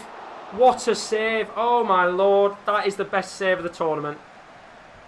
Steve Mandanda, take a bow. That was sensational. I mean, Martial should have probably put the ball into the back of the net. And he hasn't. I apologise about the kick clash. I would start the game again, but I can't be bothered. I'll have the kit sorted out for the second. I know there's a kick clash. I'm not changing it. I'm 20 minutes into the match now. You'll just have to live with it. Here's Milik. Onto Rongier. The thing is, when you look at the kit in game, the Man United kit looks so much different to the Marseille one. But here's Tauvan. Plays the ball into the middle of the park to Milik, but just doesn't come to anything in the end. And good save there by David De Gea, who makes the save. And as I said, I apologise about the kick clash, but I'm not changing it now. Here's Wan-Bissaka though. A chance here for Man United to come forward. The good thing for me is, as I said, the fact that the AI is playing it, so it doesn't matter with the kick clash because it instantly recognises. But here's a chance for Rashford. Ball cleared away. Maguire gets the header down, but it'll come to Tauvan on the right wing. Here's Milik. It's white on white in terms of the kits. Lovely run by Gay. Milik making a run into the box, which he does. Here's Milik. Still going. Milik. Might go all the way here. Still got the ball, but good defending in the end by Wan-Bissaka, who comes back. And even better defending from Harry Maguire to get the tackle in. And with half an hour on the clock, Man United in the white against Marseille in the white for the ultimate kick clash. With a long ball hit towards Wan-Bissaka, trying to keep it in play, but doesn't come to anything in the end. And that will be a goal. Well, not a goal kick, sorry, a throw in. I mean, Kyle saying world-class Steve. Will saying go on Steve as well. It's what you want to see. I apologise, Infinity Football, about the kick clash as well. I guess, as I said, it doesn't mean anything in terms of the AI, because the AI is always going to play out, regardless of kick clash anyway. But here's Rashford. Trying to play the ball into Martial. It would have been offside anyway. Going to come back to Gay here. Here's Tauvan on the right wing. Now into Hiroki Sakai. I couldn't say his name there for a second. Here he is on the ball, Hiroki Sakai. Now to Gay. Valentin Rongier. Into Kamara. Some good build-up play. Got to say, very even game so far. With the ball back to Pogba again. And now a chance here for Rashford. And here's Donny van de Beek. Into Rashford. Now Pogba on the left wing. 3-1-4-2 formation being played, by the way, by Jordan. He's got Pogba as a left mid. He's driving forward. Plays the ball towards Donny van de Beek. And good defending there from the Marseille defenders. Done really, really well indeed. Here's a long ball into Dimitri Payet. What can Payet do here? And that's half time. Well, very even game so far. Not really much going on in terms of the actual match itself. But I think Marseille had that one little chance which Steve saved. I mean, it's an incredible save from Steve Mandanda. World class and the best save of the tournament by a country mile. But going in at half time here, I think Infinity Football will be quite happy. I know Jordan has got specific changes in mind, so I will make those changes for him when we get later into the match. But I think if you're Infinity Football there, you're quite happy. Really good performance from Marseille. Very organised. Man U not being able to break them down. Whereas Carl boos Man United. And here come Man United on the ball. It's going to be McTominay.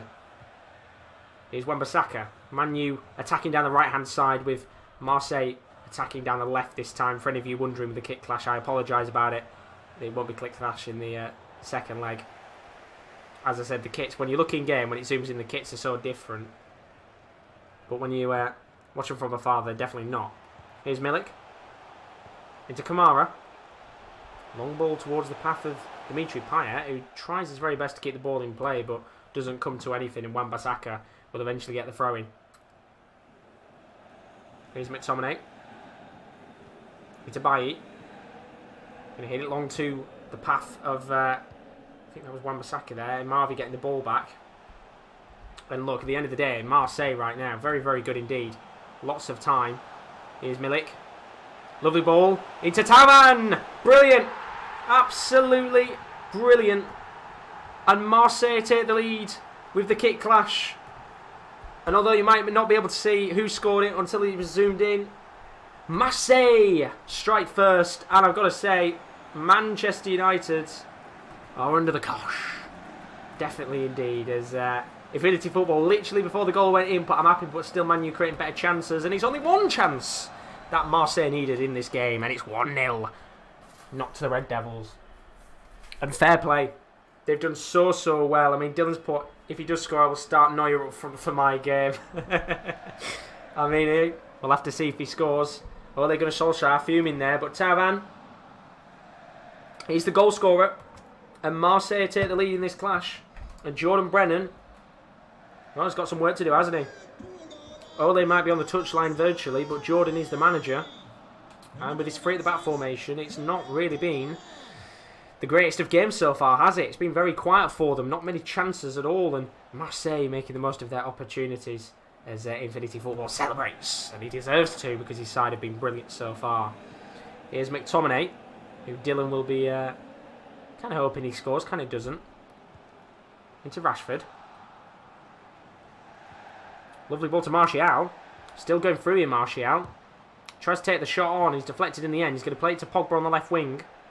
What can Pogba do? Not really done much in the game so far, has he? But then again, I feel like he's always a scapegoat for United in real life. Here he is again. You have to play it back to Luke Shaw. With 20 minutes left on the clock. It's Van de Beek. Driving forward for Manchester United. Still going here, Van de Beek. Now to Rashford, who takes the shot on. Oh, it's in! It's a deflection, and Manchester United have the away goal. It's 1-1 in this tie. Marcus Rashford will take the compliments for the goal, but I think that would probably go down as a... I don't think it'll go down as an own goal. Let's see the goal again here. It was Donny van de Beek. Played it into Rashford, and ultimately, yes, that will be an own goal. It comes off the defender's leg, and it completely takes the ball away from where it was originally going to go. And Manchester United are back in this tie. And Jordan Brennan will be buzzing with that goal. 1-1 in this game. And it will go down as a Marcus Rashford goal. So, I mean, Affinity Football there will be very disappointed with that. But it's game on, and he's literally just put, for fuck's sake. Can't blame him. Because Man U have got something out of nothing, I think is the best way to put it. With 18 minutes left on the clock, time is of the essence. As Bananas put Rashi and Ole hugs. As we go forward with 16 minutes left of the match. Here come Man United again. Bruno Fernandes into Donny van de Beek. Back to Bruno Fernandes. Here's Martial. Some good football here from Man United. Manuel Martial driving forward. I want to say Manuel there for a second. And wants a balanced game. Let me change that for you. Let me get that sorted out. So Marseille there. As you can see, already on that, turn it down to a balanced approach. That's what we want. And back into the game we go. With Marseille just going for a balanced approach here for the moment. It's completely understandable. Here's a Marvi. He'll flick the ball into Dimitri Payet. It's a pretty poor ball in the end, although credit to Payet, he did get a slight touch on the ball, but it will get a play for a goal kick. But very unfortunate, you have to admit, as Wan-Bissaka comes off the pitch with 10 minutes left of this match for Manchester United. They'll be going back to Old Trafford here. If it's 1-1, quite happy. Marseille will be a little bit worried. But they do have the chance for the away goal. Here's Pogba though. On the left wing. What can Pogba do? Could translate it long to Martial. Does in the end. It comes to Van de Beek. Back to Martial again. Martial now into Rashford and Dan James! It's Dan James! Brilliant goal. And it's 2-1 Manchester United, and the substitute, who's literally taken his first touch of the match, puts the side of Manchester United into the lead, and it's a brilliant goal in the end. And you can see, look at the space there for Daniel James to be able to get into the box and have the chance. And literally, we're going to have a change here from the Marseille manager. That was before the goal had even gone in, and we'll get that change sorted for him now. But Dan James gets the goal in the match, and the substitute comes onto the pitch and scores, and Payet will be coming off. Luis Enrique coming onto the pitch. So Marseille 2-1 down now. Dan James scoring.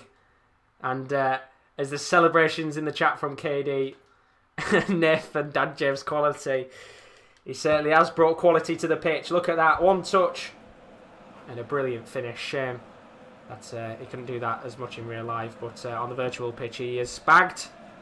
And that is 2-1 Man United with 4 minutes left on the clock of this first leg. What can Infinity Football do here, although saying that? Martial driving forward. There's a chance for a third maybe before the end. Plays it to Donny van de Beek. Now to Pogba. What can Pogba do here on the left wing? I mean, if they get a third goal in the game, you're looking at Infinity Football and thinking you've got a lot of work to do to get into that next round. Here's Van de Beek. Now into Martial. Back to Van de Beek. He's been brilliant in this match. McTominay into the path of Bruno Fernandes. And it's surely now game over. Bruno Fernandes, with 15 seconds left on the clock, puts Manchester United 3-1 to the good. And all Infinity Football is thinking now is he's got to go for it in the second leg. And Bruno, with a brilliant goal, might have just put this tie to bed. It's 3-1 Manchester United. And surely that is going to be that. Unless Marseille can put on a world-class performance, because that is 3 away goals for Man United. And as much as Steve putting some brilliant saves at the start, ultimately now it looks like it's going to be too little too late. Bruno Fernandes gets a goal on the board. 3-1 on the night. And Marseille, with the last kick of the match, will have to go to Old Trafford and score a hell of a lot of goals. Can they do it? That's the question. We'll have to find out. Of course, Infinity Football, if you want to change up your tactics for the second leg, then do give me a heads up in the chat, and I will change your team for the second leg, because, of course, you've got to go for it now, being 3-1 down, and we'll get that sorted out now. But what a brilliant start there for Manchester United. 3-1 in the first leg of the match. And look, at the end of the day, Marseille there, I thought for the first 45 minutes, looked very good in the game. They got the goal, Thauvin, really good finish in the match. But ultimately now, it's quite a task, isn't it, here for Marseille? I mean, the very best of luck. And there we go. No kick clash this time. If you do want to make your changes, then definitely tell me in the chat, Infinity Football, and we'll see what we can do. But while we wait for Infinity Football to very quickly make his changes, we've got one more match still to come up. Don't forget, we have had a change of schedule. It means that match, which was between Benaldo and Rory Fisher, will take place later tonight. The Man United-Marseille game has gone in place of that. So the last match of the afternoon is going to be Club Brugge versus Paris Saint-Germain. That's Louis Champagnon against Nathan Hales. So that is coming up in a little moment's time. But we'll go back to our match between Marseille and Man United. 3-1 to the Red Devils. Same lineup, same tactics with an attacking game plan. Right, perfect. That's how we'll run. Very best of luck, Infinity Football. We are using most up-to-date squads, not custom. Yeah, most up-to-date squads, as far as I'm aware. As far as I'm aware. Let's see what happens, though. Very best of luck, Infinity Football. Going to go attacking from the start, which is what we like to see. Let's see if we can maybe get a nice early goal in this match, if you're a Marseille fan. And there we go, right. Everything's set up. Yeah, it's not going to be head-to-head, by the way. What they call it, Dylan. It's not going to be a head-to-head one, I think. Right, there we go. Let's go. Attacking for Marseille. Man United. With the advantage. We'll just quickly get the aggregate score on the screen so you guys can see it very quickly. 3-1 to Man United here in this game. Got a very tough job on his hands. We saw, of course, Daz in his match. It was 4-1 down. He went attacking with 3 strikers. Of course, he doesn't have to do that here in Infinity Football. He's got a lot more time to get back into this game. But, you know, if Man United get one back in this match, you would be looking and thinking it's pretty much game done and dusted. But let's see how this goes on. And you are very, very welcome, Dylan. Here's a chance for Dimitri Payet. On the left wing, what can the tricky French winger do? We all remember him from his days at West Ham. Incredible player. Plays the ball into a Marvi. He's just ran the ball out of play, and I mean, that is very unfortunate there for Infinity Football. Not what you want to see in the first 10 minutes of action. And as this game does go on, you know, if it stays 0-0, or, you know, if he gets a goal in the match and makes it 1-0, there will be a sense of desperation on the board for Infinity Football, maybe to go all-out attack. But he's going to have to stop Wan-Bissaka here because he's got a chance to whip this ball into the box. Here's Wan-Bissaka. Still driving on the right wing. Plays it into McTominay.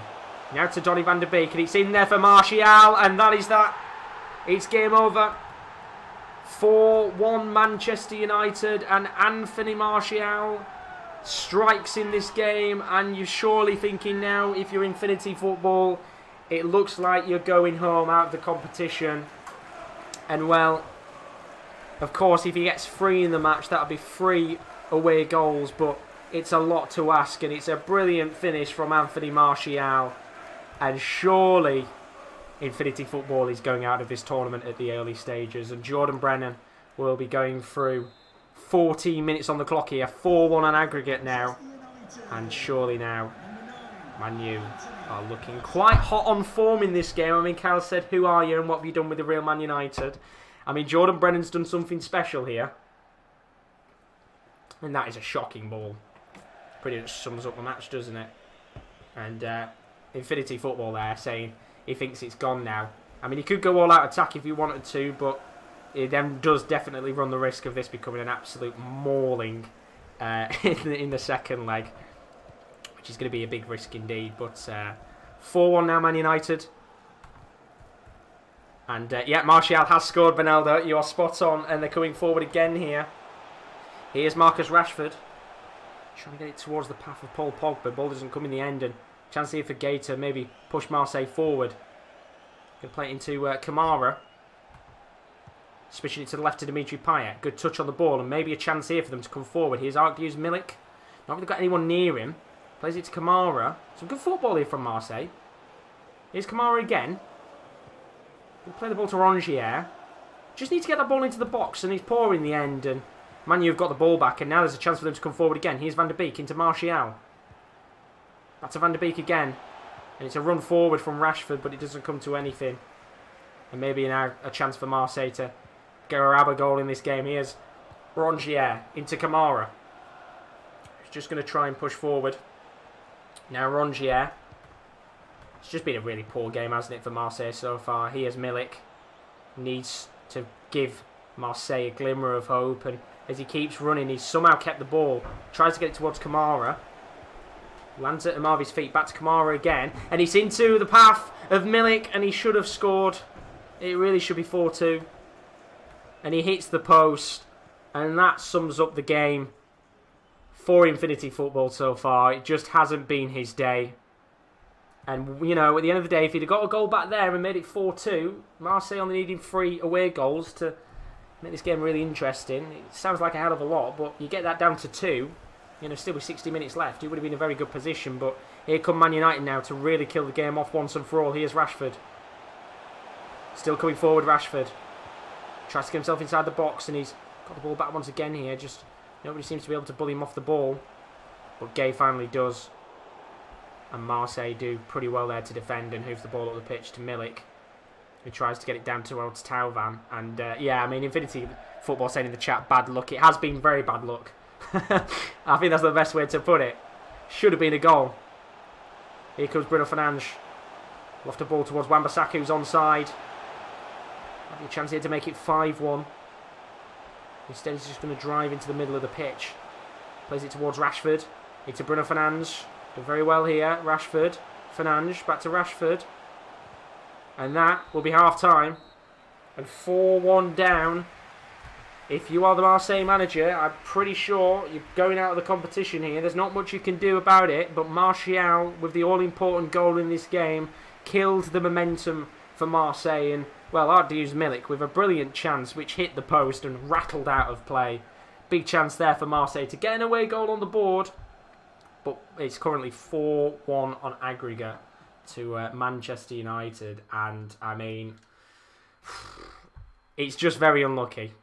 It's very, very unlucky. And we'll go into the second half. If Infinity Football makes any changes, of course, we'll make those as we go along. But I'm pretty sure right now, Infinity Football will just be happy to try and get out of this game with the scoreline as low as possible. And here come Manchester United again. And oh, it's a brilliant pass to Rashford. And there might be a chance for 5. And it is. It gets worse for Marseille. It's 5-1 in this match now.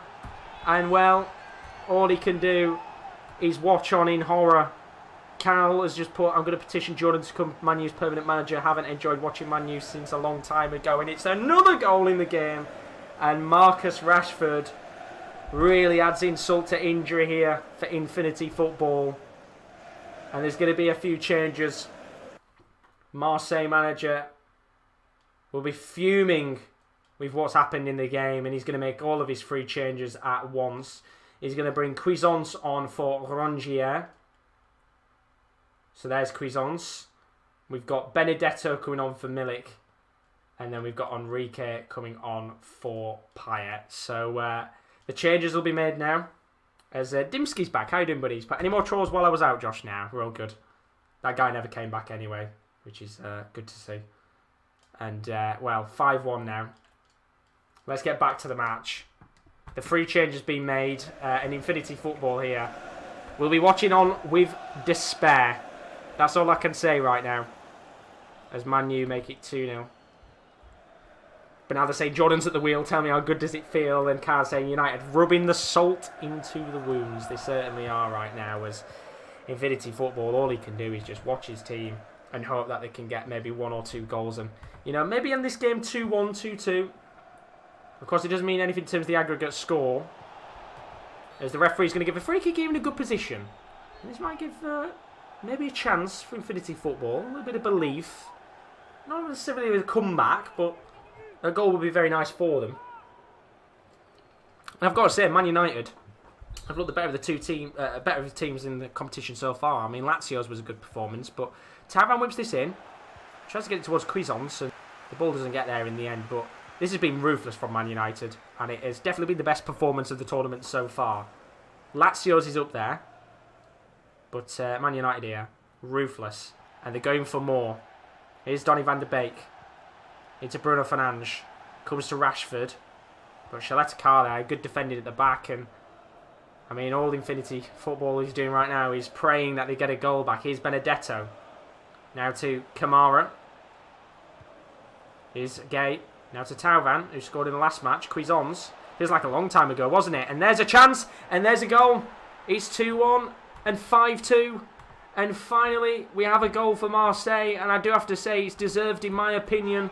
They had to get something, considering that chance we had from Milik in the first half. And Benedetto, the substitute, grabs a goal in this game. And look, they only need 3 more goals to win it, because then they'd have 4 goals away from home. But 5-2.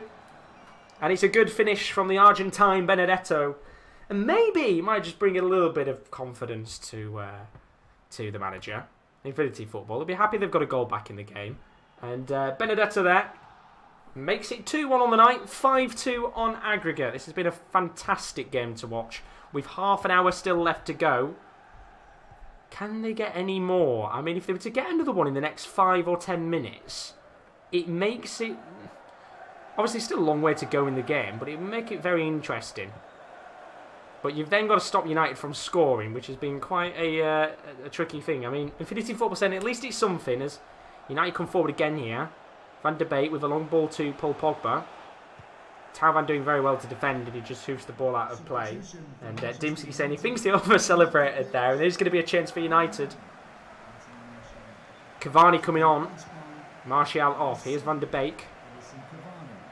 I mean, Infinity said, had I got that Milik goal, that would have been interesting. Certainly would have been indeed. I thought he was in, to be honest with you. But here's Bruno Fernandes. Heads it down to Rashford. And it's into the path of Bruno Fernandes. And, well, any hope of a comeback is well and truly done and dusted. It's 6-2 on the night. It's 3-1 in the game. And that's that. And well, Bruno Fernandes goes and hugs Ole Gunnar Solskjaer. This is a ruthless performance from Manchester United. And just as we thought maybe, there was a little glimmer of a chance for Marseille to come back. Man U continue their ruthlessness, and it's 8 goals on the night, 20 minutes left. What a game this has been. Another brilliant match on the night. And I'm pretty glad we did this one now. Here comes Sakai, going to play a long ball to Tauvan. What could Tauvan do here? He'll try and take on the Man U back line. Plays the ball into Sakai. There's Tubbs boos in the chat. Here's Idrissa Gueye. Not Idrissa Gueye, sorry. I forgot the first name of the guy, but it's not Idrissa Gueye. That's the PSG one. Another Gueye originally was supposed to sign for Watford, wasn't he? And then he didn't go. It's a crazy situation, that. But by here, just stuck, trying to get the ball out. And he's going to change to balance. Let me change that for Infinity Football there, as he looks to try and keep the score down. Cal's saying, I know I'm supposed to be unbiased, but I can't help it. Yes, United, come on. I mean, there'll be a lot of Man United fans buzzing watching this. They'll be wishing it's real life, this. Sadly, not in the end. But here come United again. Here's Wan-Bissaka. What can he do here? Could they make it 4-1 on the night? Lovely ball to Rashford, but good defending at the back from Shaletakar. And Cuisance with a little bit of trickery there. He gets the ball away. And 8 minutes left on the clock now. Any goal that Marseille gets will just be a consolation goal at best. Here's Alvaro. Into Gueye. Tries to get round his man, but Maguire's been an absolute man-mountain at the back today. And he says no as Man U look to come forward again here. Here's Pogba. Now into Rashford, who's been incredible in the last 2 legs. The substitute Cavani. Plays it to Bruno Fernandes. Back to Cavani again. Into Donny van de Beek. Lovely from Man United. It's brilliant. It's brilliant. And Rashford goes. Van de Beek. McTominay. Dylan said he's... Oh, it's offside. No, it's not. It's onside. Oh, and there's a really mistake at the back there. And I thought for it was offside, but he was on. And nearly a crunching tackle on Steve Mandanda from one of his own players. But long ball lofted long here to Tauvan. They'll try and take on his man. But that's that. And it's game over. And well, it really wasn't Marseille's night, was it? 6-2 to Manchester United. And he said he should have waited till the night time now. It is a ruthless performance from Jordan Brennan's side. Arguably the best performance of the tournament so far. And Bruno Fernandes, ruthless, alongside the likes of Rashford and Martial. And Manchester United find themselves 6-2 in the match. Fair play to them. Now I'm going to take a little bit of a longer break for a second because, of course, both managers Louis and Nathan are next up. That's our next match and our last match of the evening fixtures. So do stick about because that's going to be a very good game as we'll be seeing Club Brugge taking on Paris Saint-Germain. So what I will do, I will put a 5-minute break. We'll be back in just a few moments' time. And then we'll get underway with that. But I'm just going to quickly go and sort both managers' teams out. And then we'll get underway for this one as Louis takes on Nathan. Very best of luck to both managers. We'll be back in about 5 minutes' time. And then we'll have the game. See you in a few.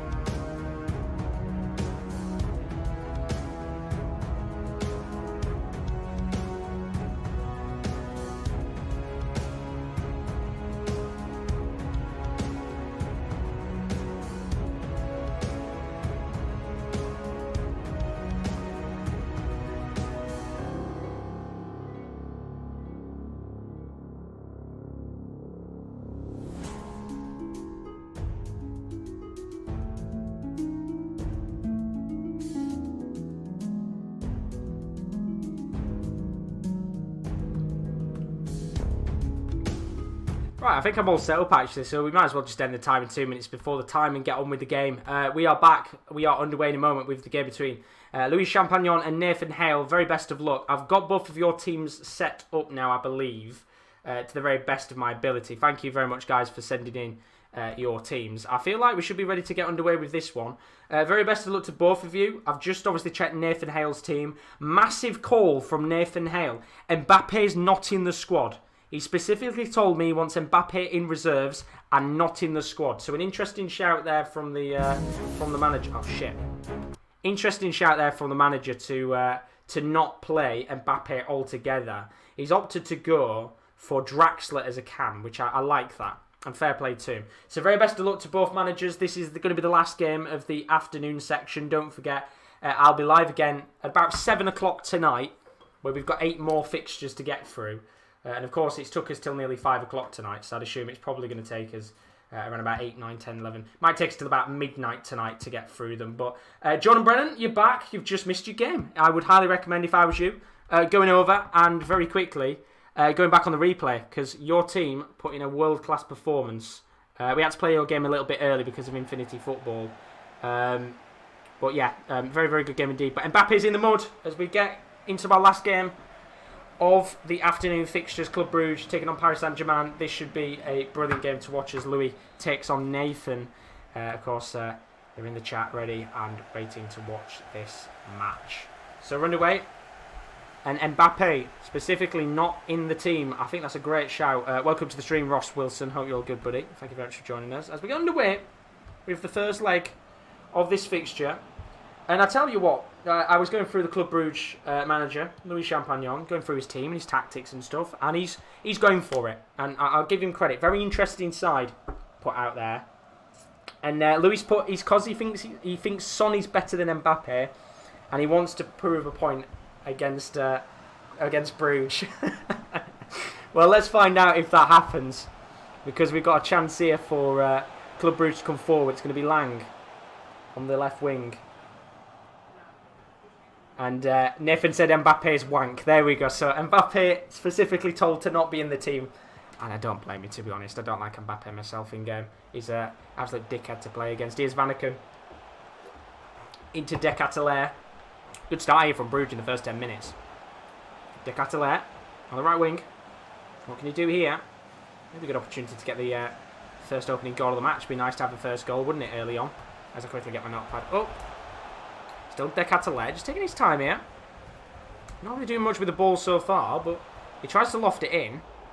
I think Okere was there, but he didn't get a touch in the end. And maybe a chance here now for PSG to come forward for the first time in the match. But what a game this should be. Here's Di Maria. Well, what would have been Di Maria if the ball would have got to him. And Club Brugge, as I said, going to be very organised in this game. I'm not going to give any tactics away because that would be very, very bad of me to do so. But very organised is what I like to see. A lot of you guys have gone with the tactics and the systems, and as I said, if you haven't sent in your tactics for tonight's fixtures, please do. Our Twitter is at @the_top_corner.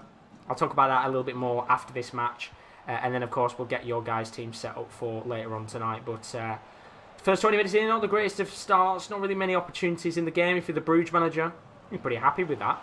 And here comes Hans Vanaken down the right wing, not the quickest player in the world. He's up against Bernat. And he's given the space to move into. De Ketelaere, back to Vanaken again. Plays it low to Okere. Still going here. Lovely work from Okerek. And eventually it will go to PSG. Here's Icardi. Lovely ball to Neymar. And now there's a chance maybe for Neymar here to push forward. Here's Draxler. Lovely ball to Angel Di Maria. Takes a brilliant first touch. He goes for the shot, but good defending at the back. I think it was Clinton Mata who just got a touch on the ball.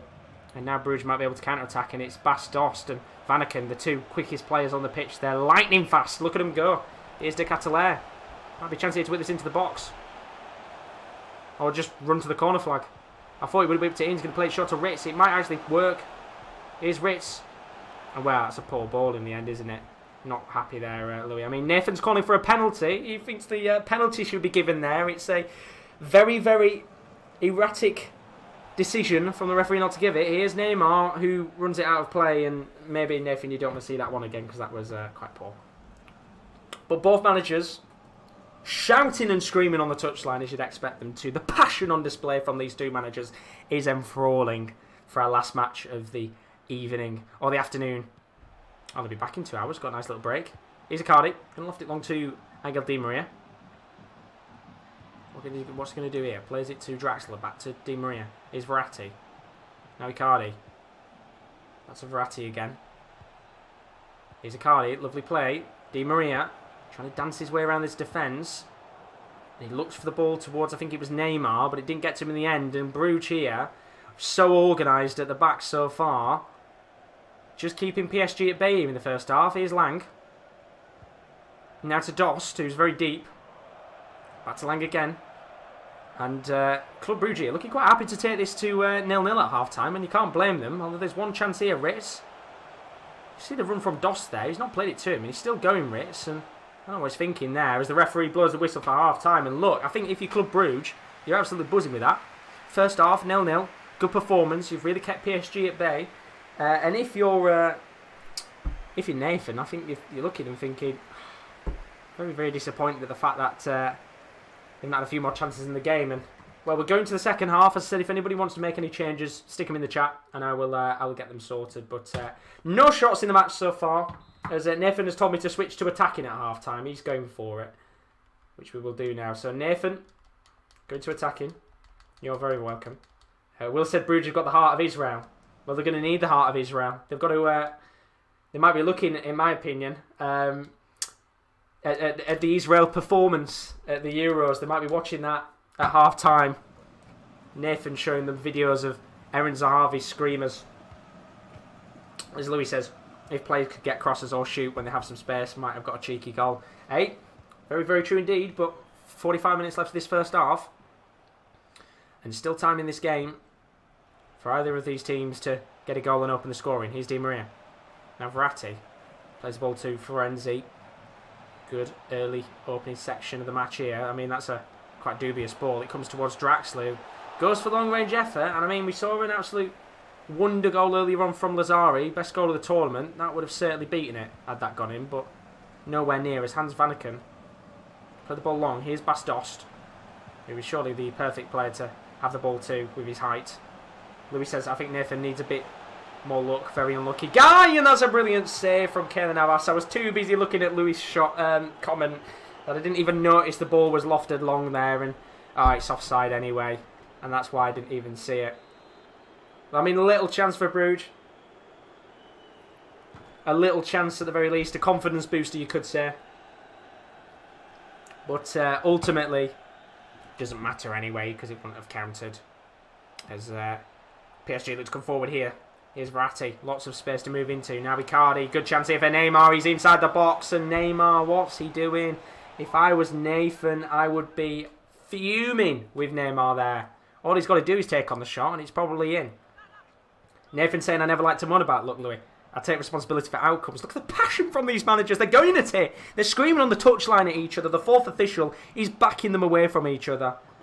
There could be some fists being fucking thrown about here in this match as Di Maria is going to get the corner set up. And we'll see a change. As I said, unfortunately, the AI is going to make changes for you. Nabil Dirar's coming on here. And Julian Draxler's coming off for Rafinha. I apologise. AI making changes for you. We're going to be a corner for PSG as Louis says awful manager. Or awful managed. Mbappe would have scored that. Is this going to be a save for Mignolet? And a free kick given as he's wiped out by Icardi. Let's skip that.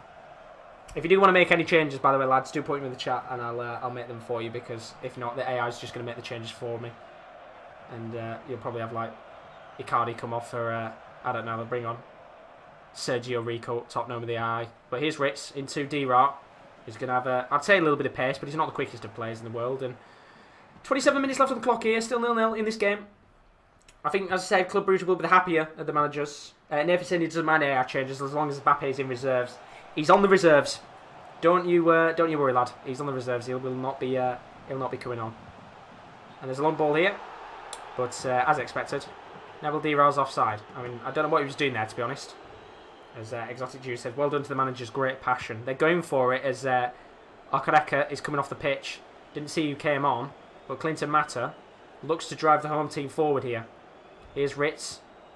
Now into Badji, who's come on. Yusuf Badji, I think that is. Here's Bastos. Oh, he's turned his man. Bastos. Oh, it would have been an absolute screamer. Bastos turned his man. I mean, he's got the agility and balance of a truck stuck in tarmac. But bloody hell, that was a fantastic opportunity. As Nathan said, to switch to ultra attacking, which is what we will do for him now, as the AI is going to make another change in the match. But I mean, what a chance that was. Bastos. Jesus Christ.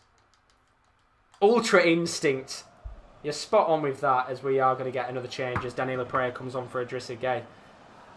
Bruges the better team here, Louis says, and I'm not going to lie, I think Louis will be very happy with how his team have played so far. Can't believe Bastos nearly scored that. That would have been an absolute screamer. That would have cancelled out Lazari's screamer not too long ago. But here's Icardi. Nothing long to Di Maria. Now to Icardi. This is only the first leg, by the way, and we've got ultra attacking on. The passion, we love it. We absolutely love it. Here's Florenzi, who's just going to run around the pitch. Plays it to his Italian teammate Verratti. Dinks ball towards Neymar. Good from Pereira there. Lots of space in the middle of the pitch, which is noticed by Pereira. Icardi takes on the shot and scores. Just like that. Paris Saint-Germain have taken the lead. Could you say that is a tactical masterclass from Nathan? He said to go all out attack. And just like that, his side take the lead in the match, and it's PSG 1-0 with the all-important away goal. And Lewis will be looking and thinking, do you know what? I play better in this match. I've had chances. But Icardi only needs one opportunity, and it's in the back of the net. And Louis says he's been robbed. Icardi there. Look at that for a finish. Quality, quality. Right into the top corner. Mignolet was not saving that. And it's 1-0 to Paris Saint-Germain. And what's Louis going to do now? He's going to change his tactics up. We'll have to find out. We've got about, what, 13 minutes left of this first leg. Is he going to be able to change it up? I mean, Louis saying Nathan is a checkbook manager. There's fists. The fists are ready. I've got to tell the fourth officially to calm both managers down, because they're both ready for knocking each other out. Here is Florenzi into Marquinhos. Now to Verratti. Luke saying it's a tactical masterclass. Oh, God. Here's Pereira into Neymar. Look at him go now. Oh, look at him go, Neymar. Tries to get himself around the man, but he doesn't. Pereira's going to get the ball back again. Here's Icardi. He knows how to score. Into Di Maria. Plays it to Rafinha. What a save from Mignolet. I mean, he didn't make many amazing saves back at Liverpool, but that was an outstanding one for Club Brugge. I mean, to be honest, the power in that shot, you're thinking it could have been 2-0, but Mignolet there, big moment for the Belgian.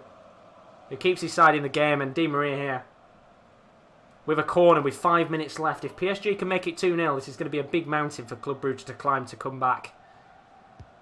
And it's lobbed in, and it's cleared away as Nathan says to Louis, he's got to take responsibility for being the manager. Here's Florenzi. Look at the plays up the pitch. Everybody is in Club Brugge's half. Here's Neymar. Tries to get around his man in Densville. Gets the ball back, and Lang, that's a shocking touch. I mean, that is substitution worthy, because now Rafinha's in. Takes on the touch, and that is brilliant defending from Mata. Comes back to Neymar. Good defending from Mata again. Keeps his side in the competition. With 3 minutes left on the clock, it's a long ball to Badji. He's got no one there, and surely that's probably going to be the last opportunity of the match. The goalkeeper comes out for a bit of sweeper keeper. Here's Marquinhos. As PSG look to waste the last 30 seconds of the match, and surely that will be it. And it is. 1-0 to PSG after the first leg. Question is, do either managers want to change up their tactics? I know that Nathan wants to bring one certain player on in the second leg, so I will go and do that now. But overall, I think Louis there will be feeling a little bit frustrated, a little bit robbed. I mean, Icardi there with a world-class finish, you have to admit. It was a brilliant, brilliant goal. But it now means that PSG will have the home leg in the match. What I need to do is very quickly get that sorted out. So Xavi Simons is in the team. That's the change I make. So while I do that... well, there's going to be no changes for Louis. That's all good. I was going to obviously make any more changes. So Louis is going to stick with his team. Fair play to him. Sticking with these guys, the 11 players on the pitch, who played, I've got to say, very well. Credit to him. But they're going to have to put in the right performance now. as I will make that change. PSG to win 4-0 on aggregate. And Nathan says he'll switch back to attacking, but I know what he said. He wanted one player in the team, and there he is. Xavi Simons, the youngster. He's going to be playing in this game, or Xavi Simons, however you want to pronounce it. He's in the team. Right, let's get underway for the last leg of this afternoon. Are we going to see a Bruges masterclass, or will PSG come out on top? I mean, Louis saying, imagine being PSG and only winning 1-0. Oh, there's some fighting talk in here. Right, so attacking for PSG. And let's get underway with the second leg.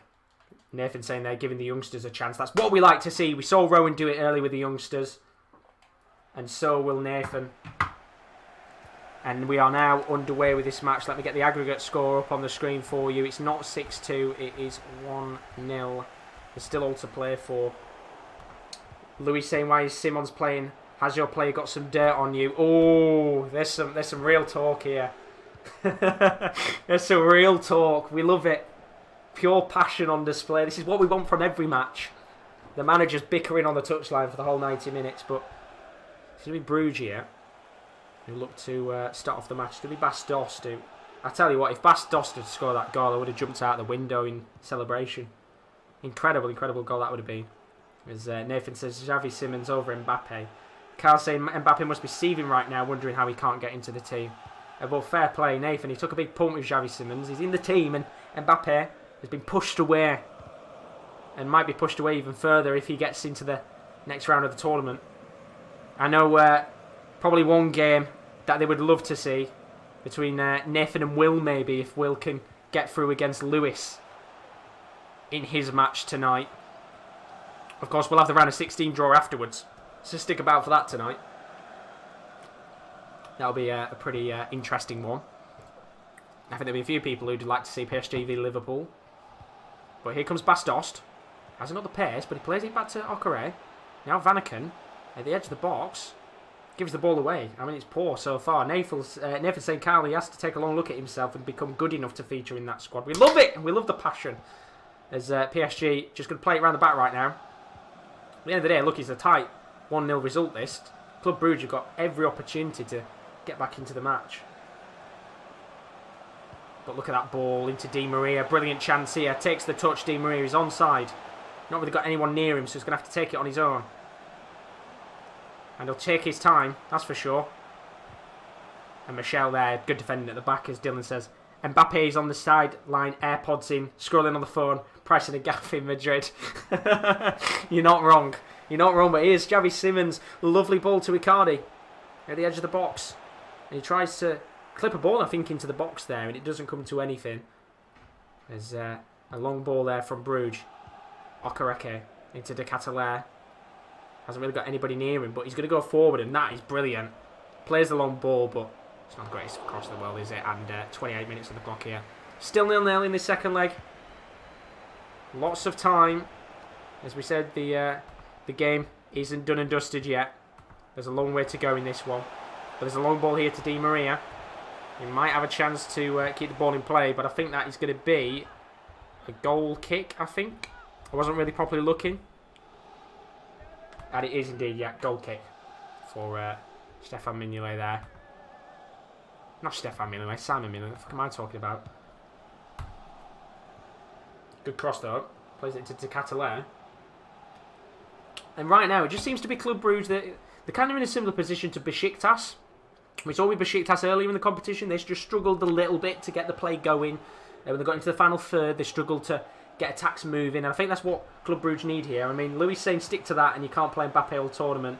Even if you make the final, see if you really think that. As Nathan says, PSG don't need Mbappe, but Mbappe needs PSG. Here come Club Brugge. They really need to make something in this game. Okereke got loads of space. Plays it into Vanaken. Now to De Ketelaere. He's not really got many players near him, and they need to push numbers forward. Vanaken, long ball. Plays it to Okereke, and Keylor Navas is there to claim the ball quicker as we go into the final 5 minutes of the first half. And I'll be interested to see here what the Club Brugge manager does. Does he stick with his tactics? Or does he change it up slightly? He's going to have to wait, though, for a second because Neymar's got a chance on the left wing here to drive forward. Here he is. Clinton Mata keeping close to him. Plays it to Gay. Now Verratti. Back to Di Maria again. Lovely ball towards Icardi. He's inside the box. Plays it to Florenzi. Here's Verratti. Lovely football from PSG. And Icardi just needs to find someone. Gets Florenzi the ball. And the Italian, he's got nobody near him. He's going to whip a ball to Xavi Simons, who gets a head down. Simons into Icardi, and that will surely be it. Xavi Simons, literally as Nathan's just put player of the tournament, bags an assist, and Icardi makes it 2-0. And I don't think he could have timed that message any better in the chat because he called it. Brilliant, brilliant assist. He just heads it down, takes the touch, and Icardi smashes it in the back of the net. And Xavi Simons, who was put in for this match, gets an assist to his name, and it's 2-0 to PSG. As Will says, Nat Phillips will win player of the tournament. I think Xavi Simons might have just put his name up there. But more specifically, I think Icardi has, because he's got 2 goals now. And, of course, Club Brugge have got some work to do here. 2-0 down. With pretty much the last kick of the half. It's 1-0 to PSG at half-time of our last match of the afternoon session. What is going to happen for Louis? He's got, 45 minutes left here to save his UCL campaign. He said if Bastos had his shooting boots, he'd be in the mud. I mean, what a chance it would have been. I still can't get over the opportunity you had in the game in the first half. I was about to go mental for it. Thought it was going to clip in off the post and in, but I'm just going to give, obviously, the managers a second here, just in case. Will saying blame Mignolet. It's all Mignolet's fault. Terrible keeper. But I'm pretty sure both managers will be quite happy to go into this. He's going to go ultra-attacking. This is what we love to see. So Louis Champagnon going ultra-attacking. And I keep saying your name because I bloody love your name. Champagnon. What a name. So ultra-attacking there. And then take Icardi off. And Rafinha will go in cam. Would you like... Is Xavi Simons going up top? That's what we love to see. Back to balance player, please. I can do that for you, no problem, lads. I'm assuming big Xavi Simons is going up top. Icardi comes off. Rafinha goes into the cam position. And then I'll put you to balanced. I might have just got it horribly wrong. And I'll take him off and I'll be like, ah, shit. But it should be alright there. Right. Let's get back on. To be fair, you're pronouncing my name right every time. Not many do. Oh, I'm actually pronouncing it right. Get in there. I thought it was. There we go. Right, we're underway. You've got a great name. Let's go back into this second half, though. 2-0 as it stands PSG. All-out attack pretty much for Club Brugge. You can't blame them. They've got to get a few goals in this match.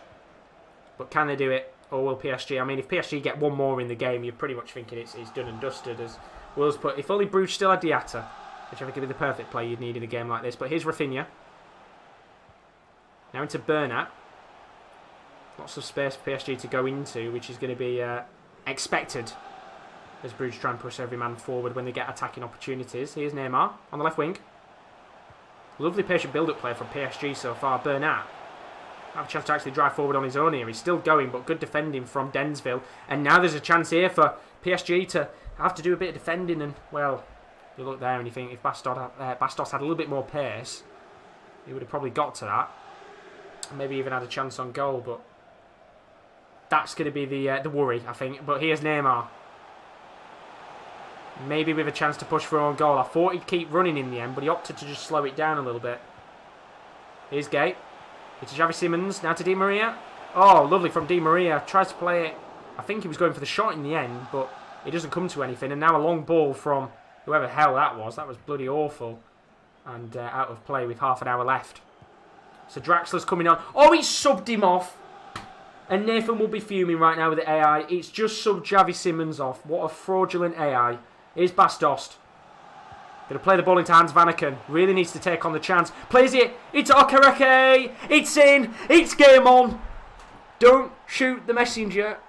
But I feel like maybe Brugge, if they can keep attacking here, might still have a chance to get back in the match. It's 2-1. And Okereke has bagged.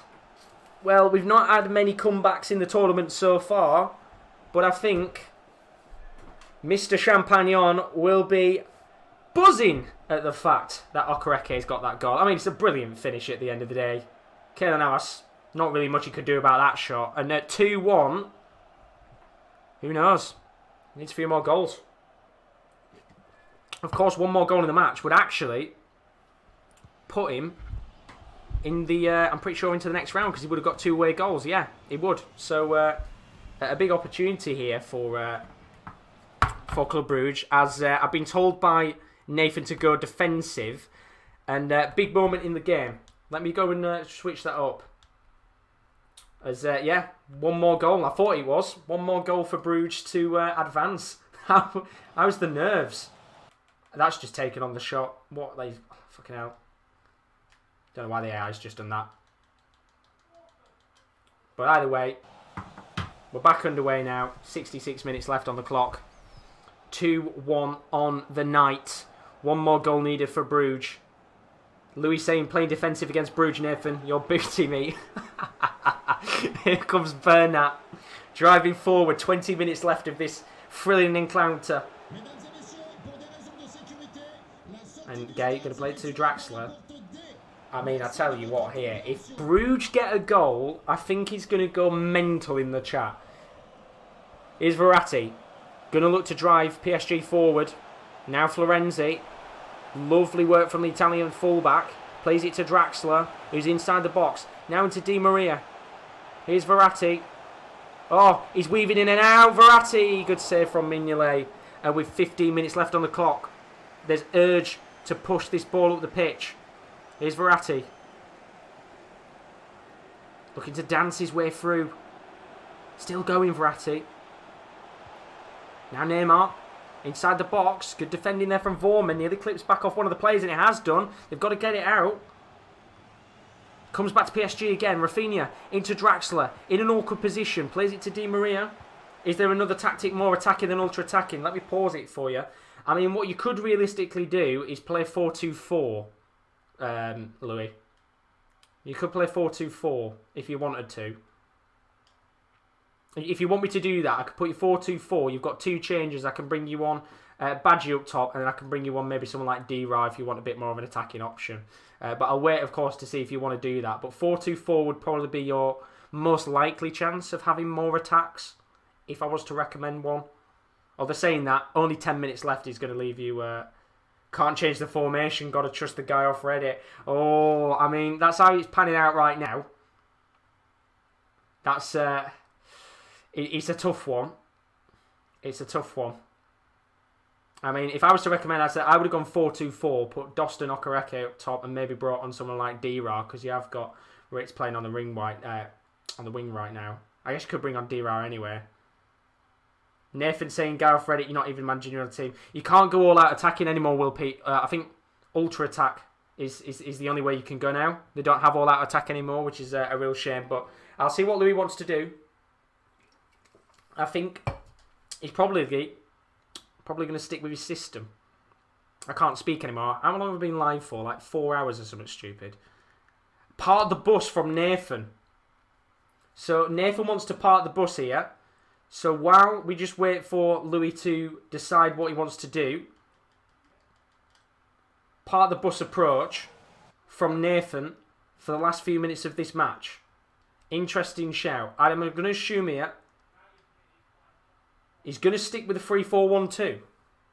So I'm just going to go and change that up. He's going to stick with it. That's fair. Let me just have a quick check a second here, because that's changed it to a 4. Let me get that sorted out for you. So it's going to be the 3-4-1-2. Bang. There we go. Right, we're all sorted. Gareth Reddit made suggestions. I picked the teams and tactics. I like it. Right. So that's what we're sticking with for the last 10 minutes. As the team push up the pitch. All-out attack versus all-out defence. Who's going to come out on top? If Club Brugge get one more goal in this game in the next 8 minutes, they'll be going through to the next round. If PSG hold on, then they're going through themselves. Here's Di Maria. Lovely ball to Florenzi. And he comes forward, Florenzi. Still going here. Here's Rafinha. Just looking to waste a bit of time in the match, and they've got the ball back here now, and it's a case of desperation to push this ball up the pitch. Here's Okereke, he's got speed, plays it into Lang. Can he drive forward? He's not the quickest of players, but he's a lot of space. Lang really needs to pick a pass. He's still going. Plays it to Ritz. We're into the 90th minute. Vanaken. Vormer. Still going Vormer. Takes the shot on and it doesn't come to anything. And surely that's going to be it. And the PSG players hoof the ball away. And that is that. And I thought for a second we're about to get a 90th minute winning goal. But Bruges, credit to them. They tried their hardest to get back into the match. But ultimately in the end, it was just too little too late. And Bruges will be out of the competition. And credit to them, they tried the hardest there. I mean, Luis saying it should have been a penalty. But in the end, both managers passionate as you would expect them to be. Really well fought game. And that is our final round of 32 match done and dusted. So overall, let's quickly go through some of the games that we've had this evening. Atalanta started off the night 4-2 against Basel. Real Madrid with a 4-3 win against FC Porto. That was a golden goal winning match. Spartak Moscow 3-2 against Ajax. Nice surprise that one was in the earlier fixture. Chelsea with a 2-0 win over Besiktas. Probably one of the more boring games of the tournament so far. Lazio with a 4-1 win over Sevilla. Good performance from KL's side. Very, very good attack performance in the end there. Inter Milan, just like the Chelsea game, pretty boring one that ended 2-0 against Olympiacos. The performance of the tournament so far, Manchester United with a 6-2 win against Marseille. And then Club Brugge there, unfortunately getting knocked out of the tournament late on in the match. That one, of course, ending 2-1 to Paris Saint-Germain. We've got more games coming up tonight. Don't forget, we're only taking around about a 2-hour break. We'll be live around about 7 p.m. UK time again tonight. These are the fixtures coming up a little bit later this evening. We've got Dynamo Kiev against Red Bull Salzburg. That's going to be the first match of the night. Liam Locke taking on Rees Allen. We've got Stade Rennes against Liverpool. That's a Sports Corner derby. Lewis Rathmill taking on Will Peat. Istanbul Basaksehir against Manchester City. Tubbs taking on G6. And then Atletico Madrid taking on Shakhtar Donetsk. That's Luke Hembrough against Kyle Middleton. Barcelona taking on Lokomotiv Moscow. That's Mason Baker against Kieran Dillon. We got, of course, that Marseille Man United game is done and dusted. We've just played that around about half an hour ago. We've got Bayern Munich against Gladbach. That's Dylan Cleary against Jesus Harrison. And we've got Dortmund against Juventus. That's James Comerford against Chris Welch. And don't forget, we will also be having that Leipzig-Midtjylland match coming up. That one was supposed to be played now, but because we had to swap some of the games around, that game will be played a little bit later on. So I will be back at about 7 p.m. UK time. We've got, about an hour and 45 minutes before we've got another 8 matches from the round of 32. Lots of big games, lots of goals, and lots of big moments. Are we going to get any more tonight? We'll have to find out. Back in an hour and 45, but as for now, have a fantastic afternoon, morning, evening, wherever you are. And we'll see you in about 1 hour and 45 minutes. See you in a bit.